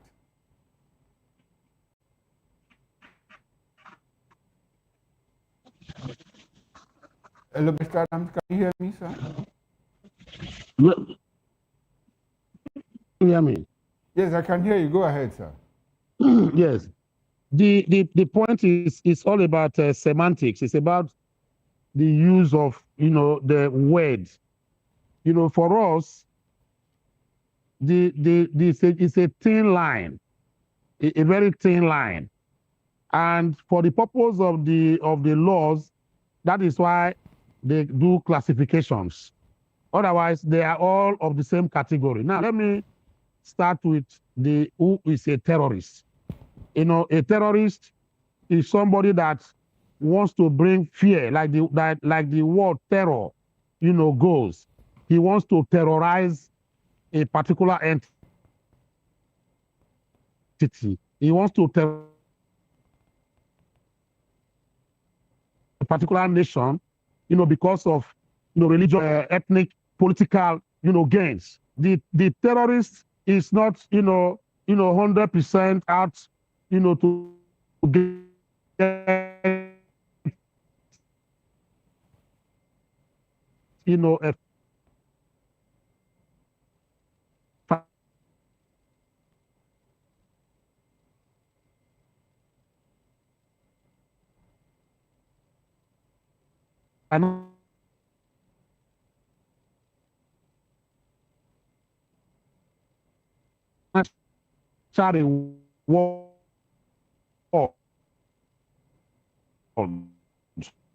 Yeah.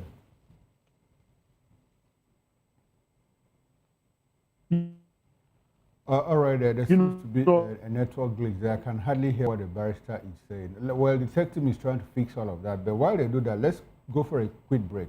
I'll be right back. Please do stay with us and join us again.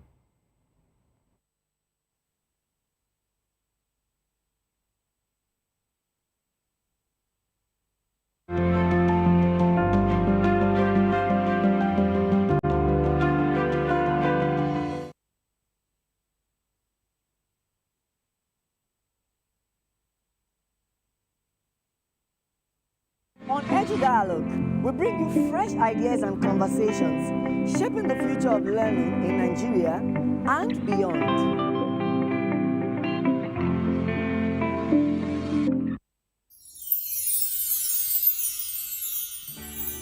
It's a season of love, a season of joy, a season to celebrate you because you deserve it. From all of us at Voice of the People TV, we only want to wish you a very merry, happy Christmas and a prosperous new year ahead.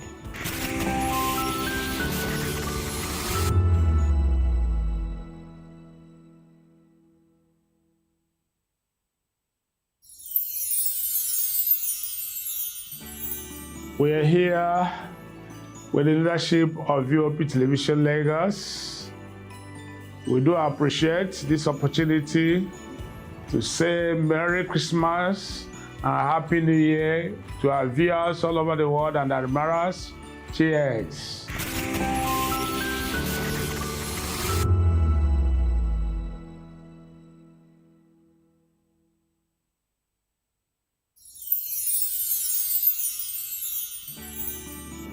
ẹ̀yin tèmi ní nàìjíríà lókè òkun mò ń kí yín fún kérésìmesì ọdún yìí á yabo fún wa o gbogbo àlàrí bá ti ṣe tààrọ̀ náà gbégbá o. I wish my fans all over the world in Europe, America, Australia, everywhere a Merry Christmas and a prosperous New Year.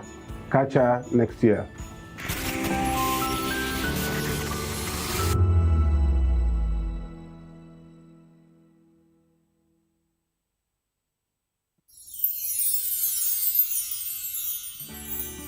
As the year comes to an end, we want to take a moment to thank each and every one of you for your hard work, dedication, and the positive vibe you bring to Voice of the People every day.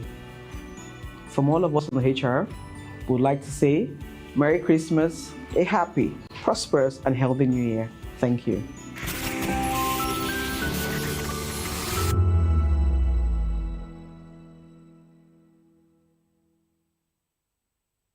From the views on the street, we go to bed empty hunger, to the blaring horns of a hustling city, the loudest voices of the common man got a medium to be heard. This particular administration, they were coming unprepared. It's not a bad thing to renovate the president's lord. Through top-notch programming, unbiased reportage of news, sports, business, entertainment, and cultural documentaries, Voice of the People 90.3 FM became a symbol for 21st century media.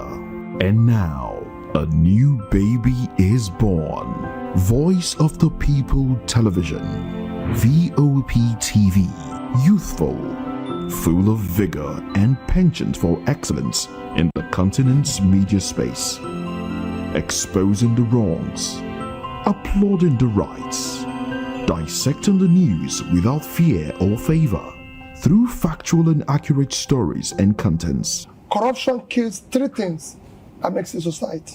Representing the interests of the people and giving them a voice. Voice of the People TV is here to stay towards building a fair society. VOP TV, Voice of the People Television, truly a voice for the people. This is to wish you a wonderful, spirit-filled and Merry Christmas from Matthew Upunswada. This year has been so amazing with you in it, and that's why we're saying from Voice of the People TV, Merry Christmas and Happy New Year, and we love you. You've been wonderful all through the year, and this is from us, Voice of the People Television, saying Merry Christmas and a prosperous New Year to you all. See you at the top.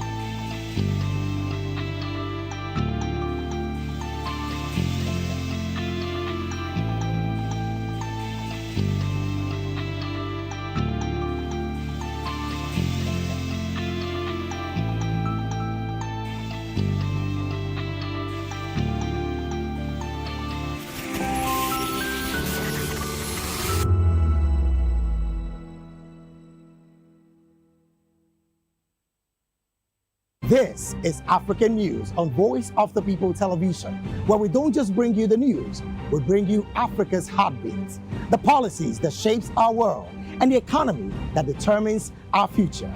African News on Voice of the People Television. Stay with us. Uyi Osarite is my name. I am a friend of the microphone. I talk and get paid, and I look forward to being in your studios. Voice of the People TV. That name is unique, and the brand is very sweet. I like the packaging, picture qualities, camera qualities, and then of course, the quality of human beings that I see sometimes on your channel. I'll be like, well, this TV station will go places. Voice of the People TV. Oh yes, you are on to Voice of the People TV. Live here in Benin City, the cradle of black civilization.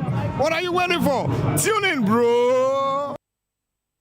Hey guys, what's up? How you all doing? They call me Ovisha Nelson One, your #1 celebrity host, and you are watching Voice of the People Television, VOP. Stay tuned.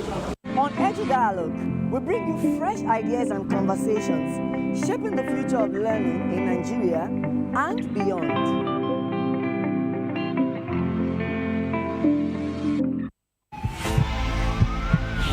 This is Health Check, your weekly guide to better living, smarter choices, and trusted answers. From everyday wellness to urgent health issues, we've got you covered. Health Check, only on Voice of the People Television, where your health has a voice.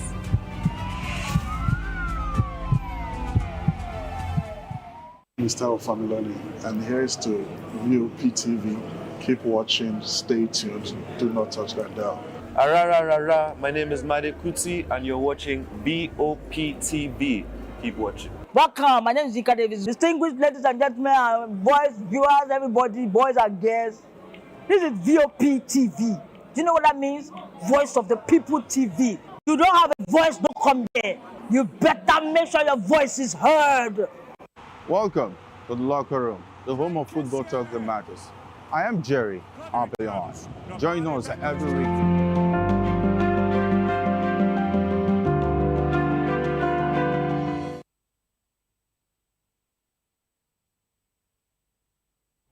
Hello there, welcome back, and we sincerely apologize for that short break in transmission. It was due to a network glitch. Mr. Adams, good to have you back on the beat. Yes, good day, Mr. Okoro. Not that we're having a... Yes, the network is a bit floppy, and so I was not getting your audio feed, but I can hear you loud and clear now. So I'd like for you to land on your thoughts, sir. Yes, what I was trying to explain. Can you hear me? I can hear you, sir. Go ahead. Yes, what I was trying to explain, because it's like we're having this issue of network here. What I was trying to explain is that it's all about semantics, in my own opinion. The three of them, the three categories of crime are heinous.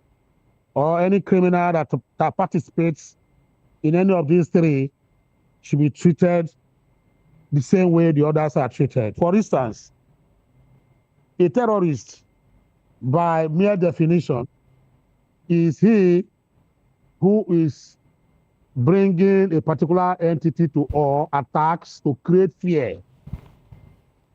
From the word terror, you know, he's terrorizing an environment, an entity, because he wants his voice to be heard. They are not necessarily there for financial gains. They are not necessarily there for immediate financial rewards. But because they want their voices to be heard, either their religious voices, tribal or ethnic voices, etc., as the case may be. So the person goes out to bring to awe a particular entity in order to get an identity for himself and his own religious affiliation or tribal affiliation. A kidnapper is he who takes, like the word is kidnap. There are those who can kidnap a lady just for sex and keep the woman in the hotel, keep in the forest, and begin to maybe rape, etc. as the case may be. Then you now have kidnapping for ransom. There are those who kidnap for ransom. Those two categories now, they are there for their own personal gains, and the last one for financial and pecuniary interests. So that is the situation. But in my own opinion, these are heinous crimes. A kidnapper, a terrorist, a bandit, they should all be classified, into one particular, module or cubicle. That is just my own. Okay, bearing the differentiations. All right, now, Barrister Adam, that is your opinion, but I would like for us to review it within the context of consequences. The consequences of one being an armed robber who is caught, in the process of stealing, and one who is a terror kingpin or a terrorist. What are the differences? I like the average Nigerian to understand, because there must be some kind of level of consequences based on these classifications. For an ordinary criminal, if you are talking about ordinary law and enforcement, due to simply require a police action. But when we graduate to terror, it now requires the involvement of the military and all of that, as we have seen over the period. So I would like for us to understand what are the different consequences that has made it necessary for the federal government to say, look, these people are no longer ordinary criminals. They are now terrorists. What does the Terrorism Act prescribe? What are the consequences for one being classified as a terrorist? That's what I want us to understand. Under our laws, we have a felony, like for instance, kidnapping, armed robbery. Those are felonious offenses. And those were the things that we had in our lexicon, legal lexicon in those days. The issue of terrorists and terrorism, we heard about terrorism,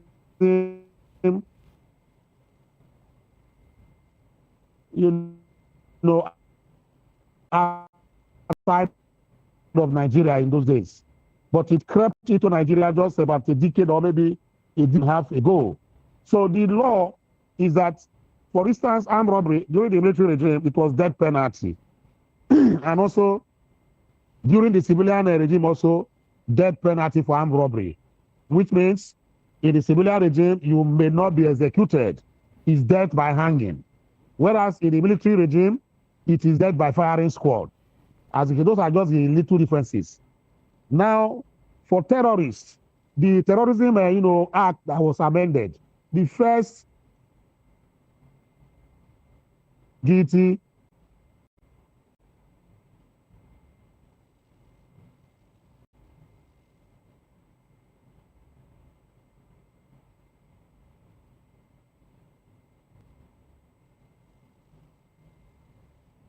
that is under the new act as amended now.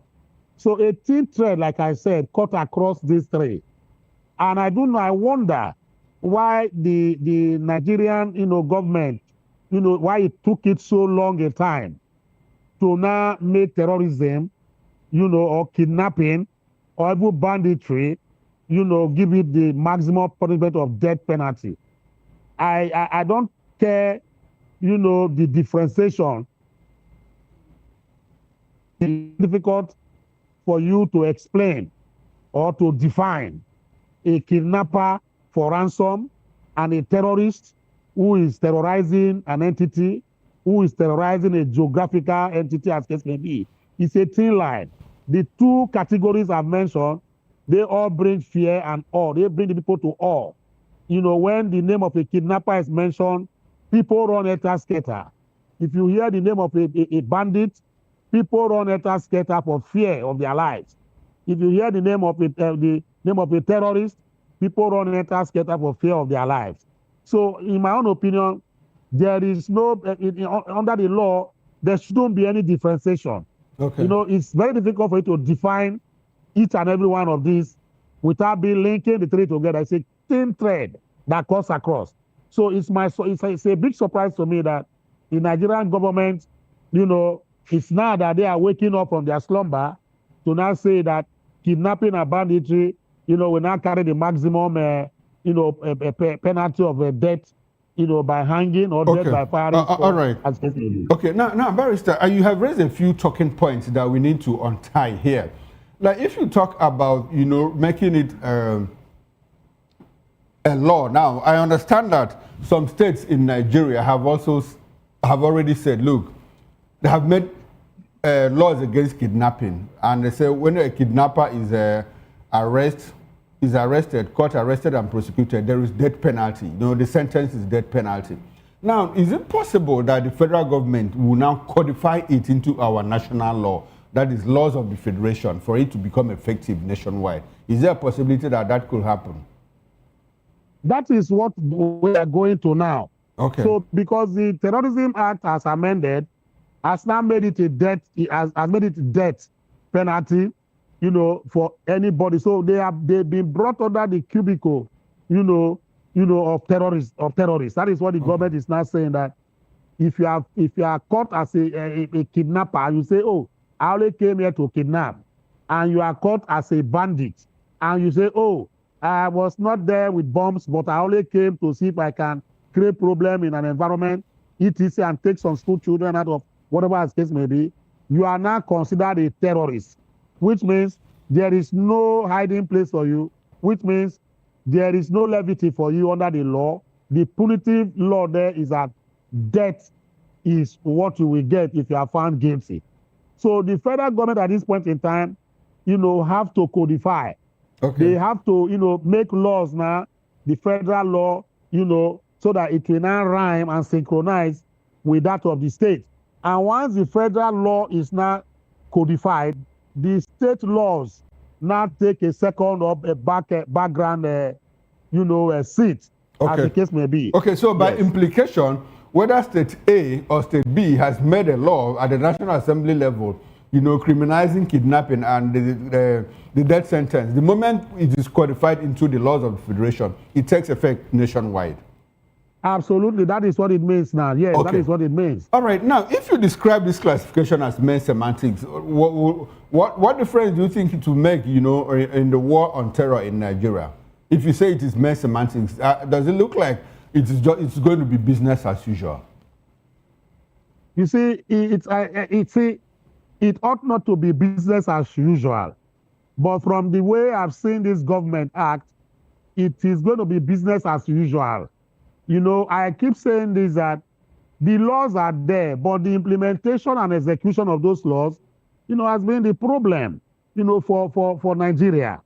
Now, if you arrest a man who is a kidnapper, a known kidnapper, a known bandit, a known terrorist, then government will come from nowhere and say they want to rehabilitate him because he has confessed his sins. He has confessed to killing people. We want to de-radicalize him. At the end of the day, he goes back to the society and he becomes a de-radicalized, that is open and closed, person. But that does not take the ideology away from the man. The man can still go back to the forest and radicalize himself again. So for me, it's still going to be it's going to be, business as usual. By codifying laws, by making a pronouncement that banditry and kidnapping, we now see them as terrorists and terrorism. These are just mere sanctimonious platitudes. The execution is where the problem is with Nigeria. That is what is be going on. For instance, we didn't need, the government to announce that kidnapping and banditry or bandits will not be regarded as terrorists. For the government to prosecute those people that were arrested, who were financiers of terrorism and banditry and kidnapping in Nigeria. They have not been prosecuted, even though we have laws that were there and they were guiding how to prosecute. I have not seen them be prosecuted. Even some of the bandits that were arrested, some of them, they rot away detention, awaiting trial. None has been prosecuted and dealt with punitively. Even the one that was taken to court with levity was given 20 years or 10 years imprisonment, as the case may be. So I don't even see any difference from making this pronouncement and the execution of the law on terrorism. That will be a deterrent. That will be a deterrent to those who want to engage, in kidnapping or banditry or even terrorism, as the case may be, because there must be a deterrence.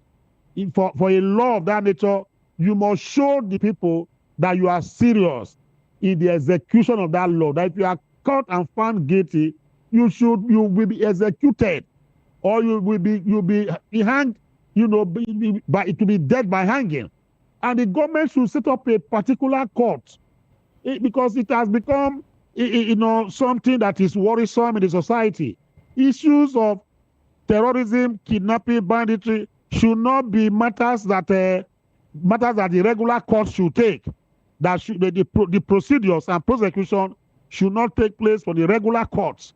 There should be a special court. At least we used to have special offenses tribunal. The government should set up a special offenses tribunal that once a kidnapper or a bandit or a terrorist is arrested, he goes to that particular court, and within 2 months or even the maximum 3 months, judgment is given. Either is released or is sentenced and convicted, and the maximum punishment is meted on that person. So these are the things we want the government to do, and for them to take it very seriously.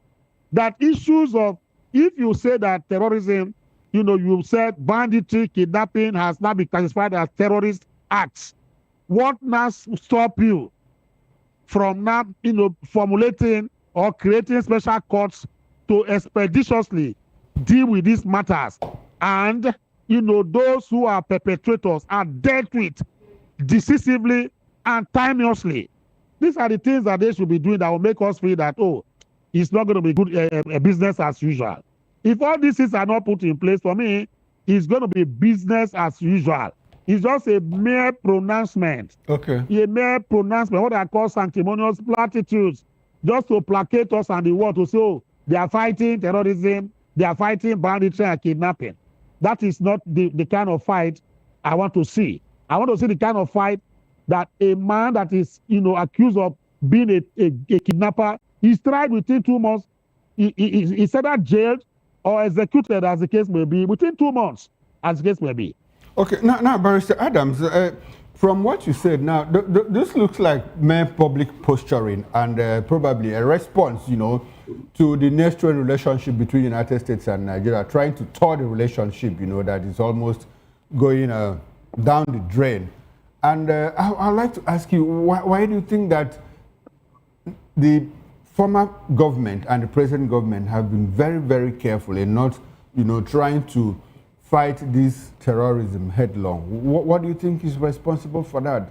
Could you hazard a guess? We saw the former president, Muhammad Buhari, may God bless his soul, when he came into, in fact, even before he came into office, there was this politicization of insecurity. The famous statement, people are killing my people, and any attack against Boko Haram is an attack against the North. Why do you think it's been very difficult for that administration and this administration, to fight terrorism headlong, despite the fact that the North bears the brunt of terrorism? Of course, we see these things coming down south, but majorly, basically, the North has borne, the brunt of it in the past 15, 20 years. Why has it been difficult for them to fight it? You see, if I will ask a rhetorical question, and that rhetorical question is that why is it that banditry, kidnapping, terrorism all emanate from the northern part of Nigeria? If you look at majority of those who are harassing the entire nation called Nigeria in the forest and bushes around, they are from the Fulani ethnic stock. There's no need for us to hide it. If you arrest any bandit today, or any terrorist today, or any kidnapper today, if you are likely to find that out of 10 of them, about 10 of them, they are all from a particular ethnic stock. So why is it that it is only for the issues of crime to the rest of us in the southern part of Nigeria? It's the same thing. So the reason is because of the fact that Buhari could not fight this terrorism. He could not fight insecurity. The same thing that Tinubu is doing because of the fact that the cabals in the north are aware. The question I've asked is that why is it the Sultan of Sokoto, the Emir of Kano and Gwandu? These are powerful emirs in the northern part of Nigeria. They have not come out to stand their foot and say, look, enough of this banditry and terrorism in Nigeria. This is giving the Islam and the northern part of Nigeria a bad name. We say no to it. If they take the fight from the local level and collaborate, with the federal government, you find that these particular issues and tendencies will be reduced. But rather, they are supporting it. High-profile Fulani men from the north are supporting terrorists. Sheikh Gumi is one of them. The other man again, Baba Ahmed, or whatever they call the other young man, came up again and they should not go after them. So these are high-profile individuals who are supporting these people to do evil, as the case may be, because they come from their part of the country. Barrister Adams, that's the problem. We have a president from the south who people believe, Nigerians feel that he's not doing enough to fight insecurity. So what has it got to do with the north this time? Is it political? Is it tied to 2027, 2031, or what? What do you think? What do you see? Political. It is political. This is what happens. There's a prescriptive, a template, an agenda, by northern Nigeria to force on the rest of Nigeria whenever you have a southern president. Chibok girls removed Jonathan from office. If you are aware, about a year or two to election, just like we're having right now in Nigeria, in Tinubu administration, that was when Jonathan had the fiercest, from terrorist banditry and, kidnapping. I remember that a year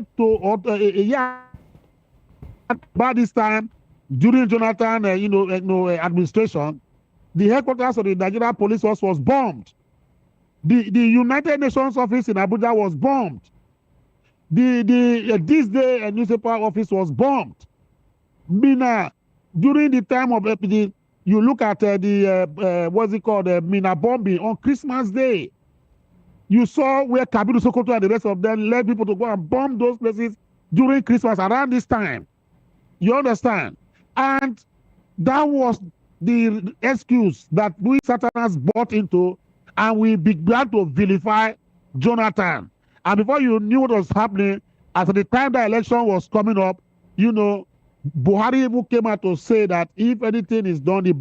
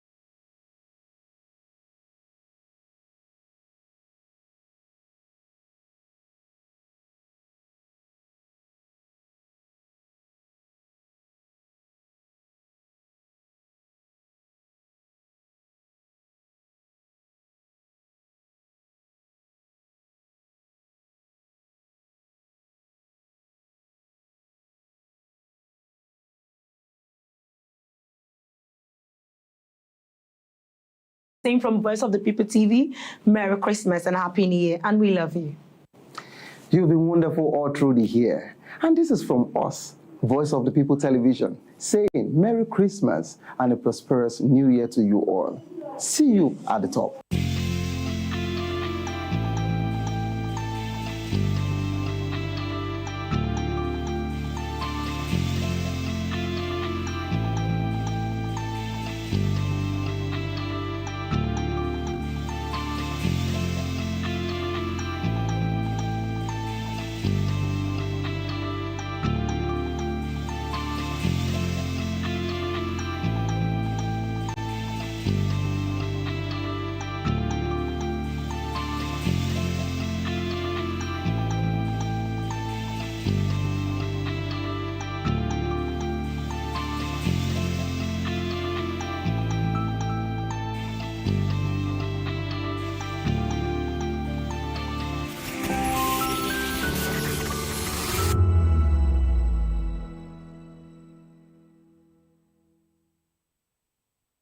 This is African News on Voice of the People.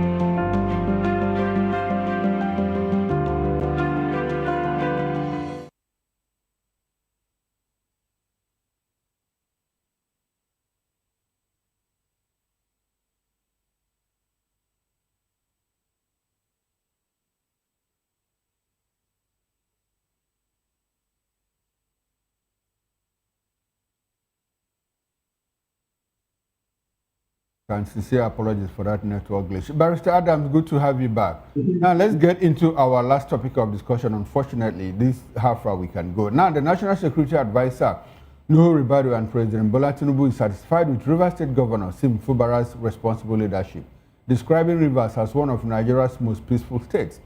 Speaking during a presidential delegation visit to Port Harcourt, Ribadu said the peace in the state reflects strong collaboration between the federal and state governments, particularly in advancing dialogue and stability in Ogoni land, which he described as a turning point for Nigeria. The delegation highlighted ongoing federal projects, including the East-West Road, planned dualization of the Bonny-Bodo Road, the Lagos-Calabar Coastal Highway redesign to pass through Ogoni land, and progress on the Ogoni cleanup. Fubara reaffirmed support for Tinubu's Niger Delta agenda, crediting the president's boldness in addressing decades-old Ogoni issues, noting gains in infrastructure, environmental remediation, and employment, including the hiring of Ogoni indigents by NNPC. Barrister Adams, what's going on here? What do you smell? The president has said, look, I'm impressed with your leadership a few months after reinstating Sim Fubara as the governor of Rivers State. And in all of this, the federal government had a delegation go to Rivers State. It was led by National Security Advisor Nuhu Ribadu in the company of Dave Umahi and other people. And the FCT minister, Rivers Indigene, you know, the power broker in Rivers State was left out. What do you see? What do you smell? Hello, Barrister Adams, can you hear me?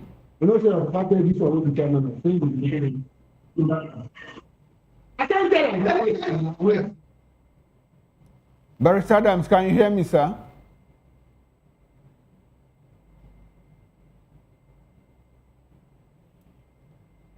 Hello, Barrister Adams, can you hear me?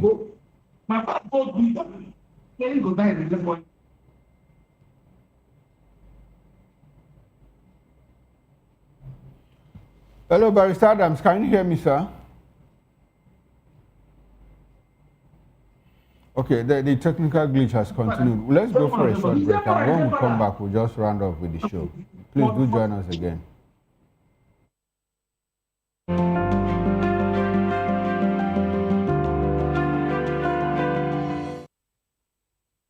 Uyi Osarite is my name. I am a friend of the microphone. I talk and get paid, and I look forward to being in your studios. Voice of the People TV. That name is unique, and the brand is very sweet. I like the packaging, picture qualities, camera qualities, and then of course, the quality of human beings that I see sometimes on your channel. I'll be like, well, this TV station will go places. Voice of the People TV. Oh yes, you are on to Voice of the People TV. Live here in Benin City, the cradle of black civilization. What are you waiting for? Tune in, bro. Hey guys, what's up? How you all doing? They call me Isha Nelson One, your #1 celebrity host, and you are watching Voice of the People Television, VOP. Stay tuned. On Edu Dialogue, we bring you fresh ideas and conversations, shaping the future of learning in Nigeria and beyond.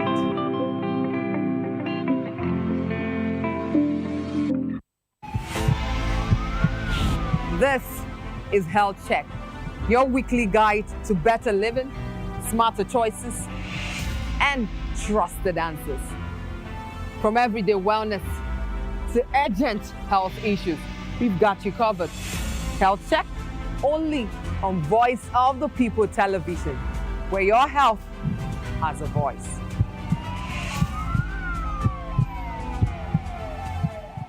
Mr. Ofamiloni, and here's to VOP TV. Keep watching, stay tuned, do not touch that dial. Arara, my name is Made Kuti and you're watching BOP TV. Keep watching. Welcome, my name is Zika Davis. Distinguished ladies and gentlemen, boys, viewers, everybody, boys and girls. This is VOP TV. Do you know what that means? Voice of the People TV. You don't have a voice, don't come here. You better make sure your voice is heard. Welcome to the locker room, the home of football talk that matters. I am Jerry Arpillon. Join us every weekday, Monday to Friday at 5 p.m. Nigerian time, as we share the hot takes and hot debates in the exciting world of football. And joining me are the usual suspects, Ikechukwu and Mayowa, as we break down all the hot takes and everything that's happening in the football. Don't just watch football, live it with us. Catch us on the locker room and Voice of the People Television at 5 p.m. Nigerian time. And like I always say, if not going to the talk, please the sport. And it's Hakim Ziyech who puts the Atlas. Are you ready for the extraordinary? Something big is happening on your screen. Introducing VOP TV. Now streaming on SLTV channel 264. From breaking news to captivating conversations, news analysis, giving you all sides to the story. We break in-depth discussions on the issues that matter, from politics to sports, entertainment, and lifestyle. VOP TV on SLTV channel 264. Join us as we redefine what television means to you. Voice of the People Television, VOP TV. Now you have more than a voice.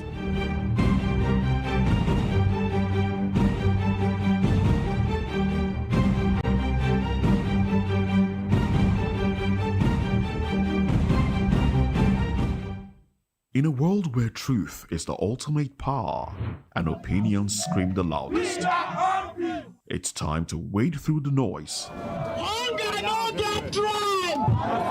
Hunger no get religion! And scan the human interest and trending topics that matter. Stay tuned to The Issues, your plug to the stories making the buzz, from politics to science and technology, social justice, and more. Let's tackle the tough questions and expose the truth. The Issues on Voice of the People Television. Don't just react, understand.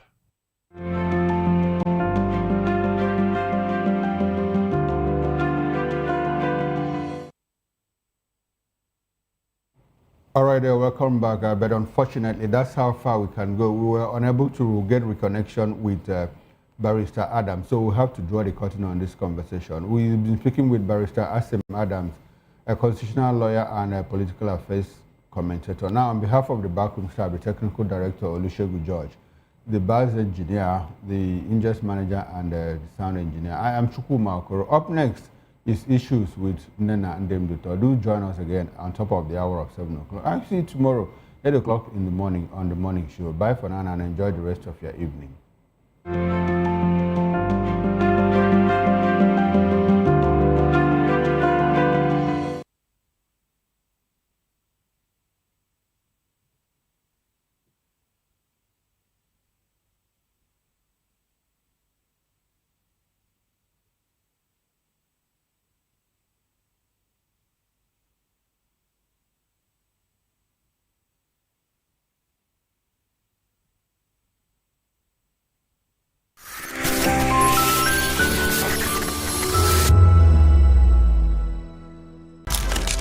In a world where power shakes with every headline. In a nation full of questions. In a world filled with noise, the truth needs a voice. The policies that shapes our world and the economy that determines our future. Every hour, every day, the grapevine keeps buzzing. And together, we are committed to telling the stories that shape our world because your voice is our focus. Don't forget, our voice matters the most. Let us come together and share our concerns.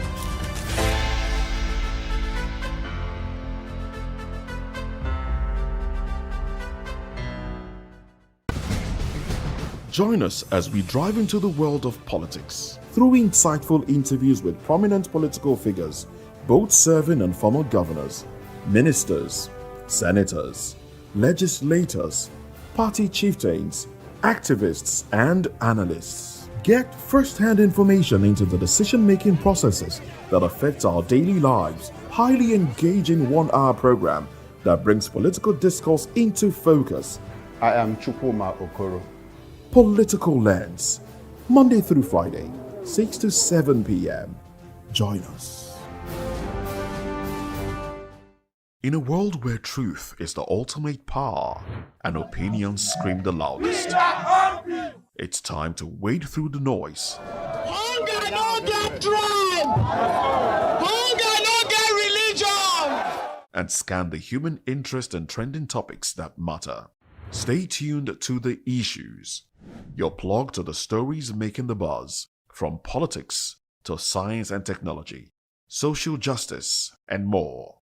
Let's tackle the tough questions and expose the truth. The Issues, on Voice of the People Television, Mondays to Fridays, 8 to 9 p.m. The Issues. Don't just react, understand. Voice of the people, you can hear me now. My name is Patrick Doyle, and I wish that you continue to echo the voices of the people. Big up VOP TV. You don't need to go far. VOP has you. VOP will ever always have you. Thank you.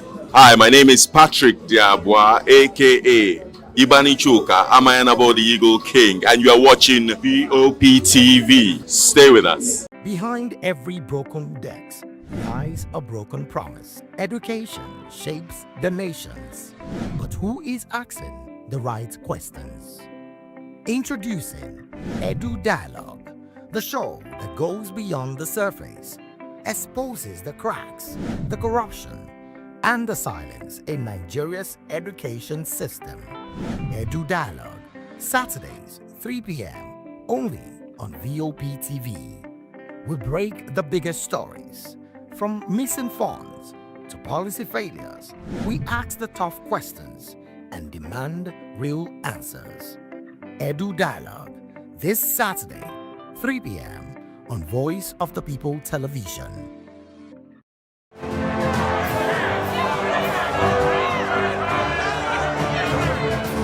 Do you want your voice to be heard? Do you know that you matter in the scheme of things? The People's Voice, the show where ordinary citizens take center stage as we discuss the biggest stories that affect you and I. With you in mind, we facilitate lively discussions, debates, and interviews on the topics that matter most to you and I, from social justice to economic empowerment, education to healthcare, governance, and more, tackling tough topics and amplifying your voice. Join the conversation and make your voice count. The People's Voice. Make your voice count. Are you ready for the extraordinary? Something big is happening on your screen. Introducing VOP TV. Now streaming on SLTV channel 264. From breaking news to captivating conversations, news analysis, giving you all sides to the story. We break in-depth discussions on the issues that matter, from politics to sports, entertainment, and lifestyle. VOP TV on SLTV channel 264. Join us as we redefine what television means to you. Voice of the People Television, VOP TV. Now you have more than a voice.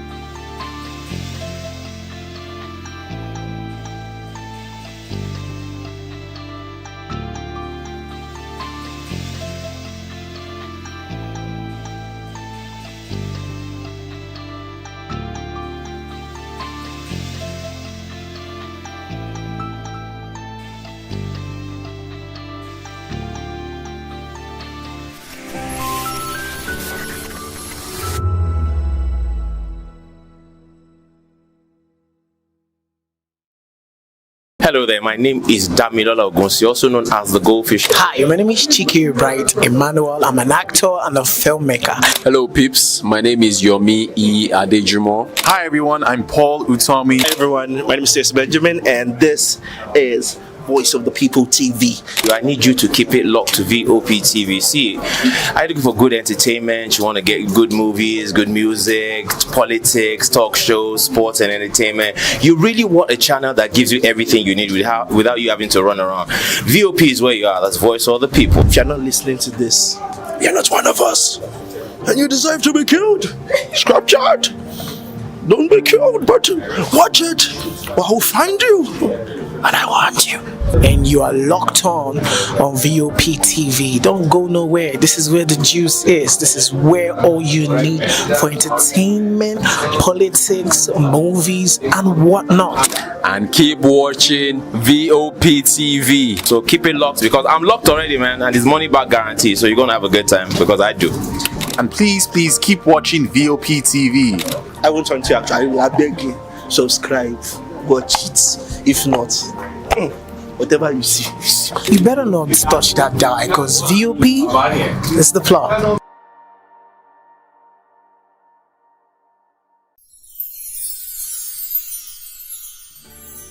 It's a season of love, a season of joy, a season to celebrate you because you deserve it. From all of us at Voice of the People TV, we only want to wish you a very merry, happy Christmas and a prosperous new year ahead.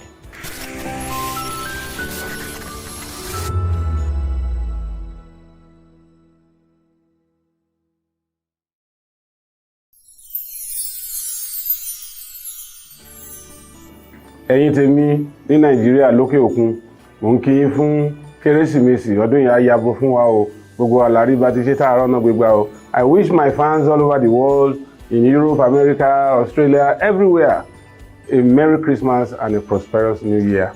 Catch ya next year.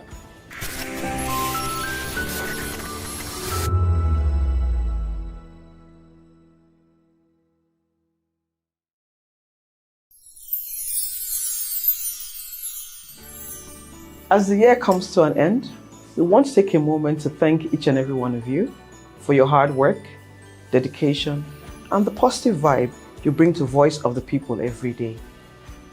From all of us on the HR, we would like to say Merry Christmas, a happy, prosperous, and healthy New Year. Thank you.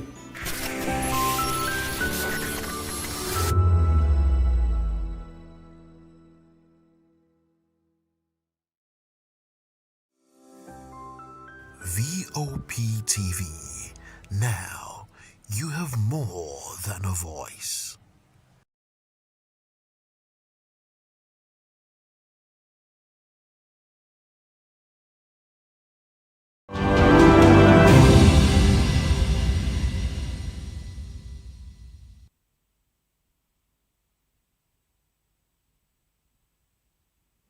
Hello Nigeria, it's another exciting episode of the Issues and Voice of the People television, and we bring you the most important and pressing issues shaping our nation today. I am your host, Nenna Ndomdioto. Today on the issues, we're examining the complexities of Nigeria's politics and governance. From NBA calling for suspension of Tax Reform Act, to Katsina governor urging Nigerians not to blame governors alone for economic hardship. Also, Makinde discloses Wike has freedom to support President Tinubu. Join us as we break down the fact and provide context to help you stay informed. We'll take a break, and when we return, we'll dig deeper into these topics. Don't go away.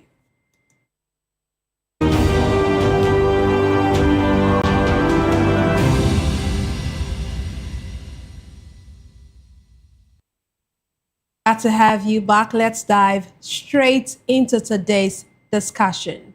The Nigerian Bar Association, NBA, has called for the suspension of the recently passed Tax Reform Act, citing what it describes as serious concerns over alleged alterations made after the bills were approved by the National Assembly.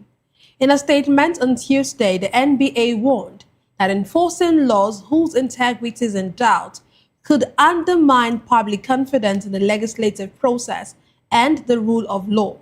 The association insists that the controversy must be fully resolved before implementation continues.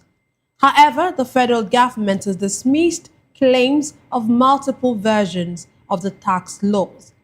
The Minister of Information and National Orientation, Mohammed Idris, says only one valid version of the legislation exists. According to the minister, the government is confident in the legislative process and has urged Nigerians to await the outcome of the National Assembly's ongoing probe into the matter. He emphasized that the administration remains committed to transparency and due process. Okay, joining us today, I'm delighted to be joined by two distinguished guests. Here in the studio, we have Dr. Peter Anosike. Anosike is a philosopher, development economist, and a best-selling author. He's also an erudite commentator on economy, finance, politics, and power. He's also the author of the most talked about book titled Abuse of Power: How Democracy Turned into Tyranny of the Few. We also have a guest joining us virtually. But first, let's start with Dr. Peter. Dr. Peter, the Nigerian Bar Association has are they justified in calling for the suspension of the tax laws? Well, I stand with them. What they are saying is the real thing. There's no way that you can implement something that its integrity is questionable.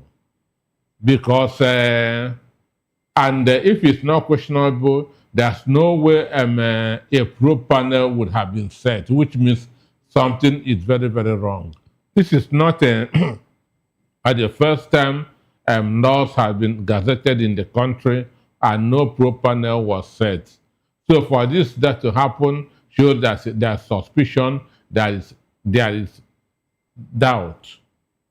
So if we have a listening federal government, what they should do is to suspend it until all the doubts are cleared. Understand?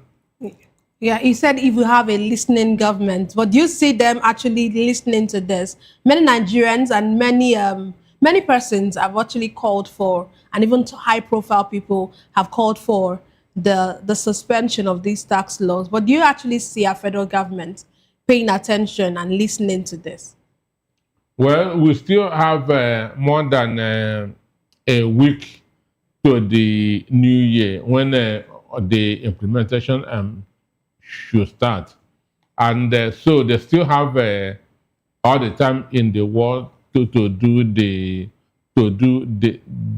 needful. So there's a difference between when an individual calls, just like maybe somebody in the opposition, and when a credible body like a Nigerian Bar Association calls. So their own is more worthy than individuals making calls. So let us see what would come out of it. Okay, the minister claims that only one version of the law exists. What do you make of this? Like, he's still claiming that to him there's only one version of the law. I told you here yesterday that I don't believe the minister because he had disappointed over and over. So the words of the Nigerian Minister of Information is not what you can take to the bank. Yesterday, he told us that they have resolved every diplomatic issues with the United States. Today, I saw a different thing. So I don't believe him. If it's just only one document that exists, then what is the essence of the probe panel that was set up, which he also acknowledged? Understand? Which he also acknowledged. So by him acknowledging that we should wait for the probe panel to do their work, means that that's a different version.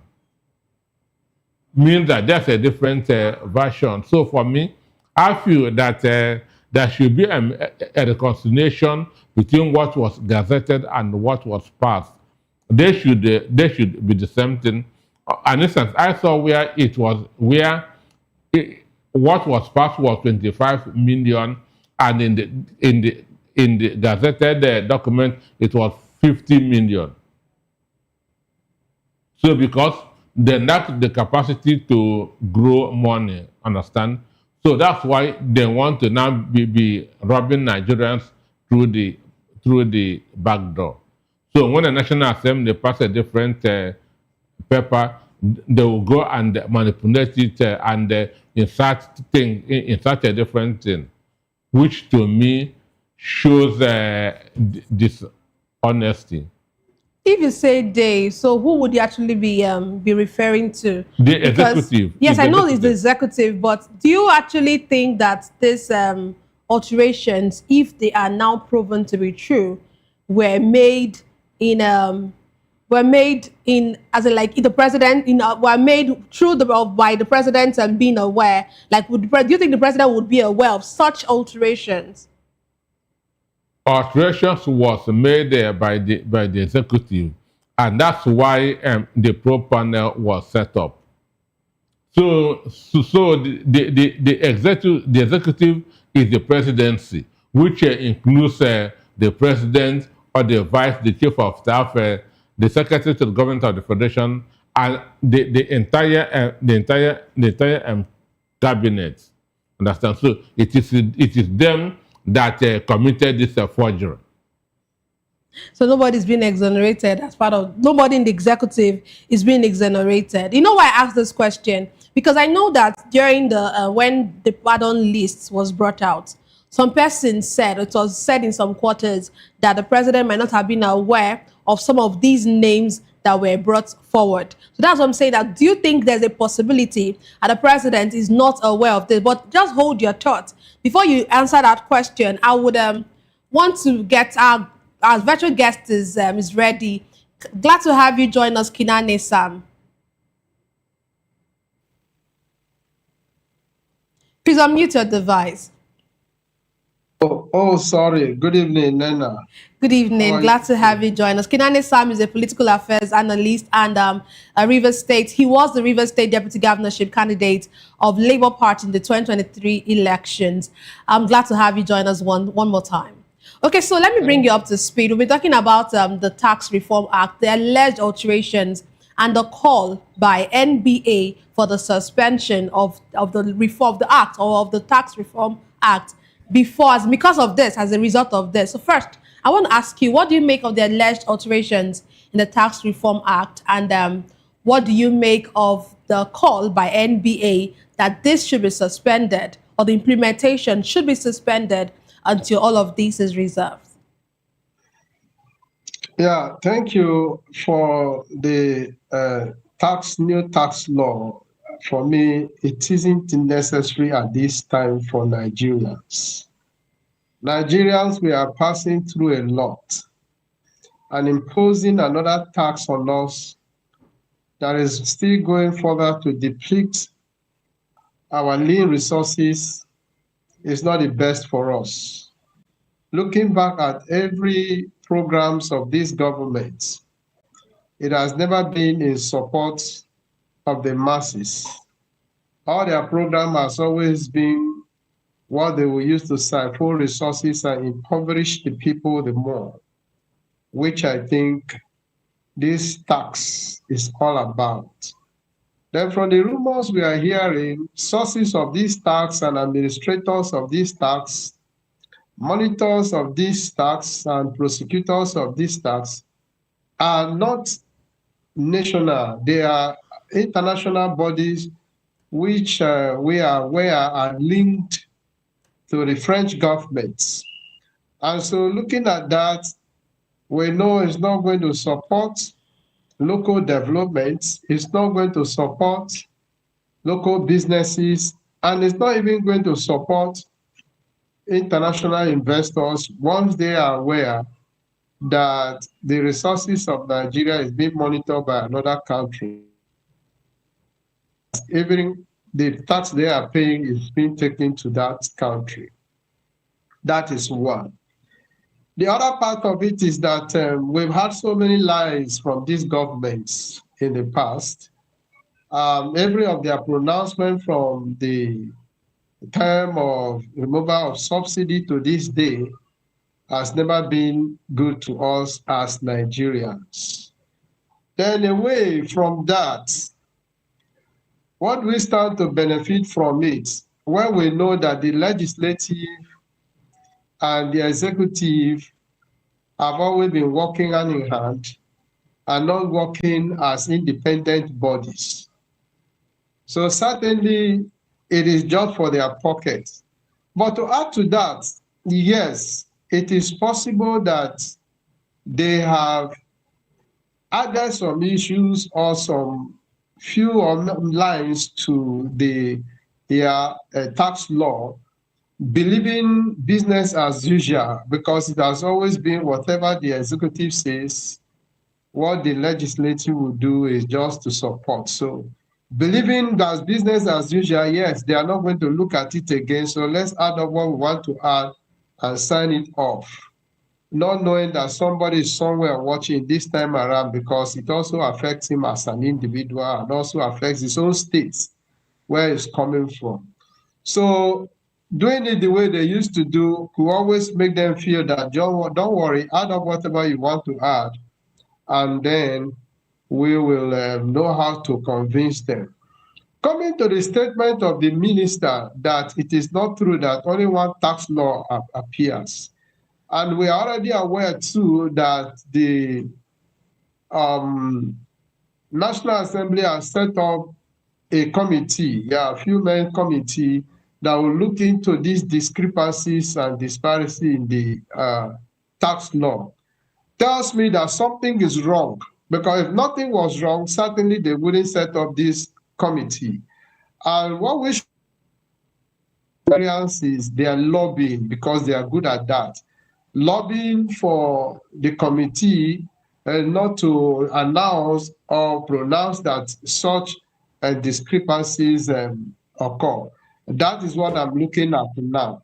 But for the fact that there's discrepancies, there have been additions, I am convinced, 100% convinced that there have been additions, because the government we are talking about are a government that are never reliable. I remember some time ago when we discussed this issue of tax, and I said it, that at the point of implementation, they are going to be selective. We are still yet to get to that point where they will be selective in implementing the aspect of it that will benefit them and telling you, let's suspend this aspect. Probably that is where we are heading to with all this statement that is coming from the people we expected to have been have some level of integrity in doing things. So we are disappointed as Nigerians in this government, and will continue to be disappointed until further notice, when we see if there are any differences in their way of doing things. It's been a government that is anti the people. They have been against us, and we will continue to talk, because if we don't talk, it's going to be worse. Now that we are talking, it's not making much or any impact. What about if everybody keep quiet and watch what they want to do? That's my view. Okay, thank you. But while you were speaking, you made mention that the investors wouldn't be happy that the tax paid are taken out of the country. But I don't know. I don't know if that's actually what I heard. But if it's actually what I heard, why do you think that the tax that we pay as Nigerians will be taken out of this country? Right. I said it, and you had me right. We are aware, or rather there are rumors that the French government, France, is responsible for this new tax law, where France will be monitoring every payment, every tax deduction that is done in Nigeria, and not just monitoring, having a percentage accrued to the French government. So what timing is that if such a thing happens or is true, then other investors will not want to come and invest their money and then see this money being taken away to France. And we're also aware that this was one of the conditions given to the government by the International Monetary Fund for them to be able to access loans. So since it is a government that is built on loans, they will do everything that is being subscribed to them by the International Monetary Fund, just like they removed the subsidy, giving us a lot of promises that we never saw the benefit of that subsidy removal. Same thing, they are bringing up this tax law so that the French government will monitor and as well support them to get more loan from the international monetary bodies. Yeah. Okay, thank you. I will come back to you. But first, let me come to back to the studio. Dr. Peter, I was saying something before we joined Kinane. Okay, so I was saying that I cited the issue or the instance of the pardon list, and so person saying the president might not have been aware of some names, and that's why I asked you that isn't there a possibility that the president is not aware of these alterations in this tax reform bill or act rather? If he wasn't aware, his attention had been drawn to it by the feedback. Understand? If he's not aware, his attention had been drawn to it. And mind you, the Lagos State, when the governor was, when Tinubu was governor of Lagos State, he has a tax firm, understand, which was in charge of all the tax being conducted in Lagos State, Alpha Beta. Understand me? So even when the APC begin to capture the other states in the Southwest, that same company was also in charge of many of the APC states in the Southwest.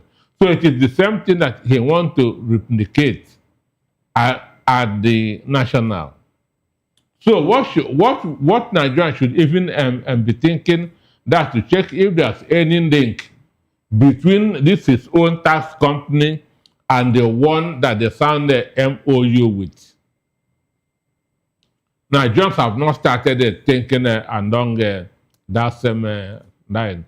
So we need that to first of all investigate this MOU that was signed, where the company is coming from, understand, and all the things around it, to know if Tinubu's own tax company has any business with it. Because the 17 trillion coastal road that was given to high tech, you know, Tinubu's family has interest in high tech. So I'm giving you references, understand? So we are now seeing a kind of an individual trying that to run should I call it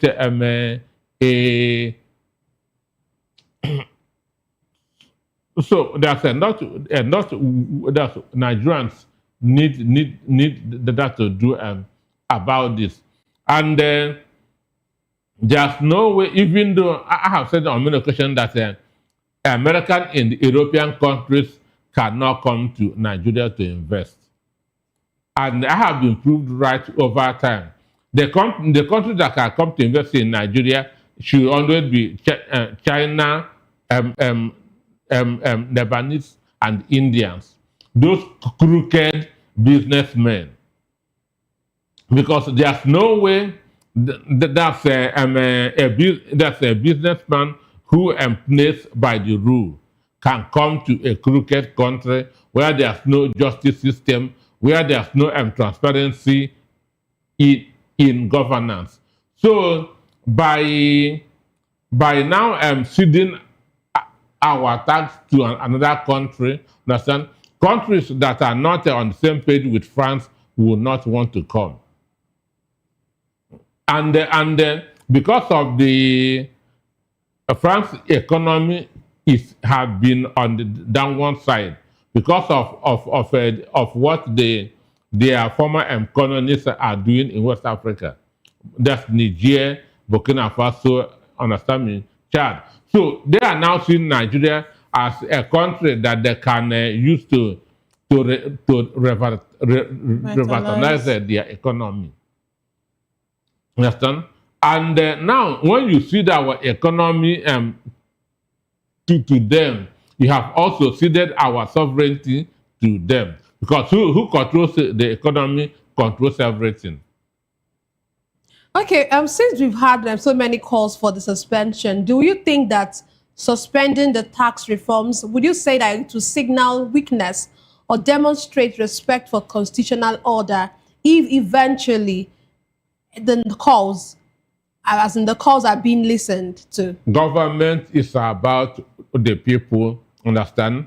Government is about other people. And you are there in government to serve other people. So when the people say, no, we don't want this, you must do what the people say. It doesn't show any form of weakness. Understand? When the people say, we don't want this, you have to respect them because you are holding their mandates. And this is even the worst time to impose further taxes on us. Because we have not even recovered from the subsidy and others. Understand? Nigerians have not gotten, since Tinubu came on board, we have not gotten anything from the government. They are just taking. All they are doing is taking. Nigeria have not gotten anything from the government, and it shouldn't be. It must not be. Subsidy is one of the things that people benefit from government. The headquarters of IMF is in New York. In New York, there are subsidy for electricity for no income earners. Understand? The headquarters of IMF, there are subsidy there. So why must government now say, Tinubu say subsidy is gone? So what are you now benefiting from government? So for me, they should not even a matter of suspension should be till after 2027. Understand me? It should be suspended till after the election of 2027. That is my position. Okay, let me go back to Kinane. Kinane, you know, the National Assembly have said that they are going to probe these particular alleged alterations. But would you say that there's a need for the National Assembly, to assert itself? We've seen National Assembly, we've seen some persons have actually called National Assembly a rubber stamp assembly. But do you think that this is a time for them to be able to assert itself more forcefully to protect its institutional authority? And do you really think that, do you see them also, that's another aspect of the question, do you see them doing something about this if eventually it is found out that there's a truth, or there's a truth, or there's a kind of an iota of truth to the alleged alterations? First and foremost, I want to say we've lost hope in the National Assembly. We do not trust them because, like you said, they've been a rubber stamp assembly. And so, having lost hope in them, we see this as one of those so-called academic exercises for them to be working. However, I stated it earlier, I smell a motive behind this. It's just not the National Assembly that has spotted that there have been inclusions in the new tax law. Other individuals who have access to the original and the final copies also have noticed that. Rather, what they want to do is to use this medium to deceive those people who have also raised concern outside the National Assembly and claim that there was no alteration and no addition by one, either submitting or resigning another copy, or just deceive us the way they want to deceive us. Two, In the same vein, they want to rewrite and submit another copy to the executive for resigning, because most of the things we see and we hear are done behind closed doors. And it appears our president is too busy through his aides, or rather the president's aides are too busy to read the lines of most of the documents that are being sent to the president for his signing. Reason being that the most important thing on their mind is how to kidnap money from Nigerians. The most important thing to them is how best they can rewrite documents of 50 or 5 million to be 50 million, or 5 billion to be 50 billion, or 5 trillion to be 50 trillion. Excuse me. That is the most important thing for most of those people who are aides to our president. But for the National Assembly, I don't expect anything special from them. And I don't think even if they go as far as bringing out some of these faults and correcting it to change the image we already have about them, they have to do more, much more than that. In the first place, there was no need for this tax reform, just like Dr. Peter has said. We are yet to recover from the past. And yet you are putting us through this stress again. We are human beings. And when they talk about crime in the country, these are the things that pushes people to crime. Because survival is an aspect of every human being created by God. And when survival is almost at the edge, you see people go into heinous activities to survive. Look at this period. People will just be coming out of the Christmas as usual, New Year, which is our tradition here. And comes January, when people were supposed to recuperate for the next year, you are putting heavy taxes on them. Quite unfortunately that even before these taxes come on, our banking system, our financial system is not strong enough to withstand all these pressures of taxation on Nigerians. And so even if they had wanted to conduct this tax, there are so much amenities that are needed to be on ground. Our means of financial transactions are not clear enough. There is a lot of ambiguity in them. These things have not been looked at. These things have not been put in place.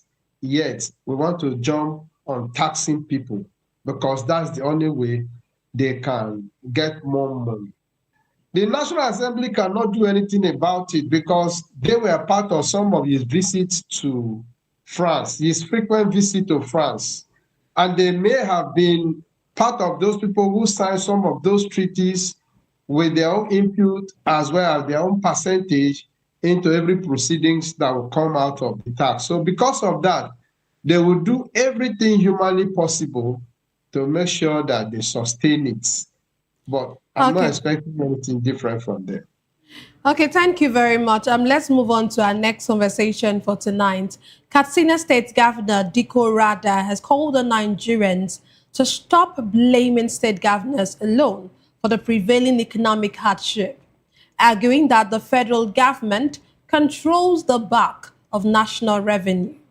The governor revealed that the federal government receives about 52% of federation revenue, leaving state and local governments to share the remainder. Governor Rada explained that while state governments face pressure from citizens over salaries, infrastructure, and social services, the financial capacity is largely dependent on federal allocations. He urged Nigerians to have a better understanding of how resources are distributed within the Federation, noting that meaningful economic relief requires cooperation and responsibility at all levels of government. The governor's remarks come amid ongoing debates over fiscal federalism, revenue allocation, and the rising cost of living across Nigeria. Let me come to you first, I was going to say Governor Peter. Let me come to you first, Dr. Peter. What do you make of this statement by Governor Rada? A sitting governor is saying that Nigerians, please don't blame us alone. You should direct your blame to the federal government. But the governors have been sabotaging themselves, understand? A lot of the governors have been praising that they are now getting more money. That's psychophancy. So they have been sabotaging themselves, just falling over heels to praise Boname Tinubu. I saw a video I don't know that if you saw it, even though it's AI, where Governor of Imo State, who both of them was cleaning Tinubu's shoe. Understand? I saw it on Facebook, so I commented, even though this is AI, but in reality, this man can even do worse. He can do worse than cleaning his shoe. Somebody that was elected the same way that you are elected. Understand? You are in charge of the sub-national. You now turn yourself into a housemaid of the president. You now turn yourself into a servant of the president. But Tinubu, as a governor, fought Olusegun Obasanjo. Tinubu, as a governor, never bowed down to Obasanjo. Understand? But these guys, all of them have become puppets. One, when they are saying that they are now getting more money, they are now getting more money, I was saying, what is the value of this money? What is the value of this money? About 10 years ago, it cost about 500 million to build 1 kilometer of road. Today, to build 1 kilometer of road will cost about 1.5 billion. That's depending on the area.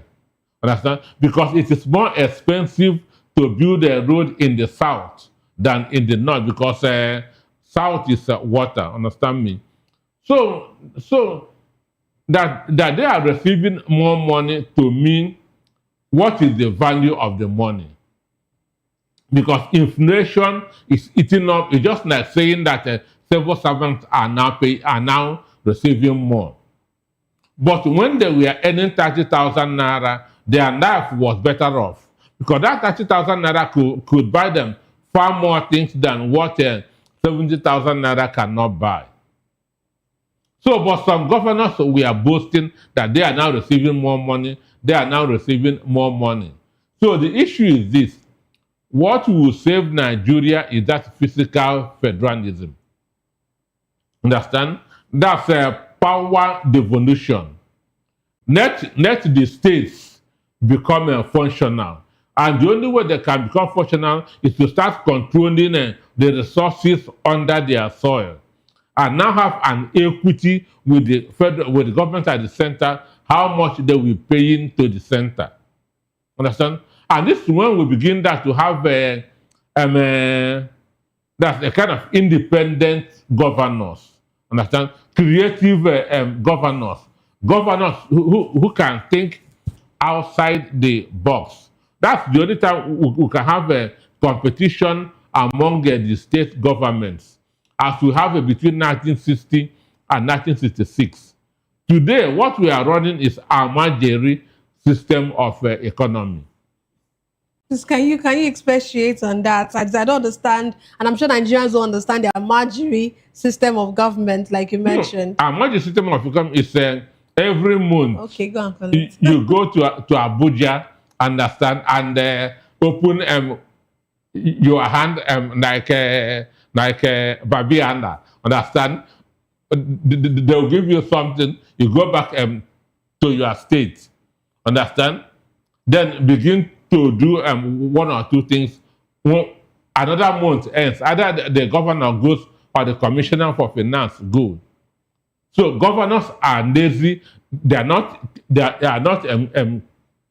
creative. And when vandals are destroying and are mining the minerals, the resources in their states, they will look unconcerned because they are not directly benefiting. Understand me? They are not that directly benefiting. Go to Ondo and bitumen is everywhere. Just scratch that soil a bit, you see it. But the governor of Ondo cannot harness it because it is under the control of the federal government. So there's no way Nigeria can develop this way. Okay, okay, thank you. Let me come to you, Kinane. Of course, you've heard Diko Rada, as the Governor Rada, and what he has said.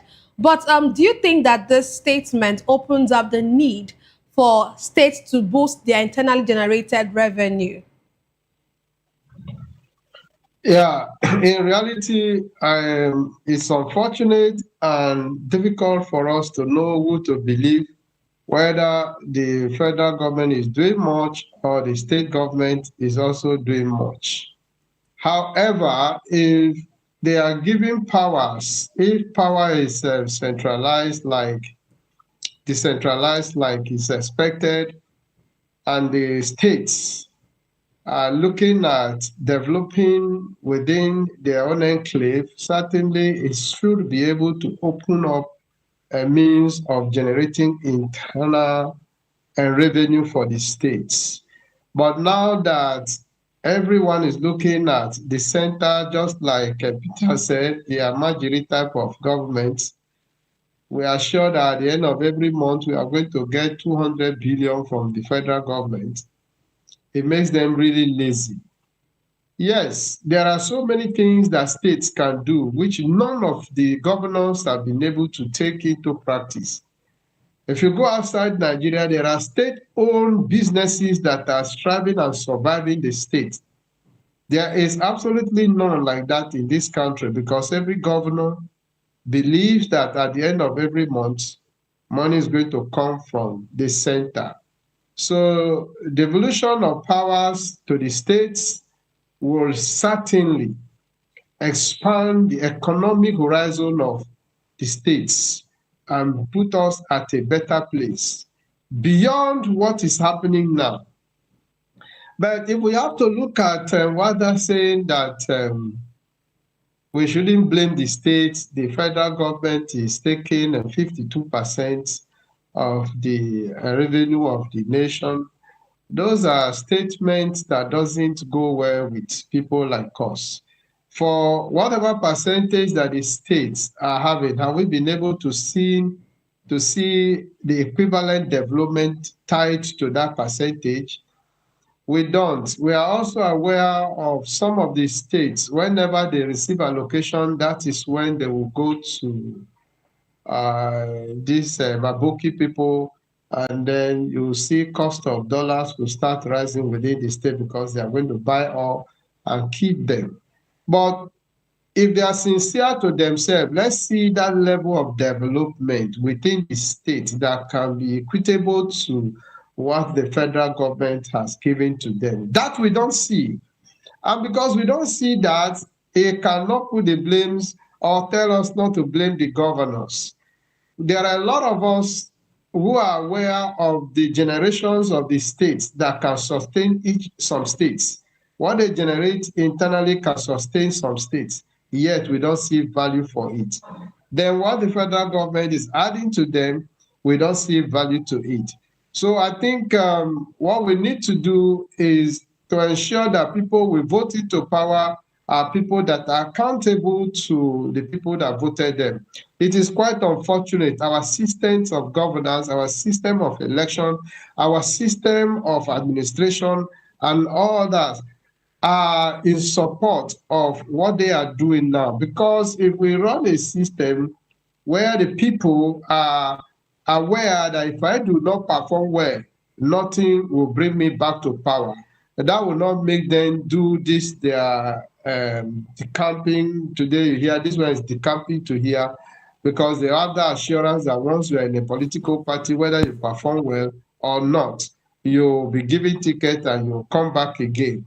Well, if it were that, yes, if you don't perform well, you are not coming back, nobody will want to decamp. Everybody will want to stay where they are and make use of every available resources and develop their own area. And let us see that, yes, you have developed your own, and because you have developed your own, this other man has not done it. People are clamoring that, yes, this man of Abia State is doing well. It's not because he is receiving something different from what others, but he has decided that he will use what he has to develop Abia State, and people are beginning to see value for it.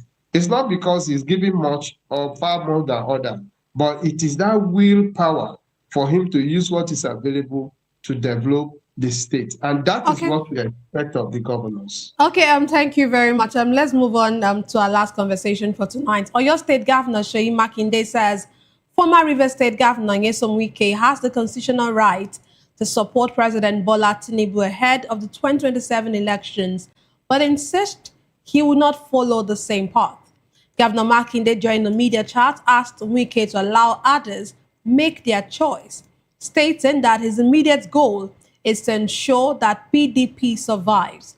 Meanwhile, also during the interview, Governor Makinde has declared that he's qualified to lead Nigeria, fueling speculation about his possible presidential ambitions in 2027. On the other hand, Minister of the FCT, Nyesom Wike, has maintained that he has no regret supporting President Tinubu since 2022, describing his choice as one based on principle rather than party loyalty. Dr. Peter, let's first come to, let's talk about Governor Seyi Makinde's, he said his biggest, trying to paraphrase now, that his immediate goal is to ensure that PDP survives. Is that actually how will I put it? Is that him being not even achievable? Yeah, before I even get to the point of it being achievable, is that him being a good citizen or being, very, very a good citizen, or is it because of his personal ambition of becoming president?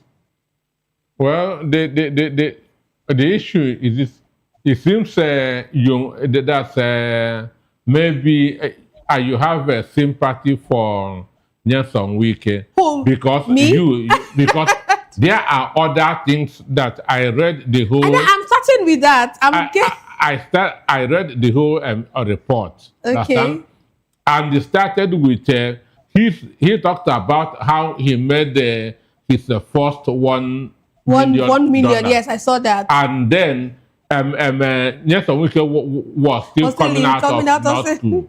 Understand? And from there, he became a local government chairman, which means all the money that Wike has been spending has been state money. He has never made 1 million naira of his own, which we know. Understand? And he also talked about in the meeting where he said that he will hold PDP down for Tinubu till 2027. But I don't have to make. I can't actually tell all of that in my story. You should you should let the world know the kind of person that Nyesom Wike is. That's why I said that. I'm not being you have a sympathy for him. The world should know the kind of that Wike is a crooked person. Understand me? So the issue is this: one, this is a free world. Understand? Freedom of association and so on and so forth. Everybody has the right to support whoever that person wants. But in supporting Mr. A, you shouldn't hold Mr. B down. Understand me? If you are supporting Mr. A, you shouldn't hold Mr. B down. This is where Nyesom Wike is getting it wrong. He has every right to support Bola Tinubu, but he must not destroy other people. He must not destroy other people. Nobody is holding him from supporting Tinubu. But in supporting Tinubu, he rigged the election in Rivers State, which the good people of Rivers State did not vote for APC. Understand me? So, and as of him trying to rebuild the PDP, He cannot. He can, if he really have a foresight, he should know that INEC has even rigged him. Understand? INEC has even, because INEC is on the side of Tinubu and Nyesom Wike. An instance, any convention that INEC did not cover is deemed illegal. So INEC did not cover the emergence of Turaki. Understand? Which means tomorrow, Turaki cannot give any party member presidential, say this is our presidential candidate. So they did not cover their Ibadan convention, but went to Osun and Ekiti and covered those ones. So INEC is involved in this bad game.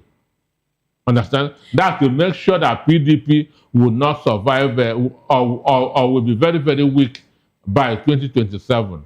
Okay, let's go to Kinani because of time. We're almost out of time.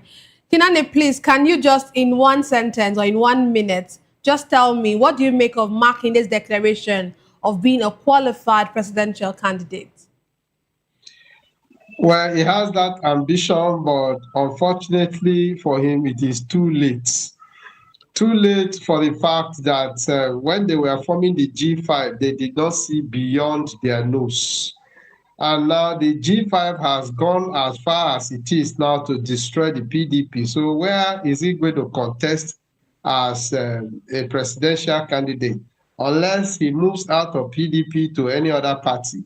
So some of the things that we are seeing people are enjoying today, be rest assured, even the Wike, he will be destroyed with time, with some of the things he's doing now, just like it has happened to Makinde now, because he's becoming or getting aware of himself that the support they gave to Tinubu in 2022 for the 2023 election has brought them thus far. As far as we are concerned, there is no PDP and there's nothing they can do. Thank you. That's where we'll draw the curtains on today's show. Thank you very much, Kinani, for joining us all the way from Port Harcourt. And thank you, Dr. Peter, for being with us in the studio. That's all for today's episode of The Issues. We explored the challenges facing Nigeria's politics and governance. Thank you so much for being a part of this show. Don't forget to tune in next time for more in-depth analysis and discussion. Follow us on social media to stay up to date on the latest news and insight. Until next time, stay informed. I am Nnenna Ndomdioto. This has been The Issues on Voice of the People Television, where the future faces forward. Please don't forget to stay tuned for Hashtag with Vivian and Ikechukwu by 8 p.m. Don't go away.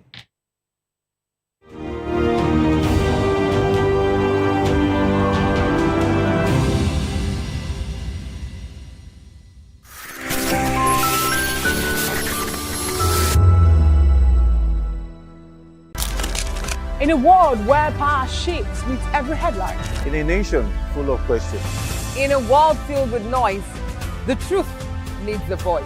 The policies that shapes our world and the economy that determines our future. Every hour, every day, the grapevine keeps buzzing. And together, we are committed to telling the stories that shape our world because your voice is our focus. Don't forget, our voice matters the most. Let us come together and share our concerns.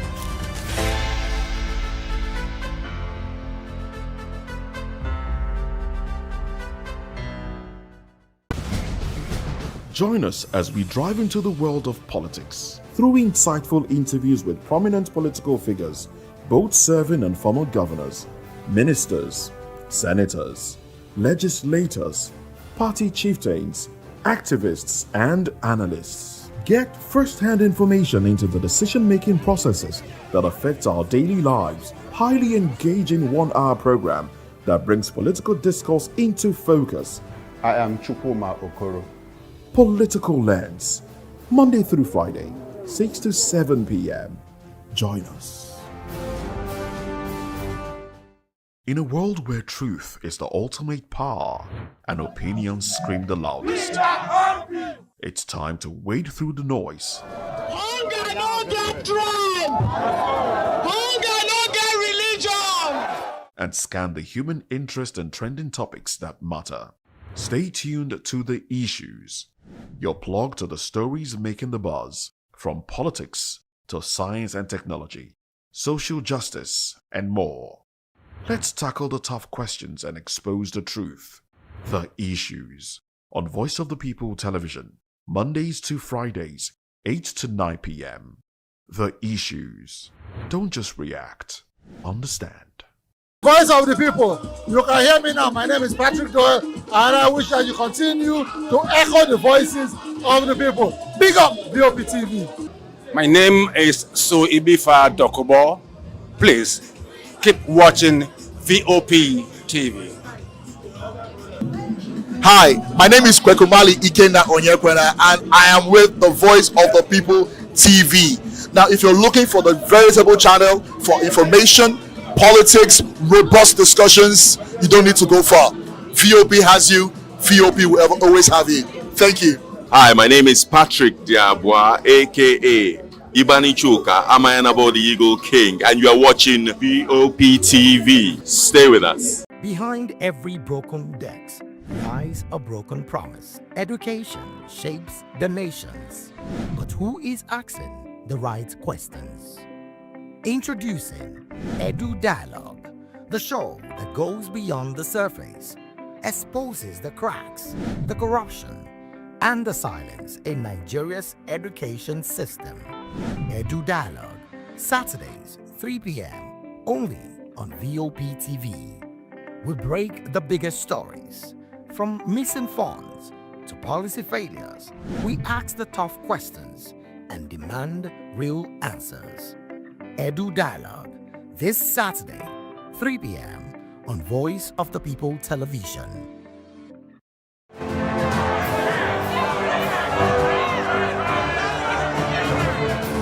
Do you want your voice to be heard? Do you know that you matter in the scheme of things? The People's Voice, the show where ordinary citizens take center stage as we discuss the biggest stories that affect you and I. With you in mind, we facilitate lively discussions, debates, and interviews on the topics that matter most to you and I, from social justice to economic empowerment, education to healthcare, governance, and more, tackling tough topics and amplifying your voice. Join the conversation and make your voice count. The People's Voice. Make your voice count. Are you ready for the extraordinary? Something big is happening on your screen. Introducing VOP TV. Now streaming on SLTV channel 264. From breaking news to captivating conversations, news analysis, giving you all sides to the story. We break in-depth discussions on the issues that matter, from politics to sports, entertainment, and lifestyle. VOP TV on SLTV channel 264. Join us as we redefine what television means to you. Voice of the People Television, VOP TV. Now you have more than a voice.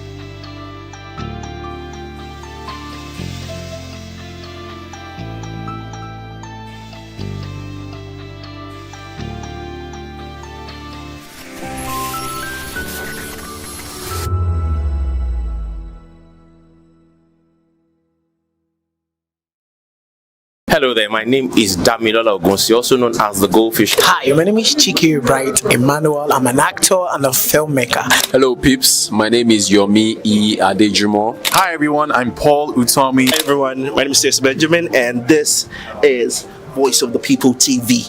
I need you to keep it locked to VOP TV. See, are you looking for good entertainment? You want to get good movies, good music, politics, talk shows, sports and entertainment. You really want a channel that gives you everything you need without you having to run around. VOP is where you are. That's Voice of the People. If you're not listening to this, you're not one of us.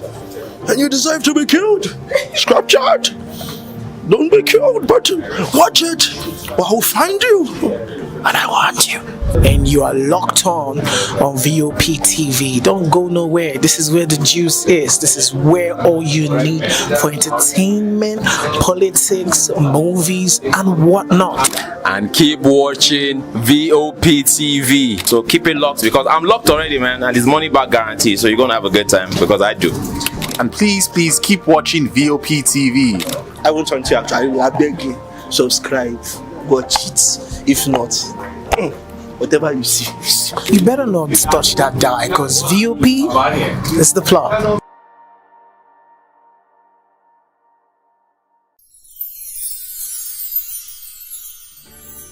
It's a season of love, a season of joy, a season to celebrate you because you deserve it. From all of us at Voice of the People TV, we only want to wish you a very merry, happy Christmas and a prosperous new year ahead.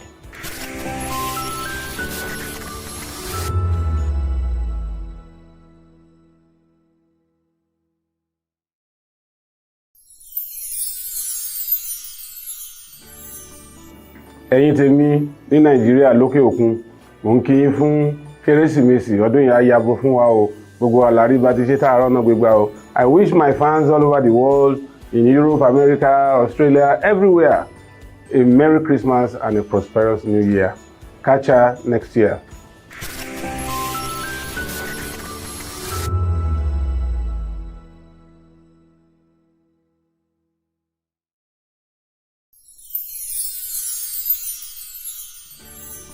As the year comes to an end, we want to take a moment to thank each and every one of you for your hard work, dedication, and the positive vibe you bring to Voice of the People every day. From all of us on the HR, we would like to say Merry Christmas, a happy, prosperous, and healthy New Year. Thank you.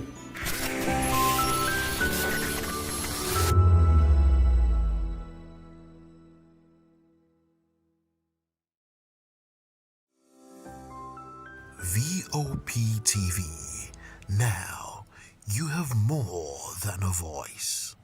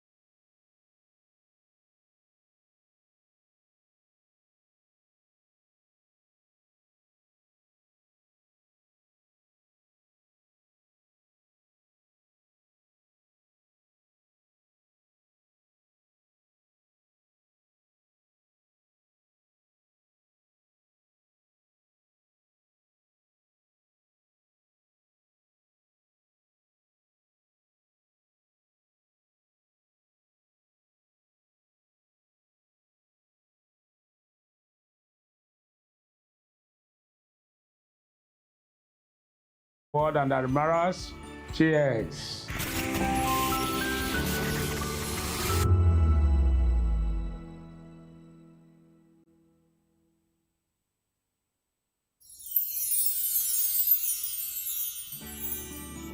ẹ̀yin tèmi ní nàìjíríà lókè òkun mò ń kí yín fún kérésìmesì ọdún yìí á yabo fún wa o gbogbo àlàrí bá ti ṣe tààrọ̀ náà gbégbá o. I wish my fans all over the world, in Europe, America, Australia, everywhere, a Merry Christmas and a prosperous New Year. Catch ya next year.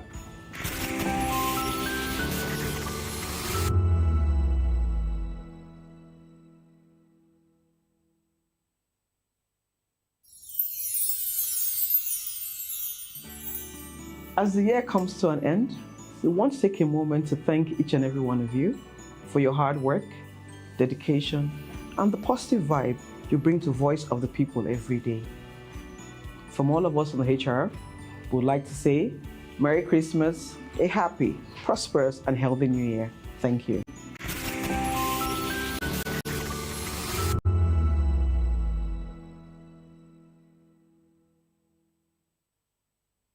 From the views on the street, we go to bed empty hunger, to the blaring horns of a hustling city, the loudest voices of the common man got a medium to be heard. This particular administration, they were coming unprepared. It's not a bad thing to renovate the president's lodge. Through top-notch programming, unbiased reportage of news, sports, business, entertainment, and cultural documentaries, Voice of the People 90.3 FM became a symbol for 21st century media. And now, a new baby is born. Voice of the People Television, VOP TV, youthful, full of vigor and penchant for excellence in the continent's media space, exposing the wrongs, applauding the rights, dissecting the news without fear or favor, through factual and accurate stories and contents. Corruption kills three things that makes a society. Representing the interests of the people and giving them a voice. Voice of the People TV is here to stay towards building a fair society. VOP TV, Voice of the People Television, truly a voice for the people. This is to wish you a wonderful, spirit-filled and Merry Christmas from Matthew Ogunswada. This year has been so amazing with you in it. And that's why we're saying from Voice of the People TV, Merry Christmas and Happy New Year. And we love you. You've been wonderful all through the year. And this is from us, Voice of the People Television, saying Merry Christmas and a prosperous New Year to you all. See you at the top. In a world where power shifts with every headline. In a nation full of questions. In a world filled with noise, the truth needs a voice. The policies that shapes our world and the economy that determines our future. Every hour, every day, the grapevine keeps buzzing. And together, we are committed to telling the stories that shape our world because your voice is our focus. Don't forget, our voice matters the most. Let us come together and share our concerns.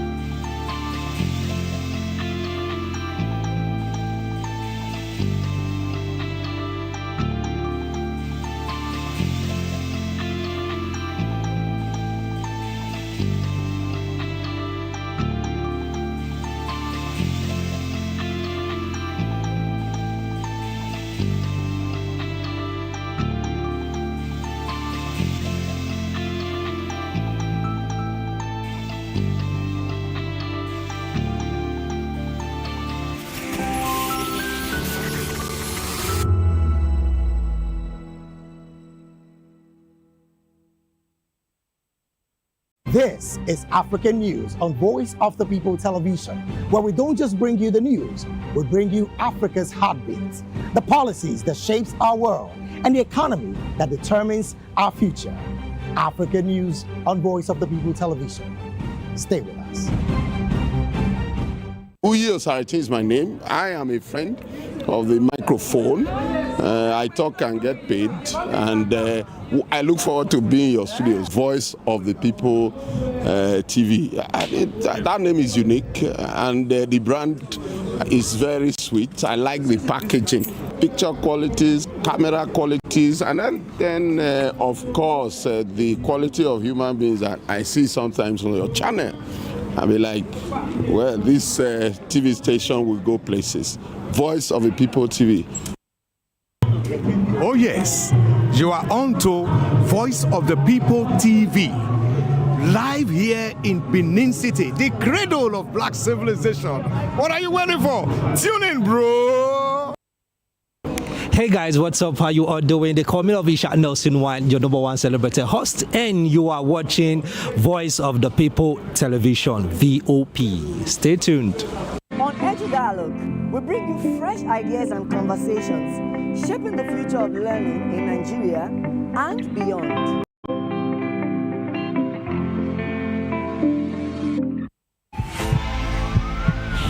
This is Health Check, your weekly guide to better living, smarter choices, and trusted answers. From everyday wellness to urgent health issues, we've got you covered. Health Check, only on Voice of the People Television, where your health has a voice.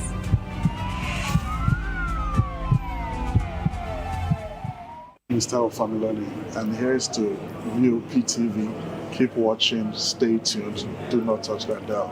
Arara, my name is Made Kuti, and you're watching VOP TV. Keep watching. Welcome, my name is Zika Davis. Distinguished ladies and gentlemen, boys, viewers, everybody, boys and girls. This is VOP TV. Do you know what that means? Voice of the People TV. You don't have a voice, don't come here. You better make sure your voice is heard. Welcome to the locker room, the home of football talk that matters. I am Jerry Arpillon. Join us every weekday, Monday to Friday at 5 p.m. Nigerian time, as we share the hot takes and hot debates in the exciting world of football. And joining me are the usual suspects, Ikechukwu and Mayowa, as we break down all the hot takes and everything that's happening in the football. Don't just watch football, live it with us. Catch us on the locker room and Voice of the People Television at 5 p.m. Nigerian time. And like I always say, if not painting at all, please just go. And it's Hakim Ziyech, who puts the Atlas. Are you ready for the extraordinary? Something big is happening on your screen. Introducing VOP TV.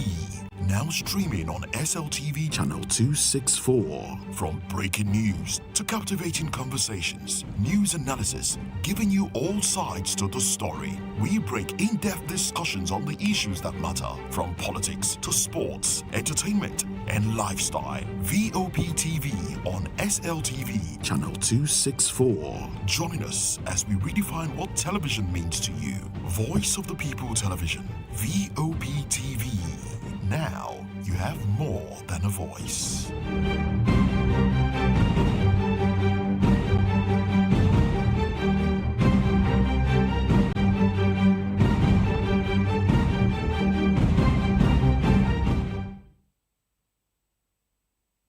In a world where truth is the ultimate power and opinions scream the loudest, it's time to wade through the noise. Hunger no get tribe. Hunger no get religion. And scan the human interest and trending topics that matter. Stay tuned to The Issues, your plug to the stories making the buzz, from politics to science and technology, social justice, and more. Let's tackle the tough questions and expose the truth. The Issues on Voice of the People Television. Don't just react, understand.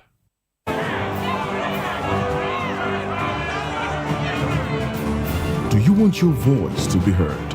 Do you know that you matter in the scheme of things?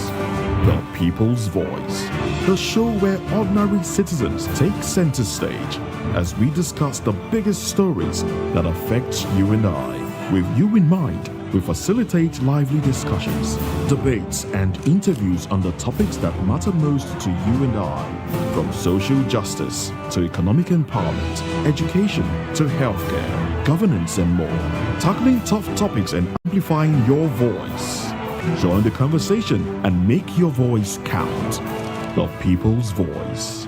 Make your voice count. Good evening, Africa. My name is Mama Kore, actor, model, producer, and I'm giving a big shout out to VOPT.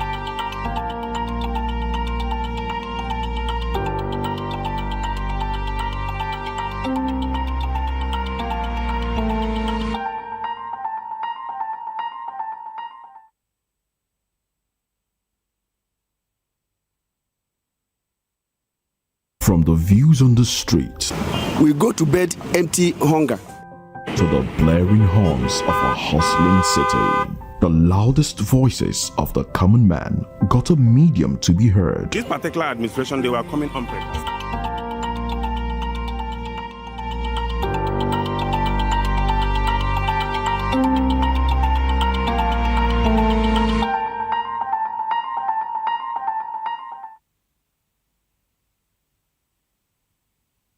Welcome, guys. The show is Hashtags right here on VOP TV. My name is Vivian Oguche. Apologies for coming on board a little bit late, behind schedule. It was due to technicalities. But without further ado, let's get this show on the road. This is where we're going to tell you all things trending and all things topical. And if this is your first time, accept a very warm welcome from us. I say us because this is a collabo.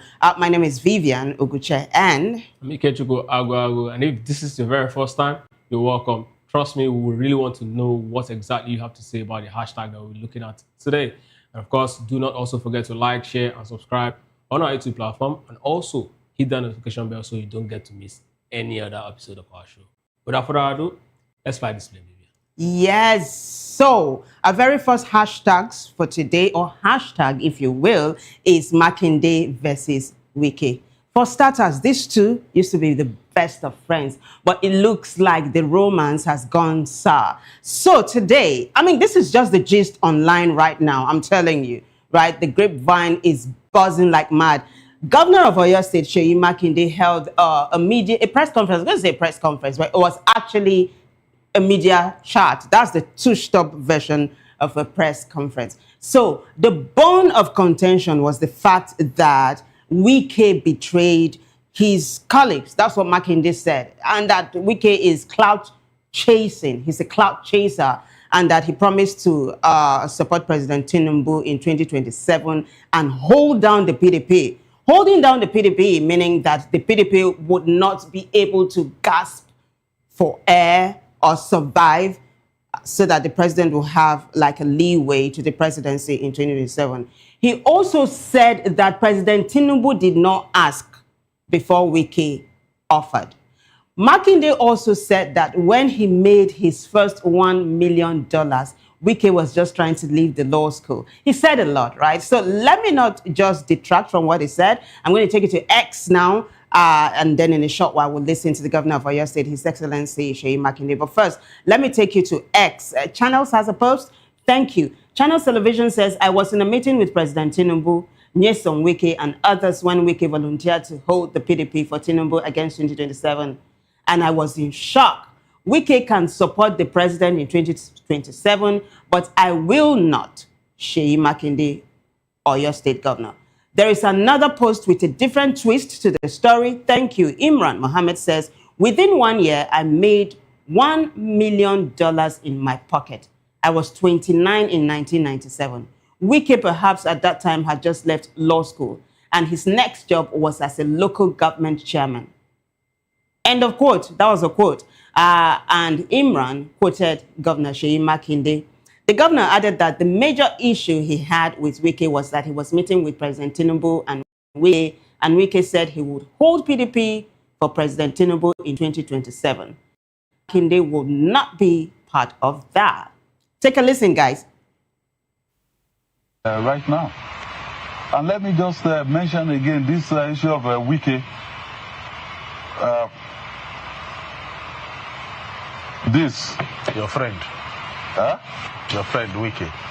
My friend, Wike. Okay. So this was the exact first contract that Mobile gave to Macron. I was 29. It was $1 million. Within that 1 year, I made $1 million in my pocket. I was 29. 1997. Wiki perhaps at that time just left. He just left law school, and then his next job after that was local government chairman. Trajectory was, yeah, I don't beef anybody. But the real issue is that I was in a meeting with the president and Wike. And I'm saying this, in an open chat. The president's chief of staff was also in that meeting, and a few others. And Wike said to the president that, well, sir, I will hold PDP for you, against 2027. I was in shock. So we got up, we got to the veranda. I said, Wike, did we agree to this? I don't like talking about people, and I will not talk about people or talk about events. But I'll talk about the real issue. The real issue is that Wike would like to support the president for 2027. That's fine. It is within his right to do that. But also some of us that want to, ensure that democracy survives in Nigeria. We don't drift into a one-party state, and we want to ensure that PDP survives. It should also allow us to do our own thing. That is just the issue between me and Wike. And I confided in a mutual friend of us. After that, is the governor of Oyo State, Seyi Makinde. Now, before we go back to what netizens are saying, Ikechukwu, what do you make of this whole drama? It's a big deal, right? Very big deal. I think Seyi Makinde finally, has actually confirmed the speculation a lot of persons have about, what's going on between Wike and the president. I mean, a lot of persons have actually talked about the fact that Wike actually sacrificed, the PDP, even in his own state and even nationally, to ensure that the president have an inroad to 2027, smooth sail, no opposition. PDP is obviously the biggest opposition after ASC. They have the biggest spread as we speak today. So if the PDP can actually be more like an abandoned vehicle, then of course it's good for the opposition, which is the APC in power. So definitely, from all indication, that means whatever a conjecture or so what used to be speculations is now it's now factual, because fact. A man who claimed to be in the room, I mean, he's a governor. He claimed to be in the room where this actually happened. Now, a lot of persons will be asking, okay, why is it taking him this long before he's coming out to talk about what really transpired? Like I always say, it's all about interest. Now his interest obviously doesn't align with whatever it happened that day. And that's exactly why he's coming out to actually spill the beans. Well, he said categorically that he was not going to support the president in 2027. Absolutely, it's good. And yeah, he said he wanted democracy to thrive in Nigeria. He doesn't want a one-party state. But see, this is the modus operandi is what does it for me. This is Wike's style. He's the one that does a media chat every month. So his friend is saying, oh, you want to play this game? The two can tango. I guess that's what he's doing. That's why they say the easiest man to actually kill a man is the man that's closest to you, because he definitely can actually tell how he's going to go about it. He understands your move, and that's exactly what he's played. Now, the onus lies on Wike to come out and debunk whatever it is the governor is saying. But trust me, I don't think that's what. I think he's just going to come out with a next level of beef. I'm talking about the FCT minister. But the interesting thing here is that the man is still a governor. So I'm trying to look at the beef, he's going to actually have. Wike is also the FCT minister, who used to be a former governor. Seyi Makinde has no business with the FCT. Who has a very good relationship with the president right now. Trust me. The president, as much as the Nigeria entirely is his constituents, right? The president will also not want to see the Southwest destabilized. Yeah. It is a fact. So on that ground, definitely, and if you understand how the Southwest is, Oyo State is a very peculiar state. Trust me. you don't want to mess with that part of the country. So it's like a swing state, right? Definitely. Yeah. In the southwest, they have huge influence across board. So the president obviously understands. For me, if I were to be the president, what I would do is I'll just allow the both of them, you guys are PDP guys, go do your thing, fight as much as you can. You are the FCT minister, is the governor, play whatever policies you want to play. But trust me, Seyi Makinde is the governor of Oyo State, and he is going to remain so until 2027. And the president is known to do that, right? You remember how he kept mum when there was this huge row between the FCT minister, Wike, and the naval officer, the young naval officer over land, Yerima, in the FCT. The presidency till date has not said anything about that. Who knows? They might just do what you're saying. And I like what he's doing, right? The president in cases like this, because the truth is, this thing actually directly doesn't affect him. So why would he want to actually, pick a fight? This is exactly a classical way of saying choose your fight. Yeah, and I remember you saying that's what Peter Obi should do, learn how to choose his fight. Yes, exactly. But the thing is, the grapevine is buzzing. I'd like for us to go back to X so you see what netizens are saying regarding this presidential media chart powered by the governor of Oyo State, Seyi Makinde. Let's do it. Hashtag Makinde versus Wike. Abdul says, I'm heartbroken by the PDP crisis. Makinde's refusal to join Wike in handing the party to Tinubu in 2027 is pure courage. This isn't just party politics. It's about saving Nigeria's democracy from becoming a one-party state. Without real opposition, accountability dies and Nigerians suffer. I stand with Makinde. We must protect our multi-party system at all costs. Nigeria deserves better. The Hope says, a fascinating blend of autobiography and political shade. Wealth becomes credential, timelines become weapons, and alliances turn transactional. The subtext is clear. Nigerian politics is less about ideology and more about who arrived early, earned fast, and refuses to rent loyalty. Gosh, that's deep. The next one, let's continue to take a look at the responses, shall we? It is hashtag Makinde versus Wike. Omo Oba Adekunle says, Governor Makinde owes Wike loyalty and appreciation. If not for Wike, Governor Makinde may not become governor. He made attempts with SDP, but he failed woefully. Kudos to Wike. Orisefemi says, can he tell us how he made the $1 million? Which business did he do that year? Which investment yielded that much? Or which property did he sell? I think he said it was a contract from Mobil, if you listened to the beginning of that interview. More reactions. Let's continue to take a look at them now. So, Kenochi Kentimo says, people are reading the comments and shouting, Wike. For me, I am deeply impressed with His Excellency Seyi.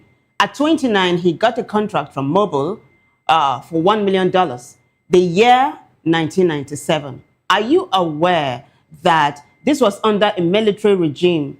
Ask yourself, what value can you give to get a job of 1 million? Ask. Global says Wike is trying to be useful to the president. That's going to be hard going forward as Fubara has also joined APC. But people are saying that the relevance of Wike to President Tinubu is waning. But what played out, actually, we are done with this particular hashtag. I'm sort of rolling us to the next hashtag. What played out in the National Assembly today would lend credence to the fact that it looks like Wike is still very, very relevant when it comes to politicking and when it comes to him being relevant to the president. So this is what happened. 2 lawmakers from Rivers State today, Green Chamber, the House of Representatives, 6 senators defected from the PDP to the APC. So that's the crux of the matter now. And we have a couple of videos to let you know actually how this one is panning out. So first, let me take you to X so you take a look at the first post that's going to lead us to the first video. Let's do it. So Imran Mohammed says, 2 senators from Rivers State loyal to Wike officially defected from the PDP to the APC today in the Red Chamber. There are Senator Alwell representing Rivers East Senatorial District, Senator Barry Mpigi representing Southeast Senatorial District. Take a listen, guys, as the Senate President, Godswill Akpabio, announces this latest development. the effective and hardworking National Secretary of the All Progressives Congress.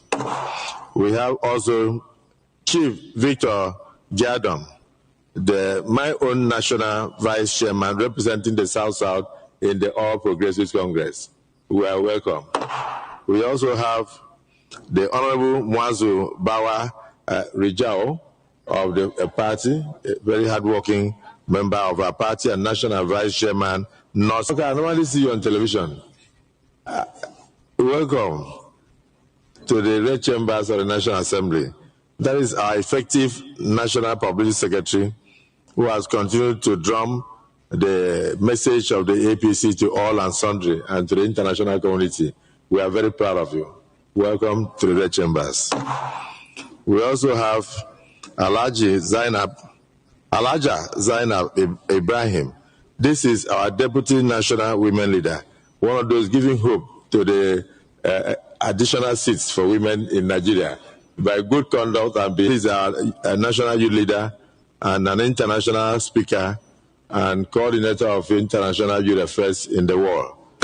We have also Honorable Durosimi Meseko, Deputy National Public Secretary of our great party. You are welcome. We have also Chief Anthony Okocha. He is the state chairman of the All Progressives Congress in Rivers State, who will soon take these people to go and enjoy themselves and celebrate the victory of Rivers State that is coming in 2027 in APC. Okocha, congrats. Did you hear how the Senate President Godswill Akpabio said the victory of Rivers State as it is coming in 2027? But what he did was to welcome the new senators who just defected from the PDP to the APC. And then he was reading out the names of the APC members that accompanied the defecting senators. But this thing is also playing out in the Green Chamber, like I said at the start. So let me take you back to X now. So we take a look at the post that's going to introduce us to the next video. It is hashtag Rivers Lawmakers. So Ambassador Pastor Okezi Atani says, 6 Rivers State representatives in the Nigerian House of Representatives, known for their loyalty to former Governor Nyesom Wike, have officially defected from the People's Democratic Party to the All Progressives Congress during today's plenary session. And then he goes on to name the defecting lawmakers as Honorable Barb, Honorable Obuzo, Honorable Decker, Honorable Hart, Honorable Amadi, and Honorable Nweke. And he says this move comes amid ongoing political realignments in Rivers State, following earlier defections by Governor Siminalayi Fubara and members of the State House of Assembly to the APC. It further weakens the PDP's position in the state. Of course, the Senate President alluded to that fact clearly. Take a listen to what happened in the Green Chamber today.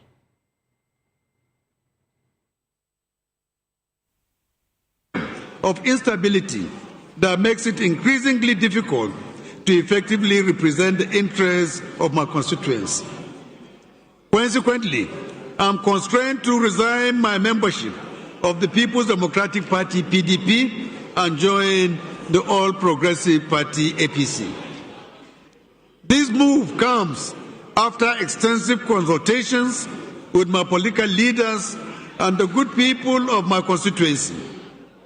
While I remain grateful to the PDP for the platform provided to me in previous years, my primary commitment is to the progress of my constituency and the nation, a goal I believe is now best served through the All Progressive Congress, APC. God bless the Federal Republic of Nigeria. Thank you, brother, Mr. Speaker. Honorable Felix Uche Nweke, member representing LMA, Tai, Oivo Federal Constituency of Rivers State. Honorable Felix, congratulations. All right, like Red Chamber, like Green Chamber. So it looks like lots of things are going to continue to happen regarding defecting from the PDP to the APC when it comes to Rivers State. And hey, Rivers State does not have a monopoly on this. I mean, for months now, we've been seeing a gale of defections from other opposition parties to the ruling APC. You know, I don't know. It's what Seyi Makinde says he's trying to avert a one-party state. Ikechukwu, you want to jump on this before we take a look at what netizens are saying? Well, it's not surprising. I mean, after the final meeting between the president and Siminalayi Fubara that led to him officially announcing his defection to the APC, a lot of us actually saw this coming. A lot of lawmakers will definitely finally move because, like we also talked about, that December is going to usher in a lot of defection. A lot of politicians will move, looking at possible. The possibility of them keeping their chance in 2027 election. So this is exactly one of it. And a lot of them are actually looking at the position they are in, knowing that it's most likely that APC is going to win Rivers State, or even if APC doesn't end up winning Rivers State, but then in presidential election, they'll definitely have a very good showing. And then the governor is most likely going to return because they have the grassroots support. Because now they control virtually all local government. So the political architecture of the state now is very much in the hands of the APC. So you definitely want to see the political benefactors, which are the House members and the senators, also want to actually defect because they also want to align with the choice of their people who officially have actually defected. The choice of their people? Yeah, the people, the grassroots people who actually defected to the APC, because they are definitely going to be the ones who will vote them in, from the caucus level. Is that really the choice of the people? Well, that's what we want to say, because at this moment, if the local government reflects that they are all APC, the entire state, aside 3 local government that remains PDP in the state, it means that that's the choice of the people. Yeah, but I heard you say once upon a time that these governors who are defecting are not the ones that will decide the results of elections at the end of the day, when push comes to shove or when the rubber meets the road. Yeah, absolutely. Are you singing a different song now? I'm not actually singing a different song. What I'm saying is that, it's a state affair at this point, right? I'll give you an example of what I'm saying. In 2011, right, when Jonathan was actually running for presidency, right, the first time he's actually contesting as a presidential candidate, in Imo State, the elders actually gathered, and Rochas Okorocha was actually an APC, candidate at a point. Jonathan actually went there, and the consensus was like, hey, we can actually definitely give you our vote as our own person. But then when it comes to the state affair, it's going to actually remain a state affair. So it's definitely going to be for Rocha. Yeah. So that's exactly what is going to play out in Rivers State. For the presidential, the president might not end up winning the state. So you're saying this is a state affair? Absolutely. For the state level, it's definitely going to remain in the hands of the APC most likely. But federal is going to be actually a very different ballgame. Let's see how it pans out, shall we? So we go back to X, so you see how netizens are responding to this hashtag Rivers Lawmaker. We have a couple of responses, and it's just going to be a representative of the larger picture. Let's do it, shall we? Thank you. Rapurichi says they should continue defecting to the APC, but I know their political interests will eventually cause the APC to implode. Even some people within the APC will defect to other parties for their own survival. One more. So Proudly Nigerian says politics is dirty. Soon they will align with Fubara and wash Wike's dirty linen, right? Yeah. To him, just to keep their seat. What do you make of these two reactions, really? A couple of them. So the thing is, politics is a very interesting game. Do you think the APC will implode? Absolutely. See, every empire would definitely crumble at some point, and it starts within. Like the Roman Empire? Yes, every single empire. Like the Persian Empire? Every single empire. Even America as it stands. The day America will definitely crumble as the world leader, they definitely have to implode from within. But take a look at one of the oldest monarchical system. I'm talking about the UK's, what's it called now? Yeah. The monarchy has not crumbled. That empire is still standing strong. No, that's actually not what it's about. It's this. Look at when the British have control over many countries, when they have, the influence America has now as the world leaders. So at that point, they also lost, So you're saying they are not as strong as they No, they've lost their power. But the empire has not crumbled. No, the empire has crumbled when it comes to world affairs. Right? Yeah, but you were saying that you told me yesterday that what? You were talking about politics. I was talking about politics yesterday. I said one of the hallmark of politics, or one of the things that actually define politics. I mentioned 3 things. I said power, hypocrisy, and I also talked about the last one, which is betrayal. And I remember shaking my head and saying, yes, you said no. So this is exactly what they're actually pointing towards, right? Betrayal will definitely happen, and it's all about, dog eats dog. I want to actually climb. You're the man who is standing in front of me. All I need to do is to look at the president and say, hey, I have something that, this man doesn't have. This man has actually overstayed his welcome. And that's exactly why the only way, to actually remain active in politics is to actually go by, the words of former British statesman. That's when he was actually making a quote when he said that, to change, right, continuous change leads to actually for you to be perfect. So at this point, if you want to actually be, you want to remain relevant in politics, you have to, continuously. So it's called evolution, right? Absolutely. That's how growth comes about. about. Thank you very much. Yeah, I mean, it's all about evolving. Yeah, it's also metamorphosis from one stage to the other. But hey, why don't we leave politics for now and go to something else that's trending? It is 2Baba again, and the Pulse. If you know the Pulse NG is big on entertainment. So they put up this post and they caught Two-Face and his ex-wife, Annie, together with Nasboy, who Ikechukwu told us once upon a time used to be a naval officer. No, Sweet Abiola is the one who used to be a naval officer. Okay, Nasboy happens to be an influencer, normal. Okay, and he was caught with this other dude that you were talking about in a video. That's why I had it mixed up. But hey, that's a picture. You're going to be seeing the post in a short while of 2Baba, Annie, and then said Nasboy. Pulse Nigeria says Annie Macaulay, 2Baba, and Nasboy hanging out together. Some are saying this can't be true, that it's a throwback, but Pulse is saying it's not a throwback, it just happened. So let's take you to the comment section. I just pulled out a couple of them.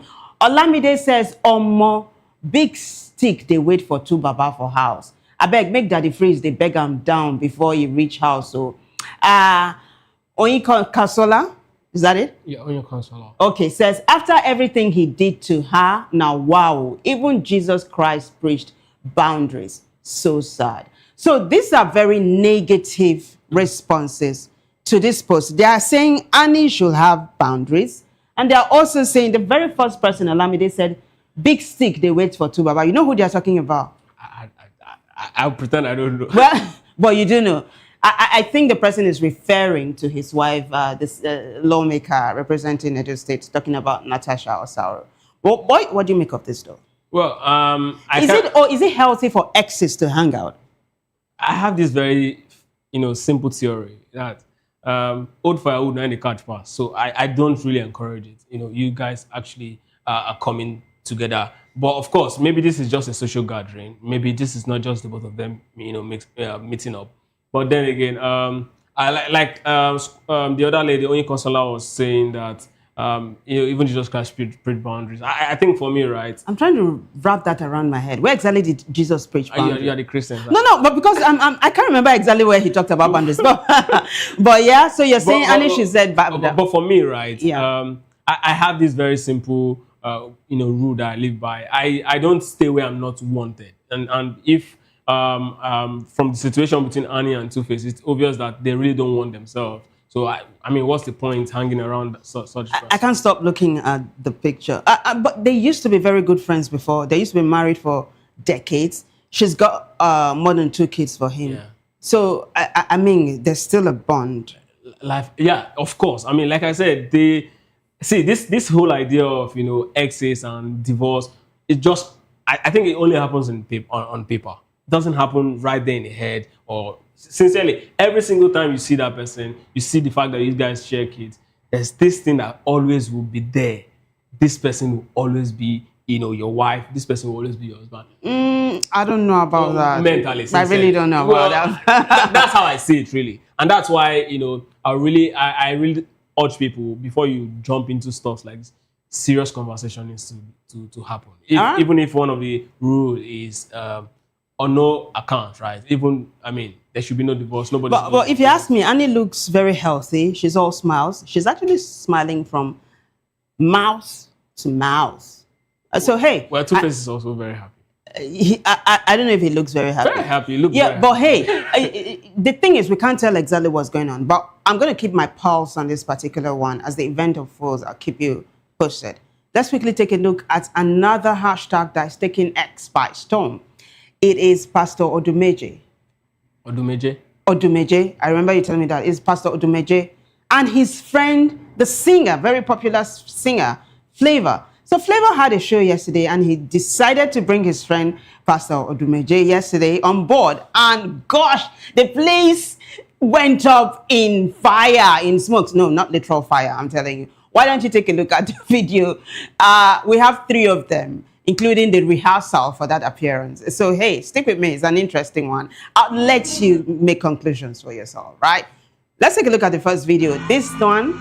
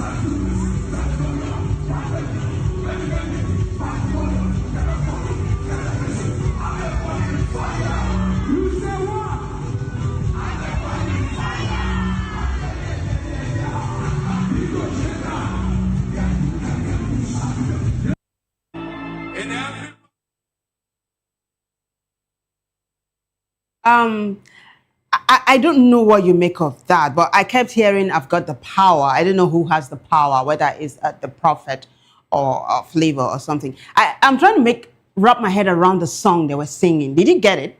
Yeah, I think I've heard the song before. And okay.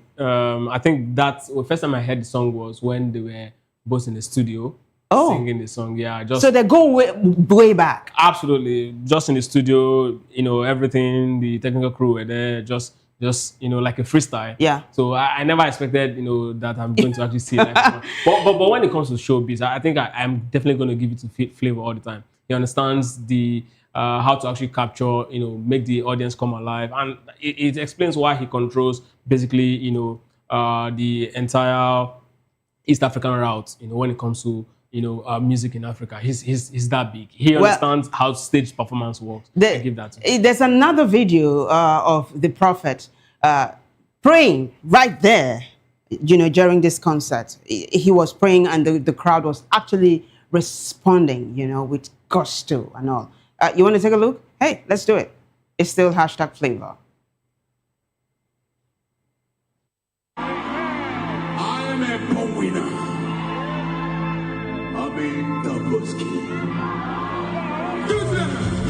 Powers.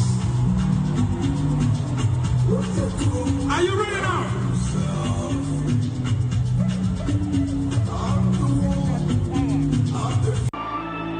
In every battle in your life, victory shall be your portion. I am a poor winner. I'm the Boski. Powers. Are you ready now?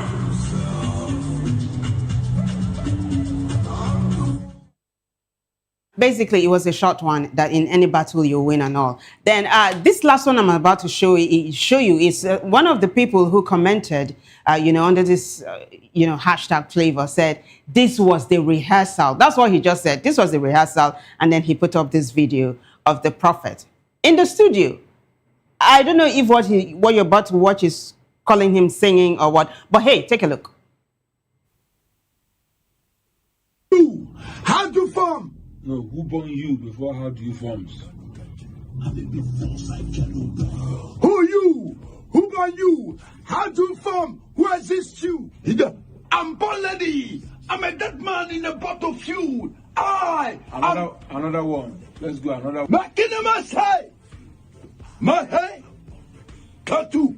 Meli. Yeah. Manukesi. Manukeji. Kaka. Sodia. Badu. Hija. Come on. Yeah. Come on. There you go. Ikechukwu seems to be having fun. I'm still trying to understand exactly what happened. You said he was speaking in tongues? Yeah, that was what it looks like now. Obviously, he was speaking in tongues. That was the video I was talking about. Oh. Yeah, this is, I think the full version of this video is where they actually sang that song. Yeah. I Have the Power. This is exactly what the full version. It's like, I didn't even get to see this part, but it's quite fun. So if you listen to what some of the netizens are saying, that it looks like the pastor, and you said it's a prophet, that he's turned an artist. Do you think he has a flair for artistry and he might want to become a singer? And this is like Flavor giving him a launching pad? Very possible he might have a flair for it. And the mistake a lot of persons make is that, you look at him and say he doesn't really have the voice, he doesn't have the... But what is art? It's just about putting up performance. And he's doing that very well, You seem to be a fan. Yeah, I mean, it makes me laugh. He makes you laugh. You enjoy watching him. Absolutely. But hey, it looks like he's actually trending online and lots of people are jumping on this thread.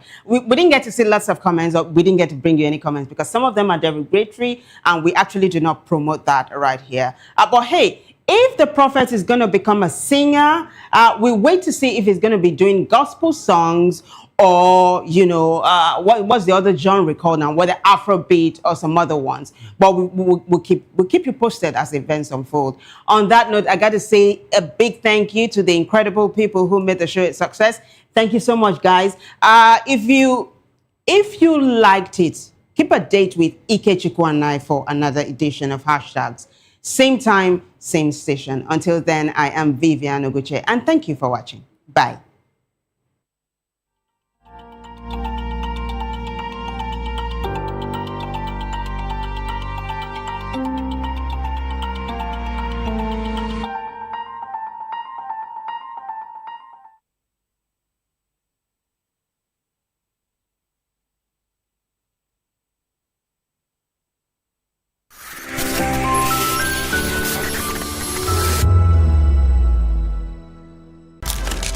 In a world where power shifts with every headline. In a nation full of questions. In a world filled with noise, the truth needs a voice. The policies that shapes our world and the economy that determines our future. Every hour, every day, the grapevine keeps buzzing. And together, we are committed to telling the stories that shape our world because your voice is our focus. Don't forget, our voice matters the most. Let us come together and share our concerns.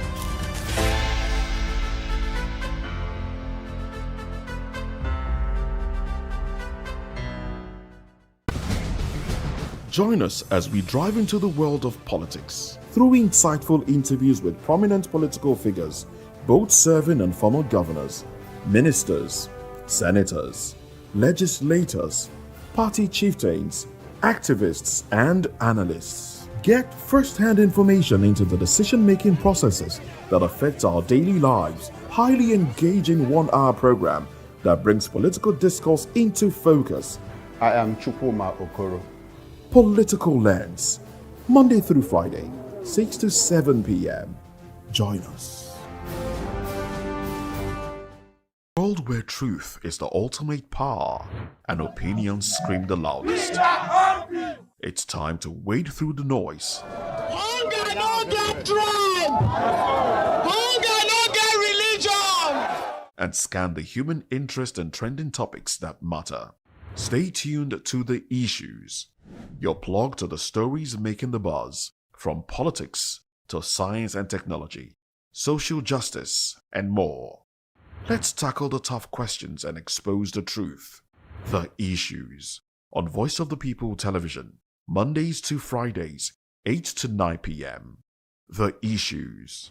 Don't just react, understand. Voice of the people. You can hear me now. My name is Patrick Doyle, and I wish that you continue to echo the voices of the people. Big up VOP TV. My name is Suibifa Dokubo. Please keep watching VOP TV. Hi, my name is Kwekumali Ikenna Onyekwena, and I am with the Voice of the People TV. Now, if you're looking for the veritable channel for information, politics, robust discussions, you don't need to go far. VOP has you. VOP will always have you. Thank you. Hi, my name is Patrick Diabwa, aka Ibani Chuka, Amayanabo the Eagle King, and you are watching VOP TV. Stay with us. Behind every broken desk lies a broken promise. Education shapes the nations, but who is asking the right questions? Introducing Edu Dialogue, the show that goes beyond the surface, exposes the cracks, the corruption, and the silence in Nigeria's education system. Edu Dialogue, Saturdays, 3 p.m., only on VOP TV. We break the biggest stories, from missing funds to policy failures.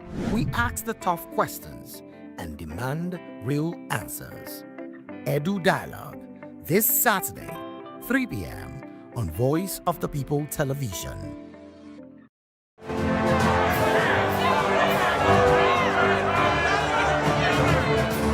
Do you want your voice to be heard?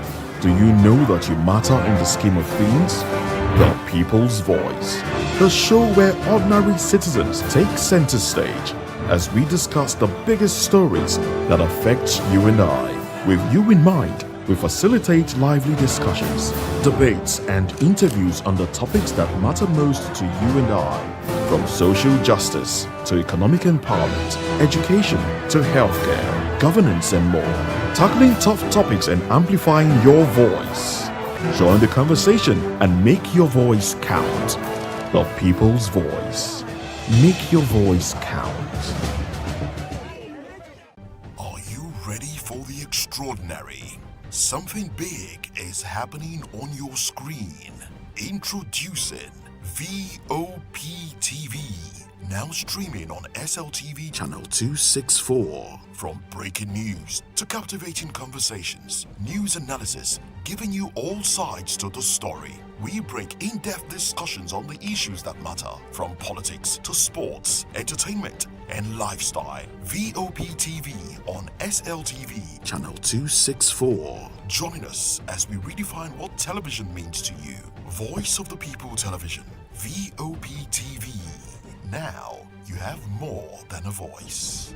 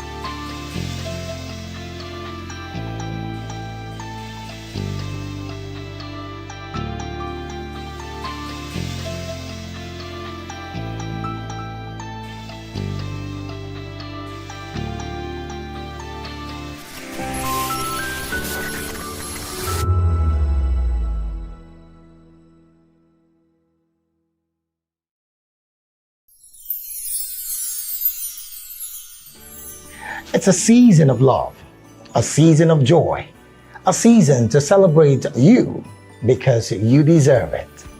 From all of us at Voice of the People TV, we only want to wish you a very merry, happy Christmas and a prosperous new year ahead.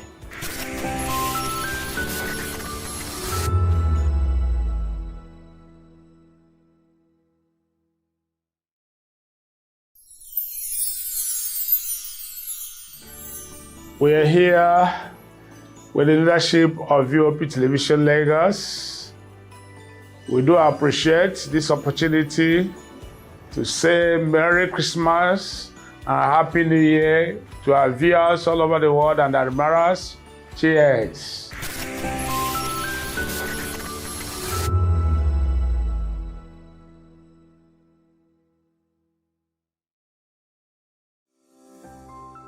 VOP TV.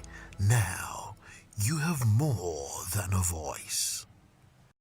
Hello there, my name is Damilola Ogunsi, also known as the Goldfish. Hi, my name is Chiki Bright Emmanuel. I'm an actor and a filmmaker. Hello peeps, my name is Yomi E. Adejimo. Hi everyone, I'm Paul Utomi. Hi everyone, my name is Stacey Benjamin and this is Voice of the People TV. I need you to keep it locked to VOP TV. See, are you looking for good entertainment? You want to get good movies, good music, politics, talk shows, sports and entertainment. You really want a channel that gives you everything you need without you having to run around. VOP is where you are. That's Voice of the People. If you're not listening to this, you're not one of us. And you deserve to be killed. Scrap chat. Don't be killed, but watch it. Or I'll find you. And I want you. And you are locked on VOP TV. Don't go nowhere. This is where the juice is. This is where all you need for entertainment, politics, movies, and whatnot. And keep watching VOP TV. So keep it locked because I'm locked already, man. And it's money back guarantee. So you're going to have a good time because I do. And please keep watching VOP TV. I won't want to actually, I beg you, subscribe, watch it. If not, whatever you see. You better not touch that die because VOP is the plot. My name is Tao Familoni and here's to VOP TV. Keep watching, stay tuned, do not touch that dial. My name is Made Kuti and you're watching VOP TV. Keep watching. Welcome, my name is Zika Davis. Distinguished ladies and gentlemen, boys, viewers, everybody, boys and girls. This is VOP TV. Do you know what that means? Voice of the People TV. You don't have a voice, don't come here. You better make sure your voice is heard. We encourage you to click on the like button and subscribe to our YouTube channel. We are Voice of the People TV. Also follow us on all our social media platforms. We are at VOP TV Live. Visit our website www.vop.ng for fresh and trending news. Also watch us live on SLTV channel 264. VOP TV, Voice of the People Television.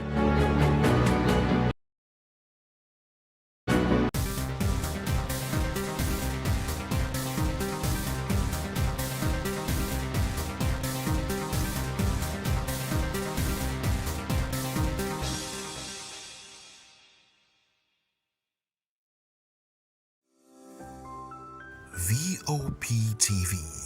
Now, you have more than a voice.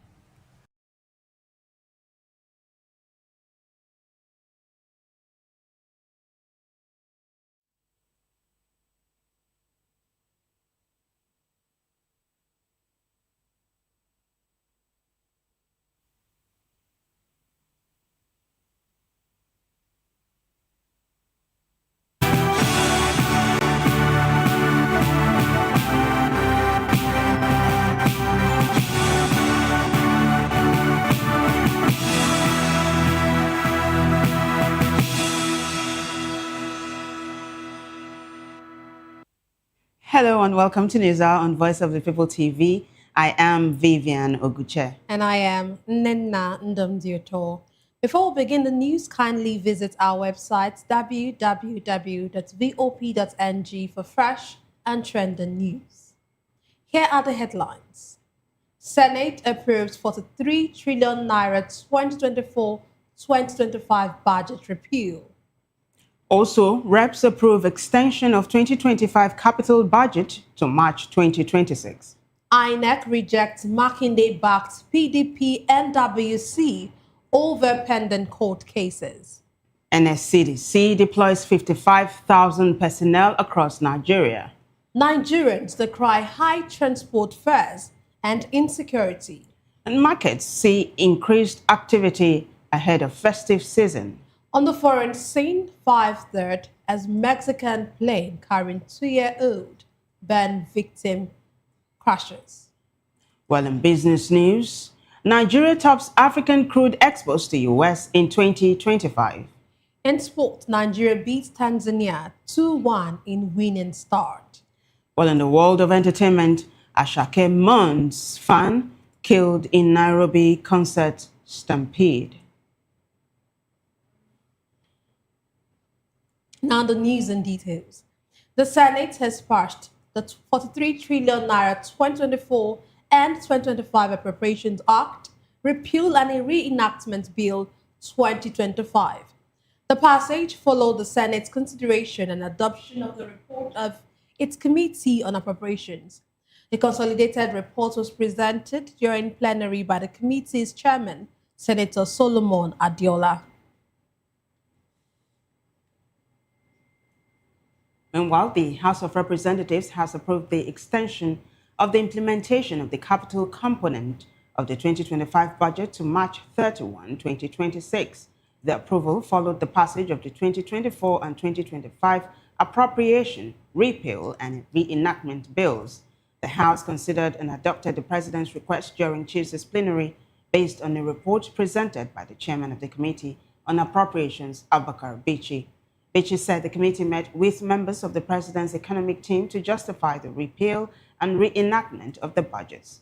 He explained that 16.76 trillion naira was removed from the 2025 capital allocation and rolled over to the 2026 fiscal year due to funding constraints, adding that the move aims to balance urgent spending with fiscal responsibility.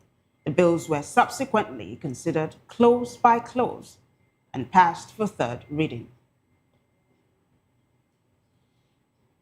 In another development, the Independent National Electoral Commission has rejected a request to recognize the National Working Committee of the People's Democratic Party led by Kabiru Turaki. INEC said its decision was based on multiple court judgments. The Turaki-led PDP faction is backed by Oyo State Governor Seyi Makinde and Bauchi State Governor Bala Muhammad. Moving on, the Nigeria Security and Civil Defense Corps has deployed 55,000 personnel nationwide to protect lives and critical national assets before, during, and after the Christmas and New Year celebrations. The NSCDC spokesperson, Babawale Afolabi, disclosed this in a statement in Abuja. He quoted the Commandant General, Ahmed Audi, as saying the deployment is aimed at ensuring public safety and strengthening security during the festive period. Audi added that criminal elements often exploit festive seasons to carry out unlawful activities, making the deployment necessary. He also urged citizens to provide credible intelligence to help tackle threats such as banditry, kidnapping, terrorism, and insurgency. The Commandant General further directed zonal commanders and state commandants to closely coordinate security operations across their areas. In a similar development, the Defense Headquarters has launched Operation Amber Guard to curb criminal activities and boost security across Nigeria's southwest during the festive period. The operation was launched on Tuesday at the AWATSE headquarters in Apapa, Lagos, by the Theatre Commander of Joint Task Force Southwest, Rear Admiral Abubakar Mustafa.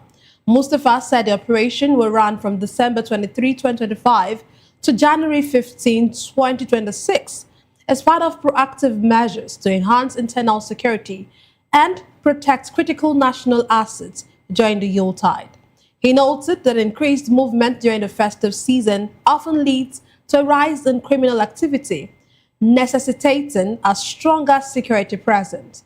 The operation will involve coordinated efforts of the Army, Navy, Air Force, and other security agencies. Mustafa assured the public of the armed forces' professionalism and commitment to maintaining peace and stability during the period.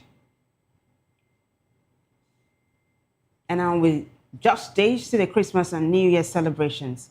The Edo State Police Command has unveiled a robust security strategy to ensure the safety of residents and visitors across the state.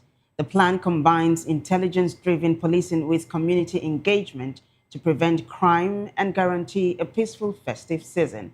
Our correspondent, Rhoda Johnny, reports. In Benin City are facing rising bus fares as the Christmas season.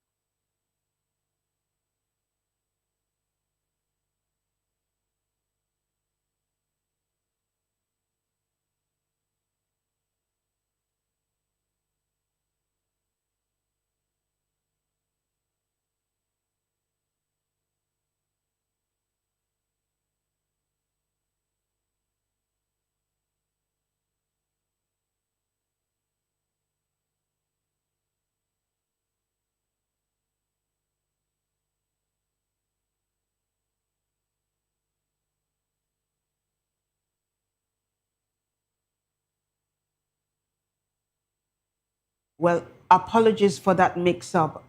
We'll take a short break and be right back. Stay with us. Security.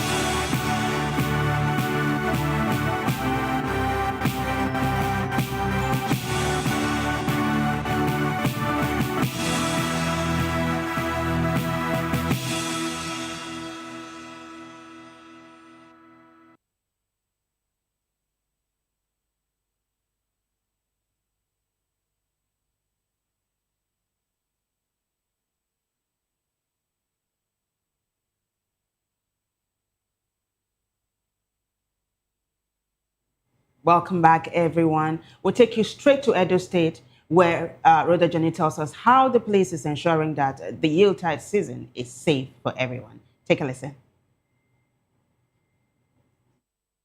Has launched a comprehensive security plan to ensure peaceful Christmas and New Year celebrations. The initiative is aimed at protecting residents and visitors while deterring criminal activities during the festive period. As part of the plan, the police conducted a forest clearance operation in Edo North from 14 to 20 December. The exercise, approved by the Inspector General of Police and supported by Governor Monday Okpebholo, involved ground troops, helicopters, drones, and collaboration with the Nigerian Army, Air Force, NSCDC, forest guards, local hunters, and vigilante groups to deny criminal elements access to ungoverned spaces. Agbonika said the festive security strategy is anchored on proactive, intelligence-driven policing, including intensified patrols, stop and search operations, strategic deployment, and community engagement. On the comprehensive security measures put in place to ensure a peaceful, secure, and free Christmas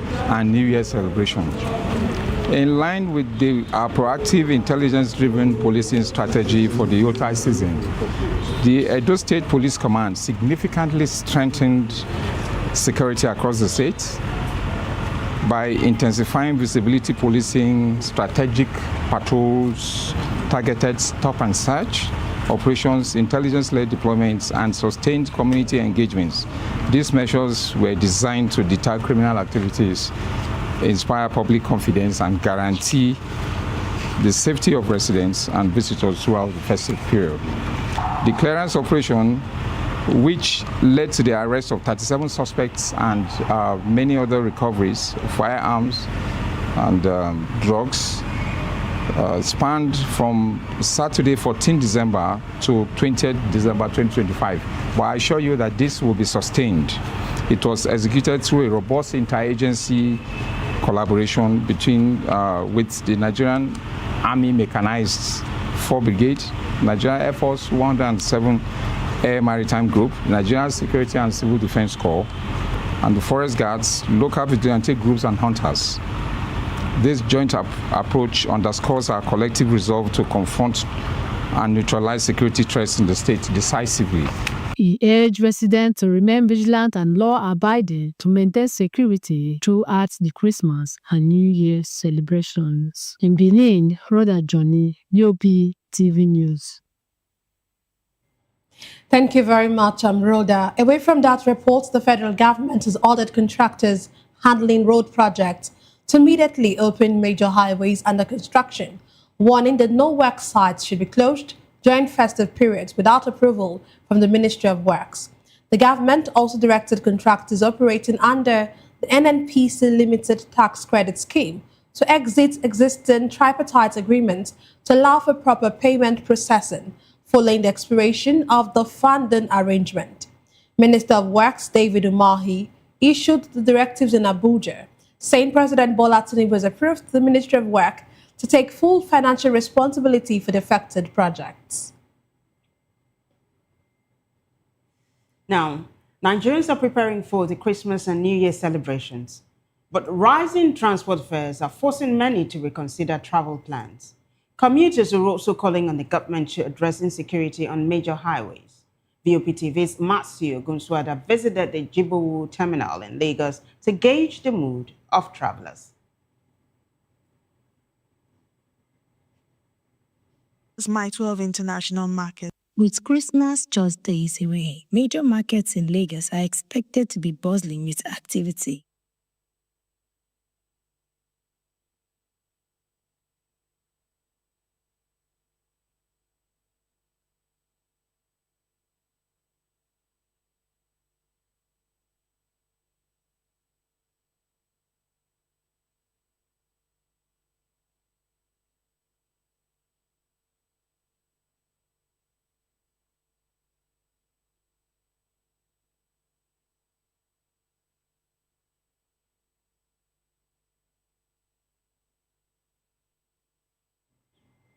We sincerely apologize for that mix-up. We'll bring that report subsequently in our bulletin. In Benin City, the Edo State capital, travelers say high bus fares are making holiday travel increasingly difficult. Many are appealing to transport companies for festive discounts, while also urging the government to regulate fares to keep travel affordable. Correspondent Rhoda Johnny reports. Due to purchasing power, travelers in Benin City are facing rising bus fares as the Christmas season continues. Commuters describe the increase linked to higher fare costs as adding extra pressure to holiday travel plans. Observations at major bus parks shows buses are still operating, though some passengers experience longer waiting times due to high demand. There hasn't been an actual hike in the transport fare so far. I think what I've noticed is an increment of 2,000 naira from 28,000 to 30. That's the axis I'm running. Well, today is 23rd, so we don't know how the coming days may be. But so far, so good. It has been quite fair, transport-wise. Generally interesting that most transport companies are taking up their prices period because it does not really follow the law of demand and supply. More people are traveling this particular period, and as such, I feel like transport companies, there should be a reward for loyalty in the sense that there should be reduced prices this time, especially now where they are getting more customers than ever. But that's really not the case. I understand the concept of making money as much as you can because everybody wants to travel, you're taking your prices up, but I don't know, it screams that the transport companies, they are not in touch with the general population, because this is a time where every transport company should be telling the people that patronize them that, okay, we are here for you. Now that you want to go home, we can give you this discount and that discount. It's sad really, but well, it's capitalism, so yeah. Transport is too dear. I and my wife, I pay 30,000. Today I am paying 21,000 Tahoda, East-West Road. You see the big thing inside, so I'm not feeling happy. They choke, I don't think like they choke, the views is much. Okay, maybe it's because of the festive period, that's why. So I understand though. People are just rushing to, meet up their needs and the rest of it. So them too, they're making for their gain. So it's fine, it's cool. Travelers are urging bus companies to introduce festive discounts and appealing to the government to regulate fares to ensure affordable travel during the Yuletide period. In Benin, Rhoda Johnny, VOP TV News. Thank you, Rhoda. Well, in Oka, the Anambra State capital, motor parks are experiencing increased activities as some residents arrive for the holidays while others travel to cities like Lagos and Abuja. Our correspondent Sochima Promise visited the terminals and reports on the experiences of travelers. Pundits admits that traveling out of Awka to cities like Lagos and Abuja do not incur additional costs, while those coming in from those big cities into the southeast pay as much double the initial cost.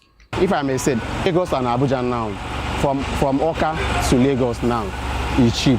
And then from Awka to Abuja now is cheap, and from Lagos is cheap. But coming back is where the problem is. You understand? Now we are running on discount basis now. But coming back from Lagos now is where the problem is. It's just like these two of it. Some of these vehicles that you see here down in the east, most of them run empty to Lagos. We dispatch them empty to Lagos. Understand? Because if we didn't do that, our people will not see a bus to enter coming back.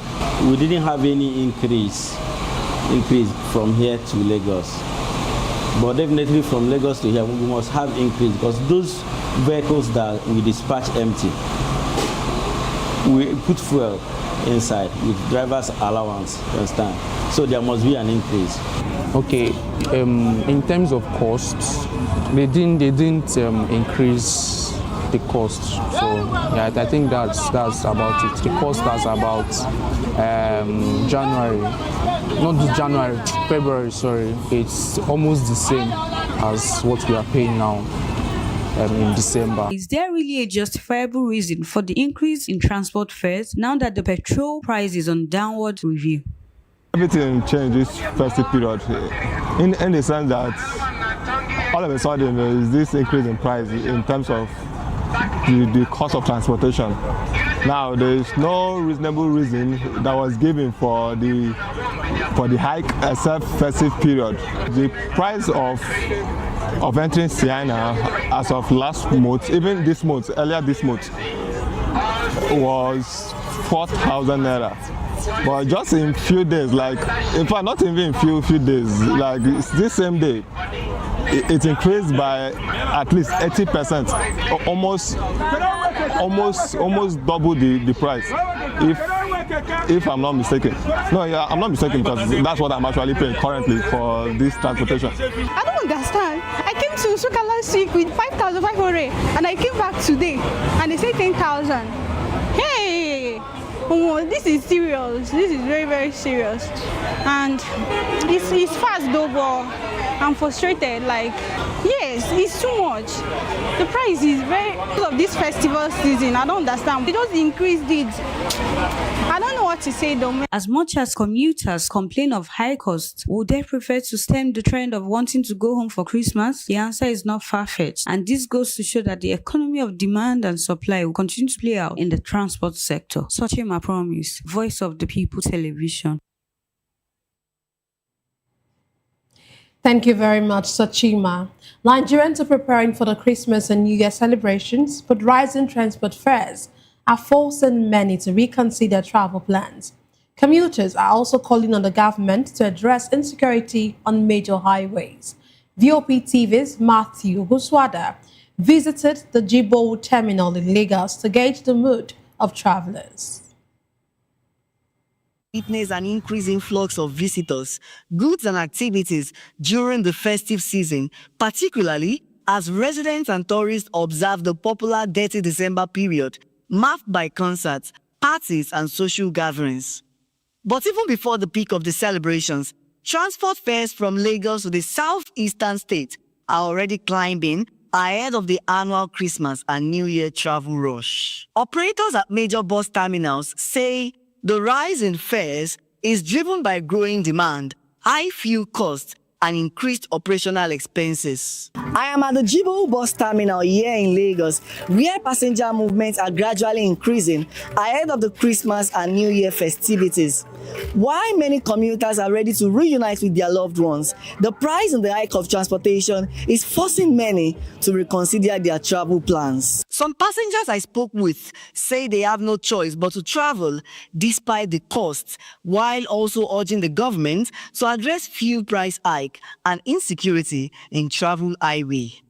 Normally, it's getting high. It's even better now because by this weekend for God's sake, it will still increase because it's the season now. The country is not supposed to be like this, but we are the one that support the country by ourselves. Even this transportation issue It was supposed to be like this. Imagine that you want to go to your village. From here to your village will cost 40-something thousand, 40-something thousand. That means you cannot buy anything to your family or to your friend or to yourself.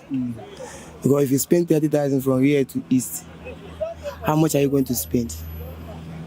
I cannot blame the transporters. The government should, if government reduce their fuel money, them also will reduce their price. Government should provide security, at least soldier on the road and police for the security of the people that is traveling. Transport operators are calling on the government to address fuel prices, improve road infrastructure, and create policies that will ease transportation costs during peak travel periods. I want the government just help us to reduce fuel, because without no fuel we can't work. Because everything now we don't suffer. Month tonight now we are buying full of 12,000 sometimes inside machine, sometimes 30, sometimes 15. I want the government just help us to reduce the fuel. And people are traveling because if you want to travel now, we are afraid that bandits are around on the road. We are afraid to travel anywhere now because everything now that has been hard now. The government just help us with the bandits and the fuel. If that one have come down, some people will be happy now. But without no fuel, we can't be happy on the road. As Nigerians embark on journeys this festive season, safety remains a top priority for passengers and commuters already burdened by increasing transport costs. Passengers and drivers are calling on the government to address the insecurity along major pathways in order to make holiday travels not only affordable but safe for all. Reporting from the Jibowu bus terminal here in Lagos, Matthew Ogunswada for Voice of the People Television. Thank you. Now, with just days to Christmas, markets across parts of the country are witnessing increased activities as residents shop for food and essential items, adjusting their spending to rising prices while keeping festive traditions alive. Our correspondent, Onyindamola Olokutan, visited Daleko Market in the Isolo area of Lagos, where traders expressed concerns over declining sales despite a slight drop in food prices.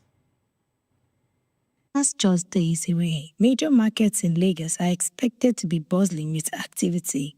However, at Daleko markets, traders say business has been slower than usual as fewer customers are turning up to buy food items for the festive season.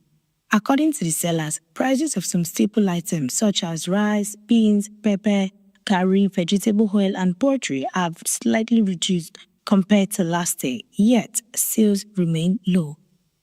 Buyers who spoke to VOP TV said the challenge is not just price, but lack of money, noting that last year many prices were higher, they still managed to shop more for the celebration. Price last year it was almost 95,000. Now it's been sold for 52, 53. Everything has come down, but there's no money. They should help us and bring money, so people should come and buy. So purchasing power has gone down. You understand? Fuel has gone down, the transportation cost has gone down, but where's the purchasing power? You understand? And you know, market determine price. Some traders blame the low patronage on reduced purchasing power, rising transportation costs, and economic pressure that have left many households struggling to prioritize festive shopping. Despite the situation, people are hoping for a better Nigeria as the year evolves. Present, the market is dropping. As for rice, is now 54, 55 for small rice. Some Nigerian rice we are selling it 54, 52. But as low as the price was, there was no movement of market. People don't enter market to buy. Last year we sell bag of rice 85,000, 84,000. People trooped in more than now. So it seems there is no money in the country. God will help us all in Jesus' name. Our sales now is down. Ọjà wálẹ̀, rice wálẹ̀, gàrí wálẹ̀. In fact, I can say everything is in low price for now. But ọjà low sales lani. There is no market, there is no money. That last year itself, rice cost, but market day. But now, no market, no money.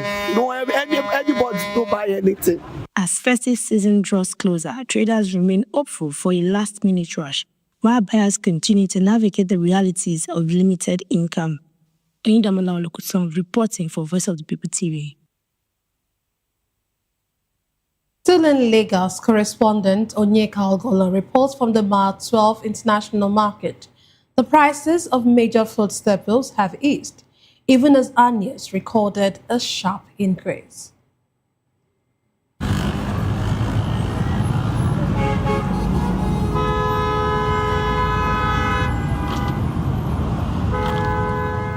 At Lagos Mile 12 International Market, the usual Christmas rush is in full swing, with shoppers haggling traders, shouting prices, and barrel pushers waving through narrow aisles.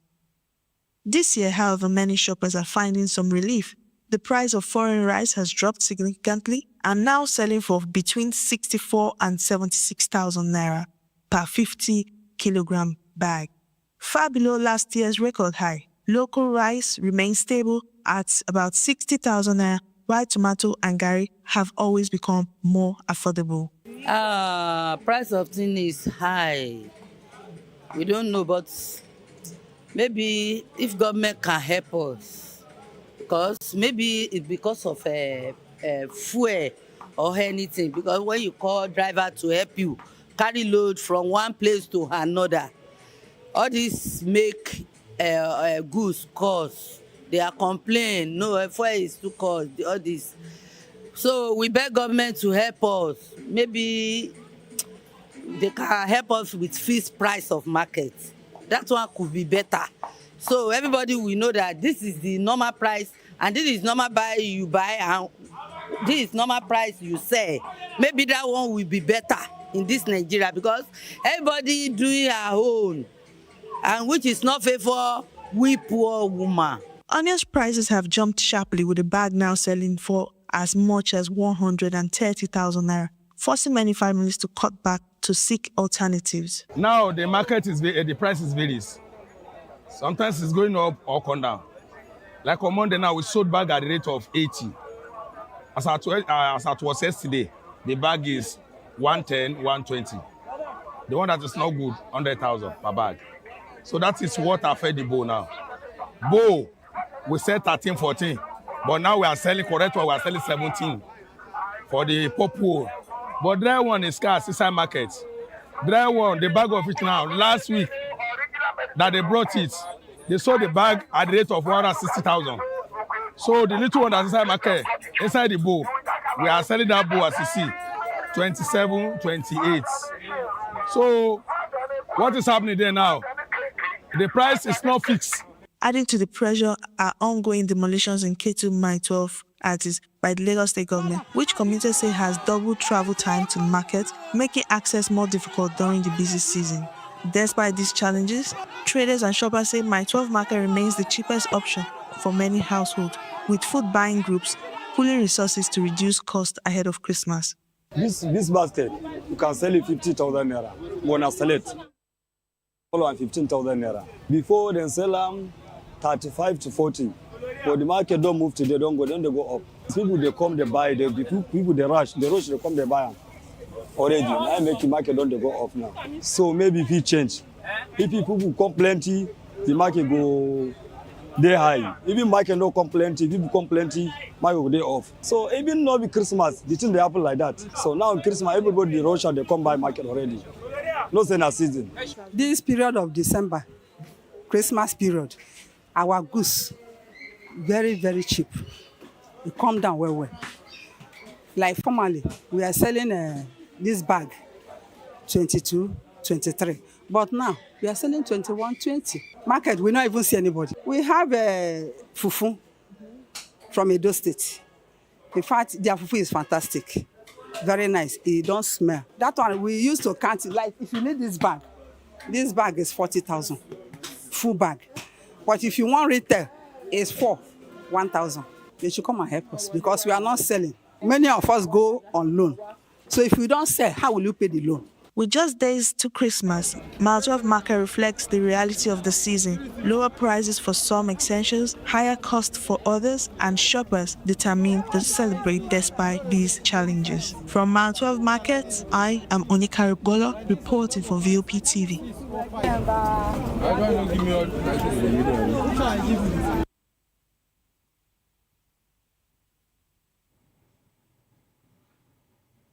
Onyeka, fantastic as usual. Thank you. Well, in Edo State, a correspondent, Rhoda Jenny, reports that traders are experiencing slow sales as rising food prices continue to affect business. She adds that many shoppers are buying only essential items due to the high cost of living.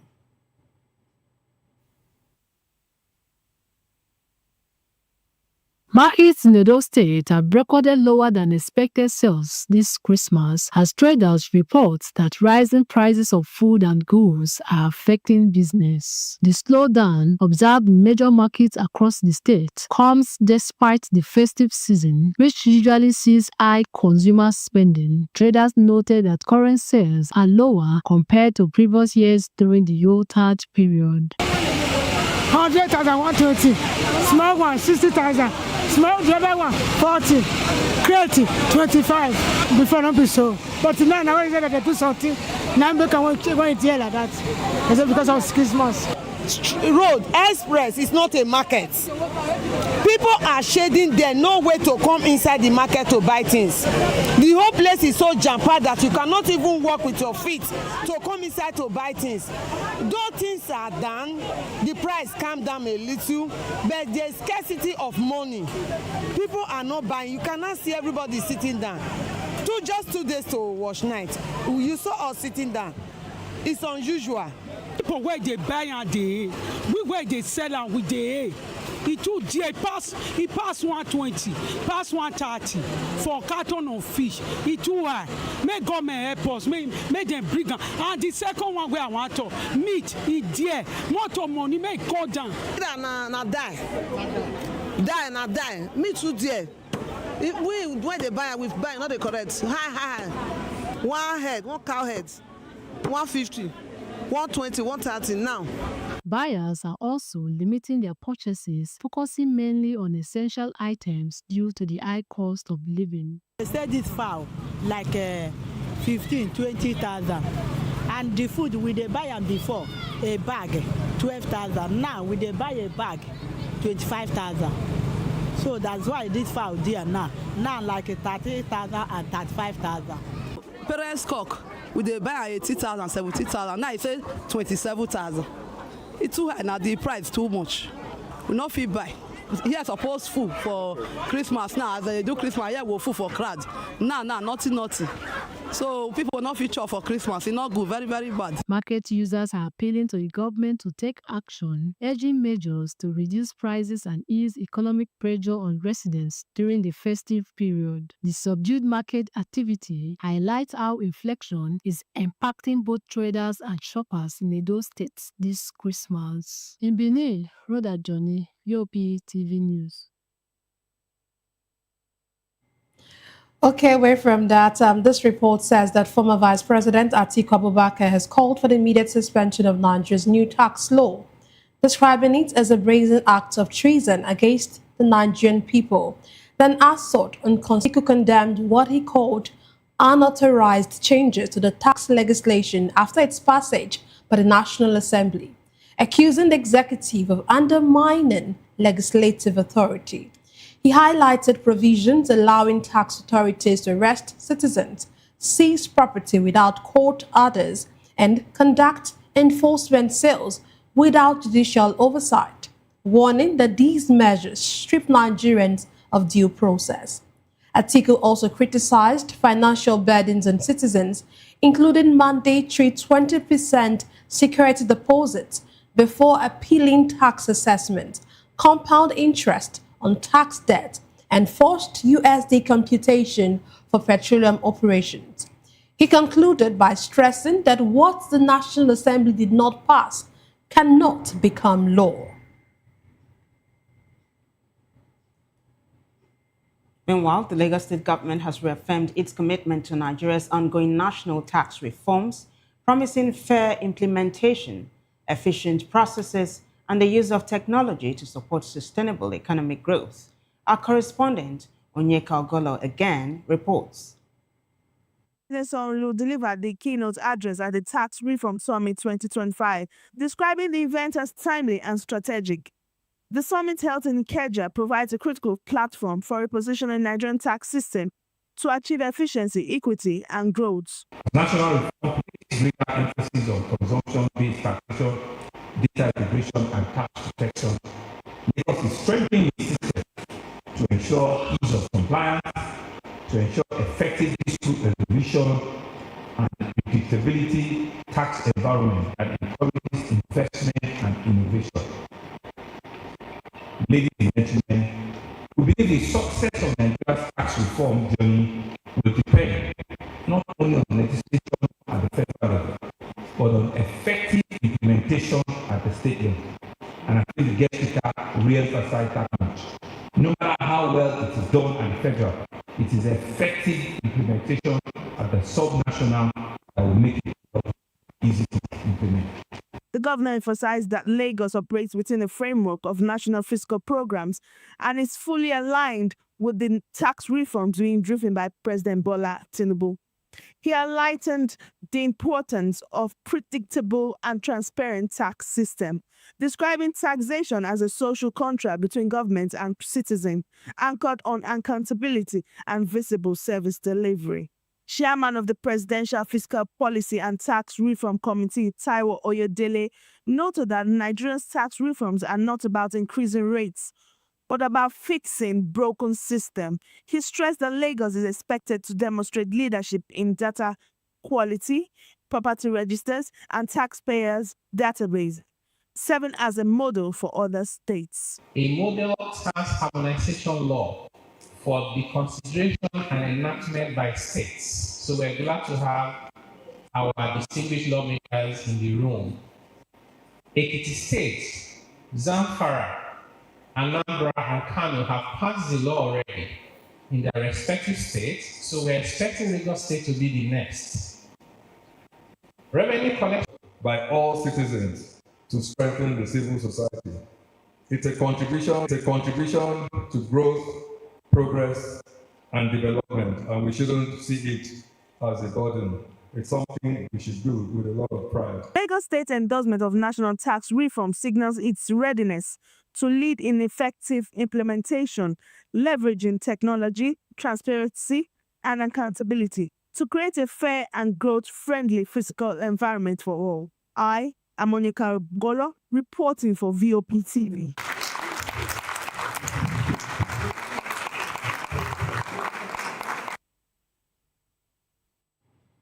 Thank you very much, Maureen. You're still watching News Hour on VOP TV. We'll take a break now. We'll return with more stories. Just stay with us.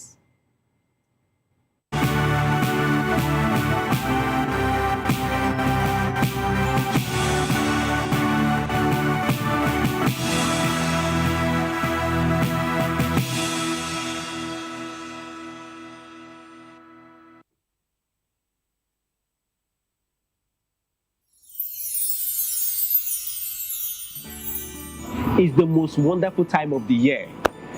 But for us, the technical crew, it's weird for technical people to be in front of camera, but I just want to say, now this one they make me come outside every day. Anytime when they call me, I will rush come outside. We don't get holiday. Our holiday is part of our daily routine, and we've embraced it. I must say, the work is challenging, engaging, and interesting. We are all families here at VOP, and we the technical crew. For us, it's another day on the job. But it's tough being away from family. But the latter part of it is that after the work, we stay connected with video calls and messages. Merry Christmas. On behalf of the technical crew, we wish you a Merry Christmas and a Happy New Year. Merry Christmas, and here we are, job continues.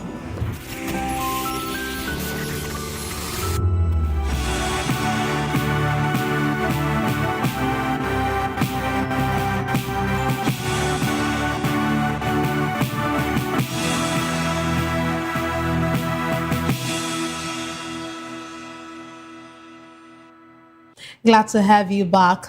A multiple vehicle accident involving a petrol tanker and several other vehicles occurred at Otedola Bridge in Ward Berger along the Lagos-Ibadan Expressway. The Lagos State Traffic Management Authority confirmed the crash on X, saying it involved a fully loaded petrol tanker, 2 private cars, and a commercial vehicle. The Lagos State Police Command reported that no lives were lost, though 2 people sustained serious injuries and were taken to the hospital for treatment.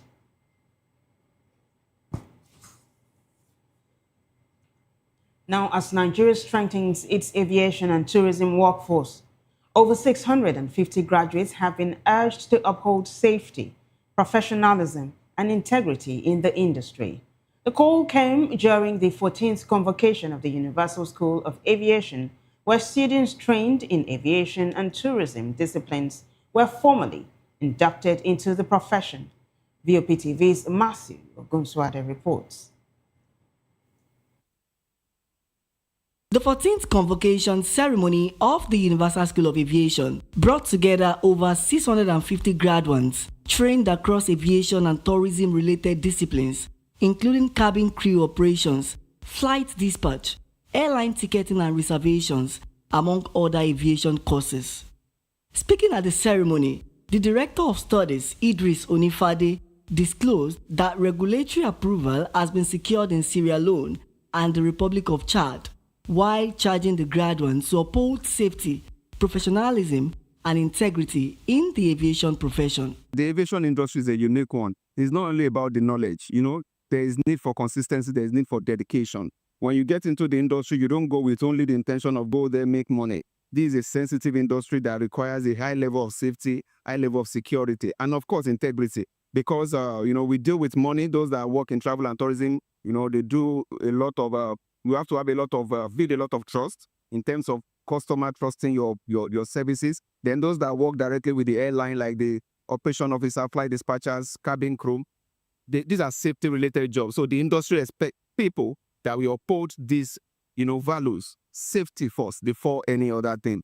You understand? So we want the students to go out there and uphold some of these qualities. For those of them who have recently graduated, I would advise them to be focused, to be disciplined.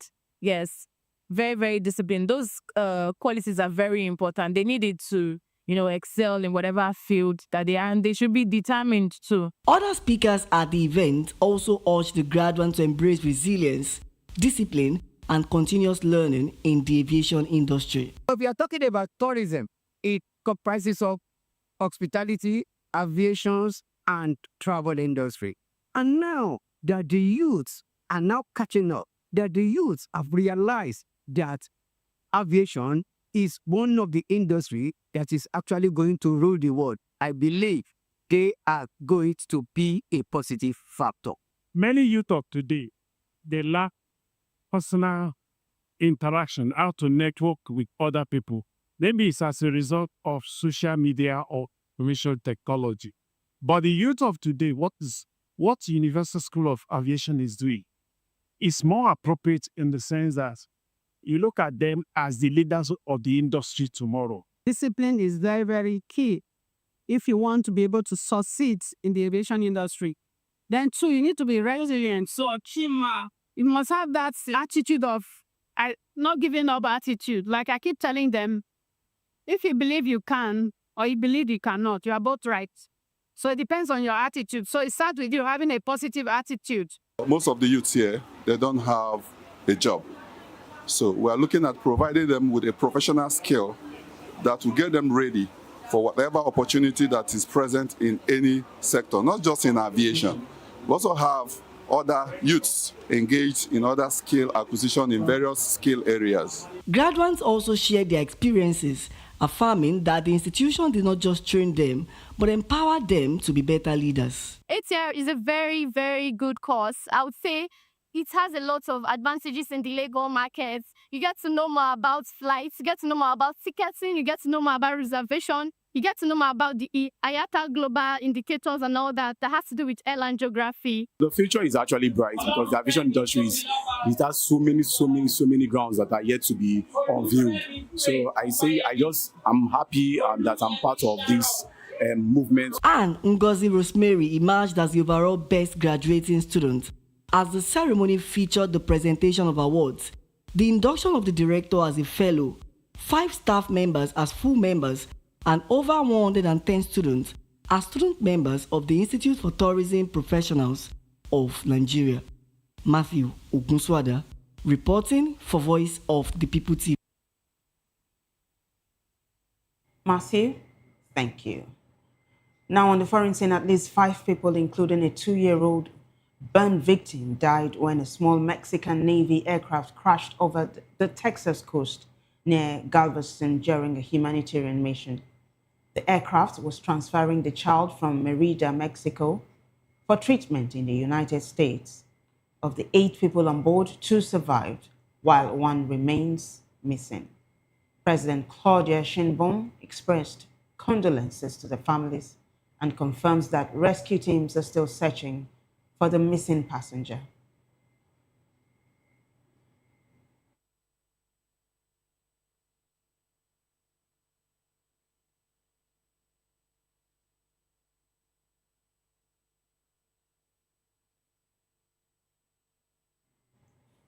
We now move on to business. Nigeria has become Africa's top exporter of crude oil to the United States in the first 8 months of 2025. The U.S. mission said Nigeria shipped 33.23 million barrels, valued at $2.57 billion, marking a record high and highlighting its growing role in the transatlantic energy market. It noted the strong trade ties between the two countries create jobs and drive prosperity on both sides of the Atlantic. For the first time, Nigeria imported more crude from the U.S.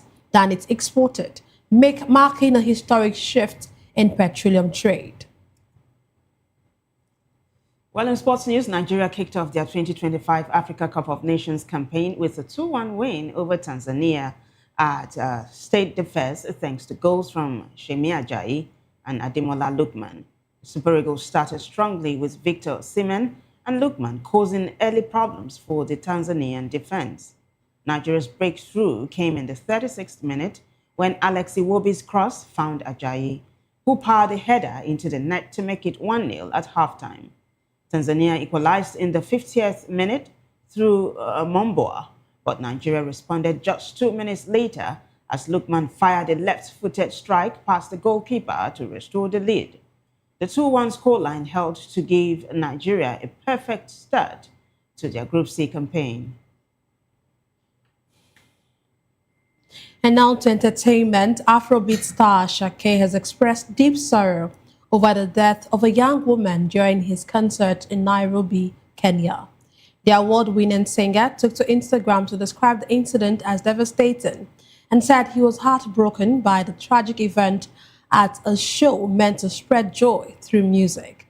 He extended condolences to the family of the deceased, identified as Karen Lojore, and pledged to support efforts to investigate the incident, stressing that those responsible should be held accountable. This marks the second time a crowd stampede has led to fatalities at one of Ashake's concerts. In December 2022, 2 women died in a stampede at his O2 Bristol show. Well, elsewhere in entertainment, Vince Zampella, co-creator of the Call of Duty video game series, has died at age 55. Zampella was killed in a single vehicle crash on the Los Angeles highway in California. The Ferrari he was in veered off the road, struck a concrete barrier, and caught fire. According to the California Patrol, 2 people were in the vehicle at the time. The cause of the crash remains under investigation.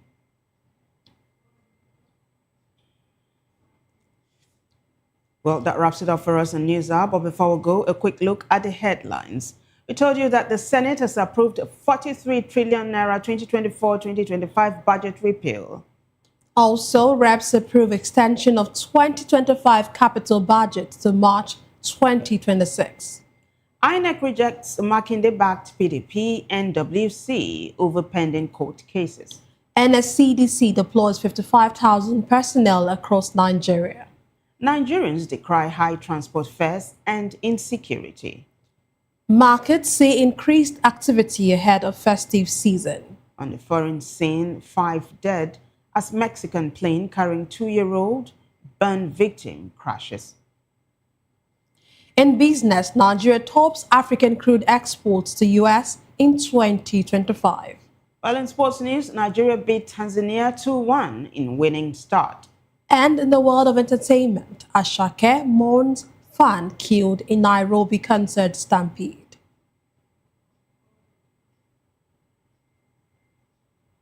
Do well to subscribe to our YouTube channel. On YouTube, we are Voice of the People TV. And on other social media platforms, we are at VOP TV Live. We witness news happening near you. We want to hear from you.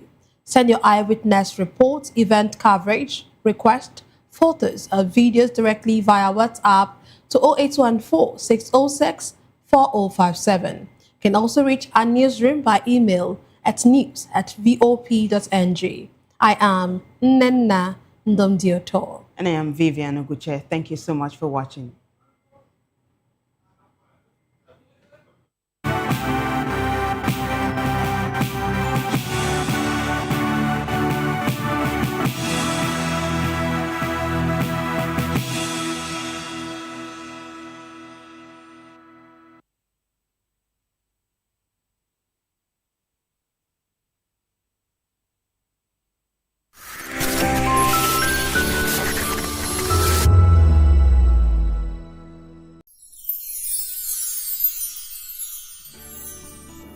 ẹ̀yin tèmi ní Nàìjíríà lókè òkun mò ń kí yín fún Kérésìmesì ọdún yìí á yabo fún wa. Merry Christmas from Matthew Ogunswada.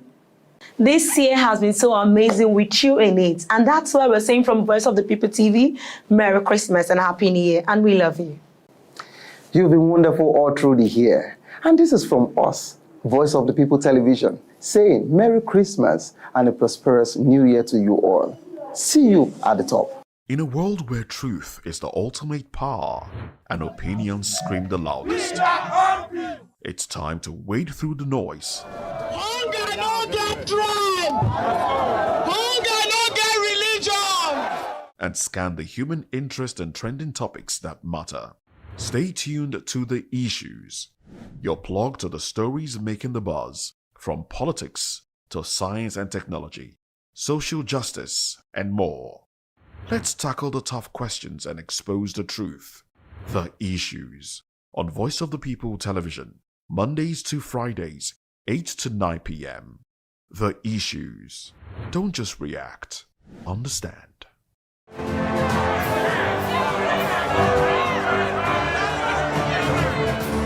Do you want your voice to be heard?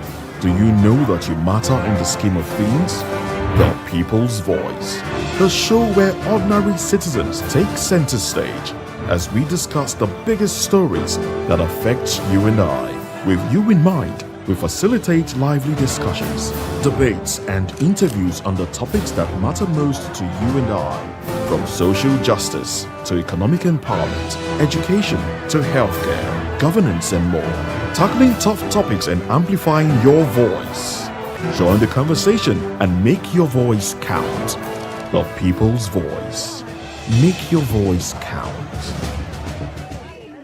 Hello there, my name is Damilola Ogunsi, also known as the Goldfish. Hi, my name is Chike Bright Emmanuel. I'm an actor and a filmmaker. Hello peeps, my name is Yomi E. Adejumo. Hi everyone, I'm Paul Utomi. Hi everyone, my name is Stacey Benjamin and this is Voice of the People TV. I need you to keep it locked to VOP TV. See, I'm looking for good entertainment. You want to get good movies, good music, politics, talk shows, sports and entertainment. You really want a channel that gives you everything you need without you having to run around. VOP is where you are. That's Voice of the People. If you're not listening to this, you're not one of us. And you deserve to be killed. Scrap chat.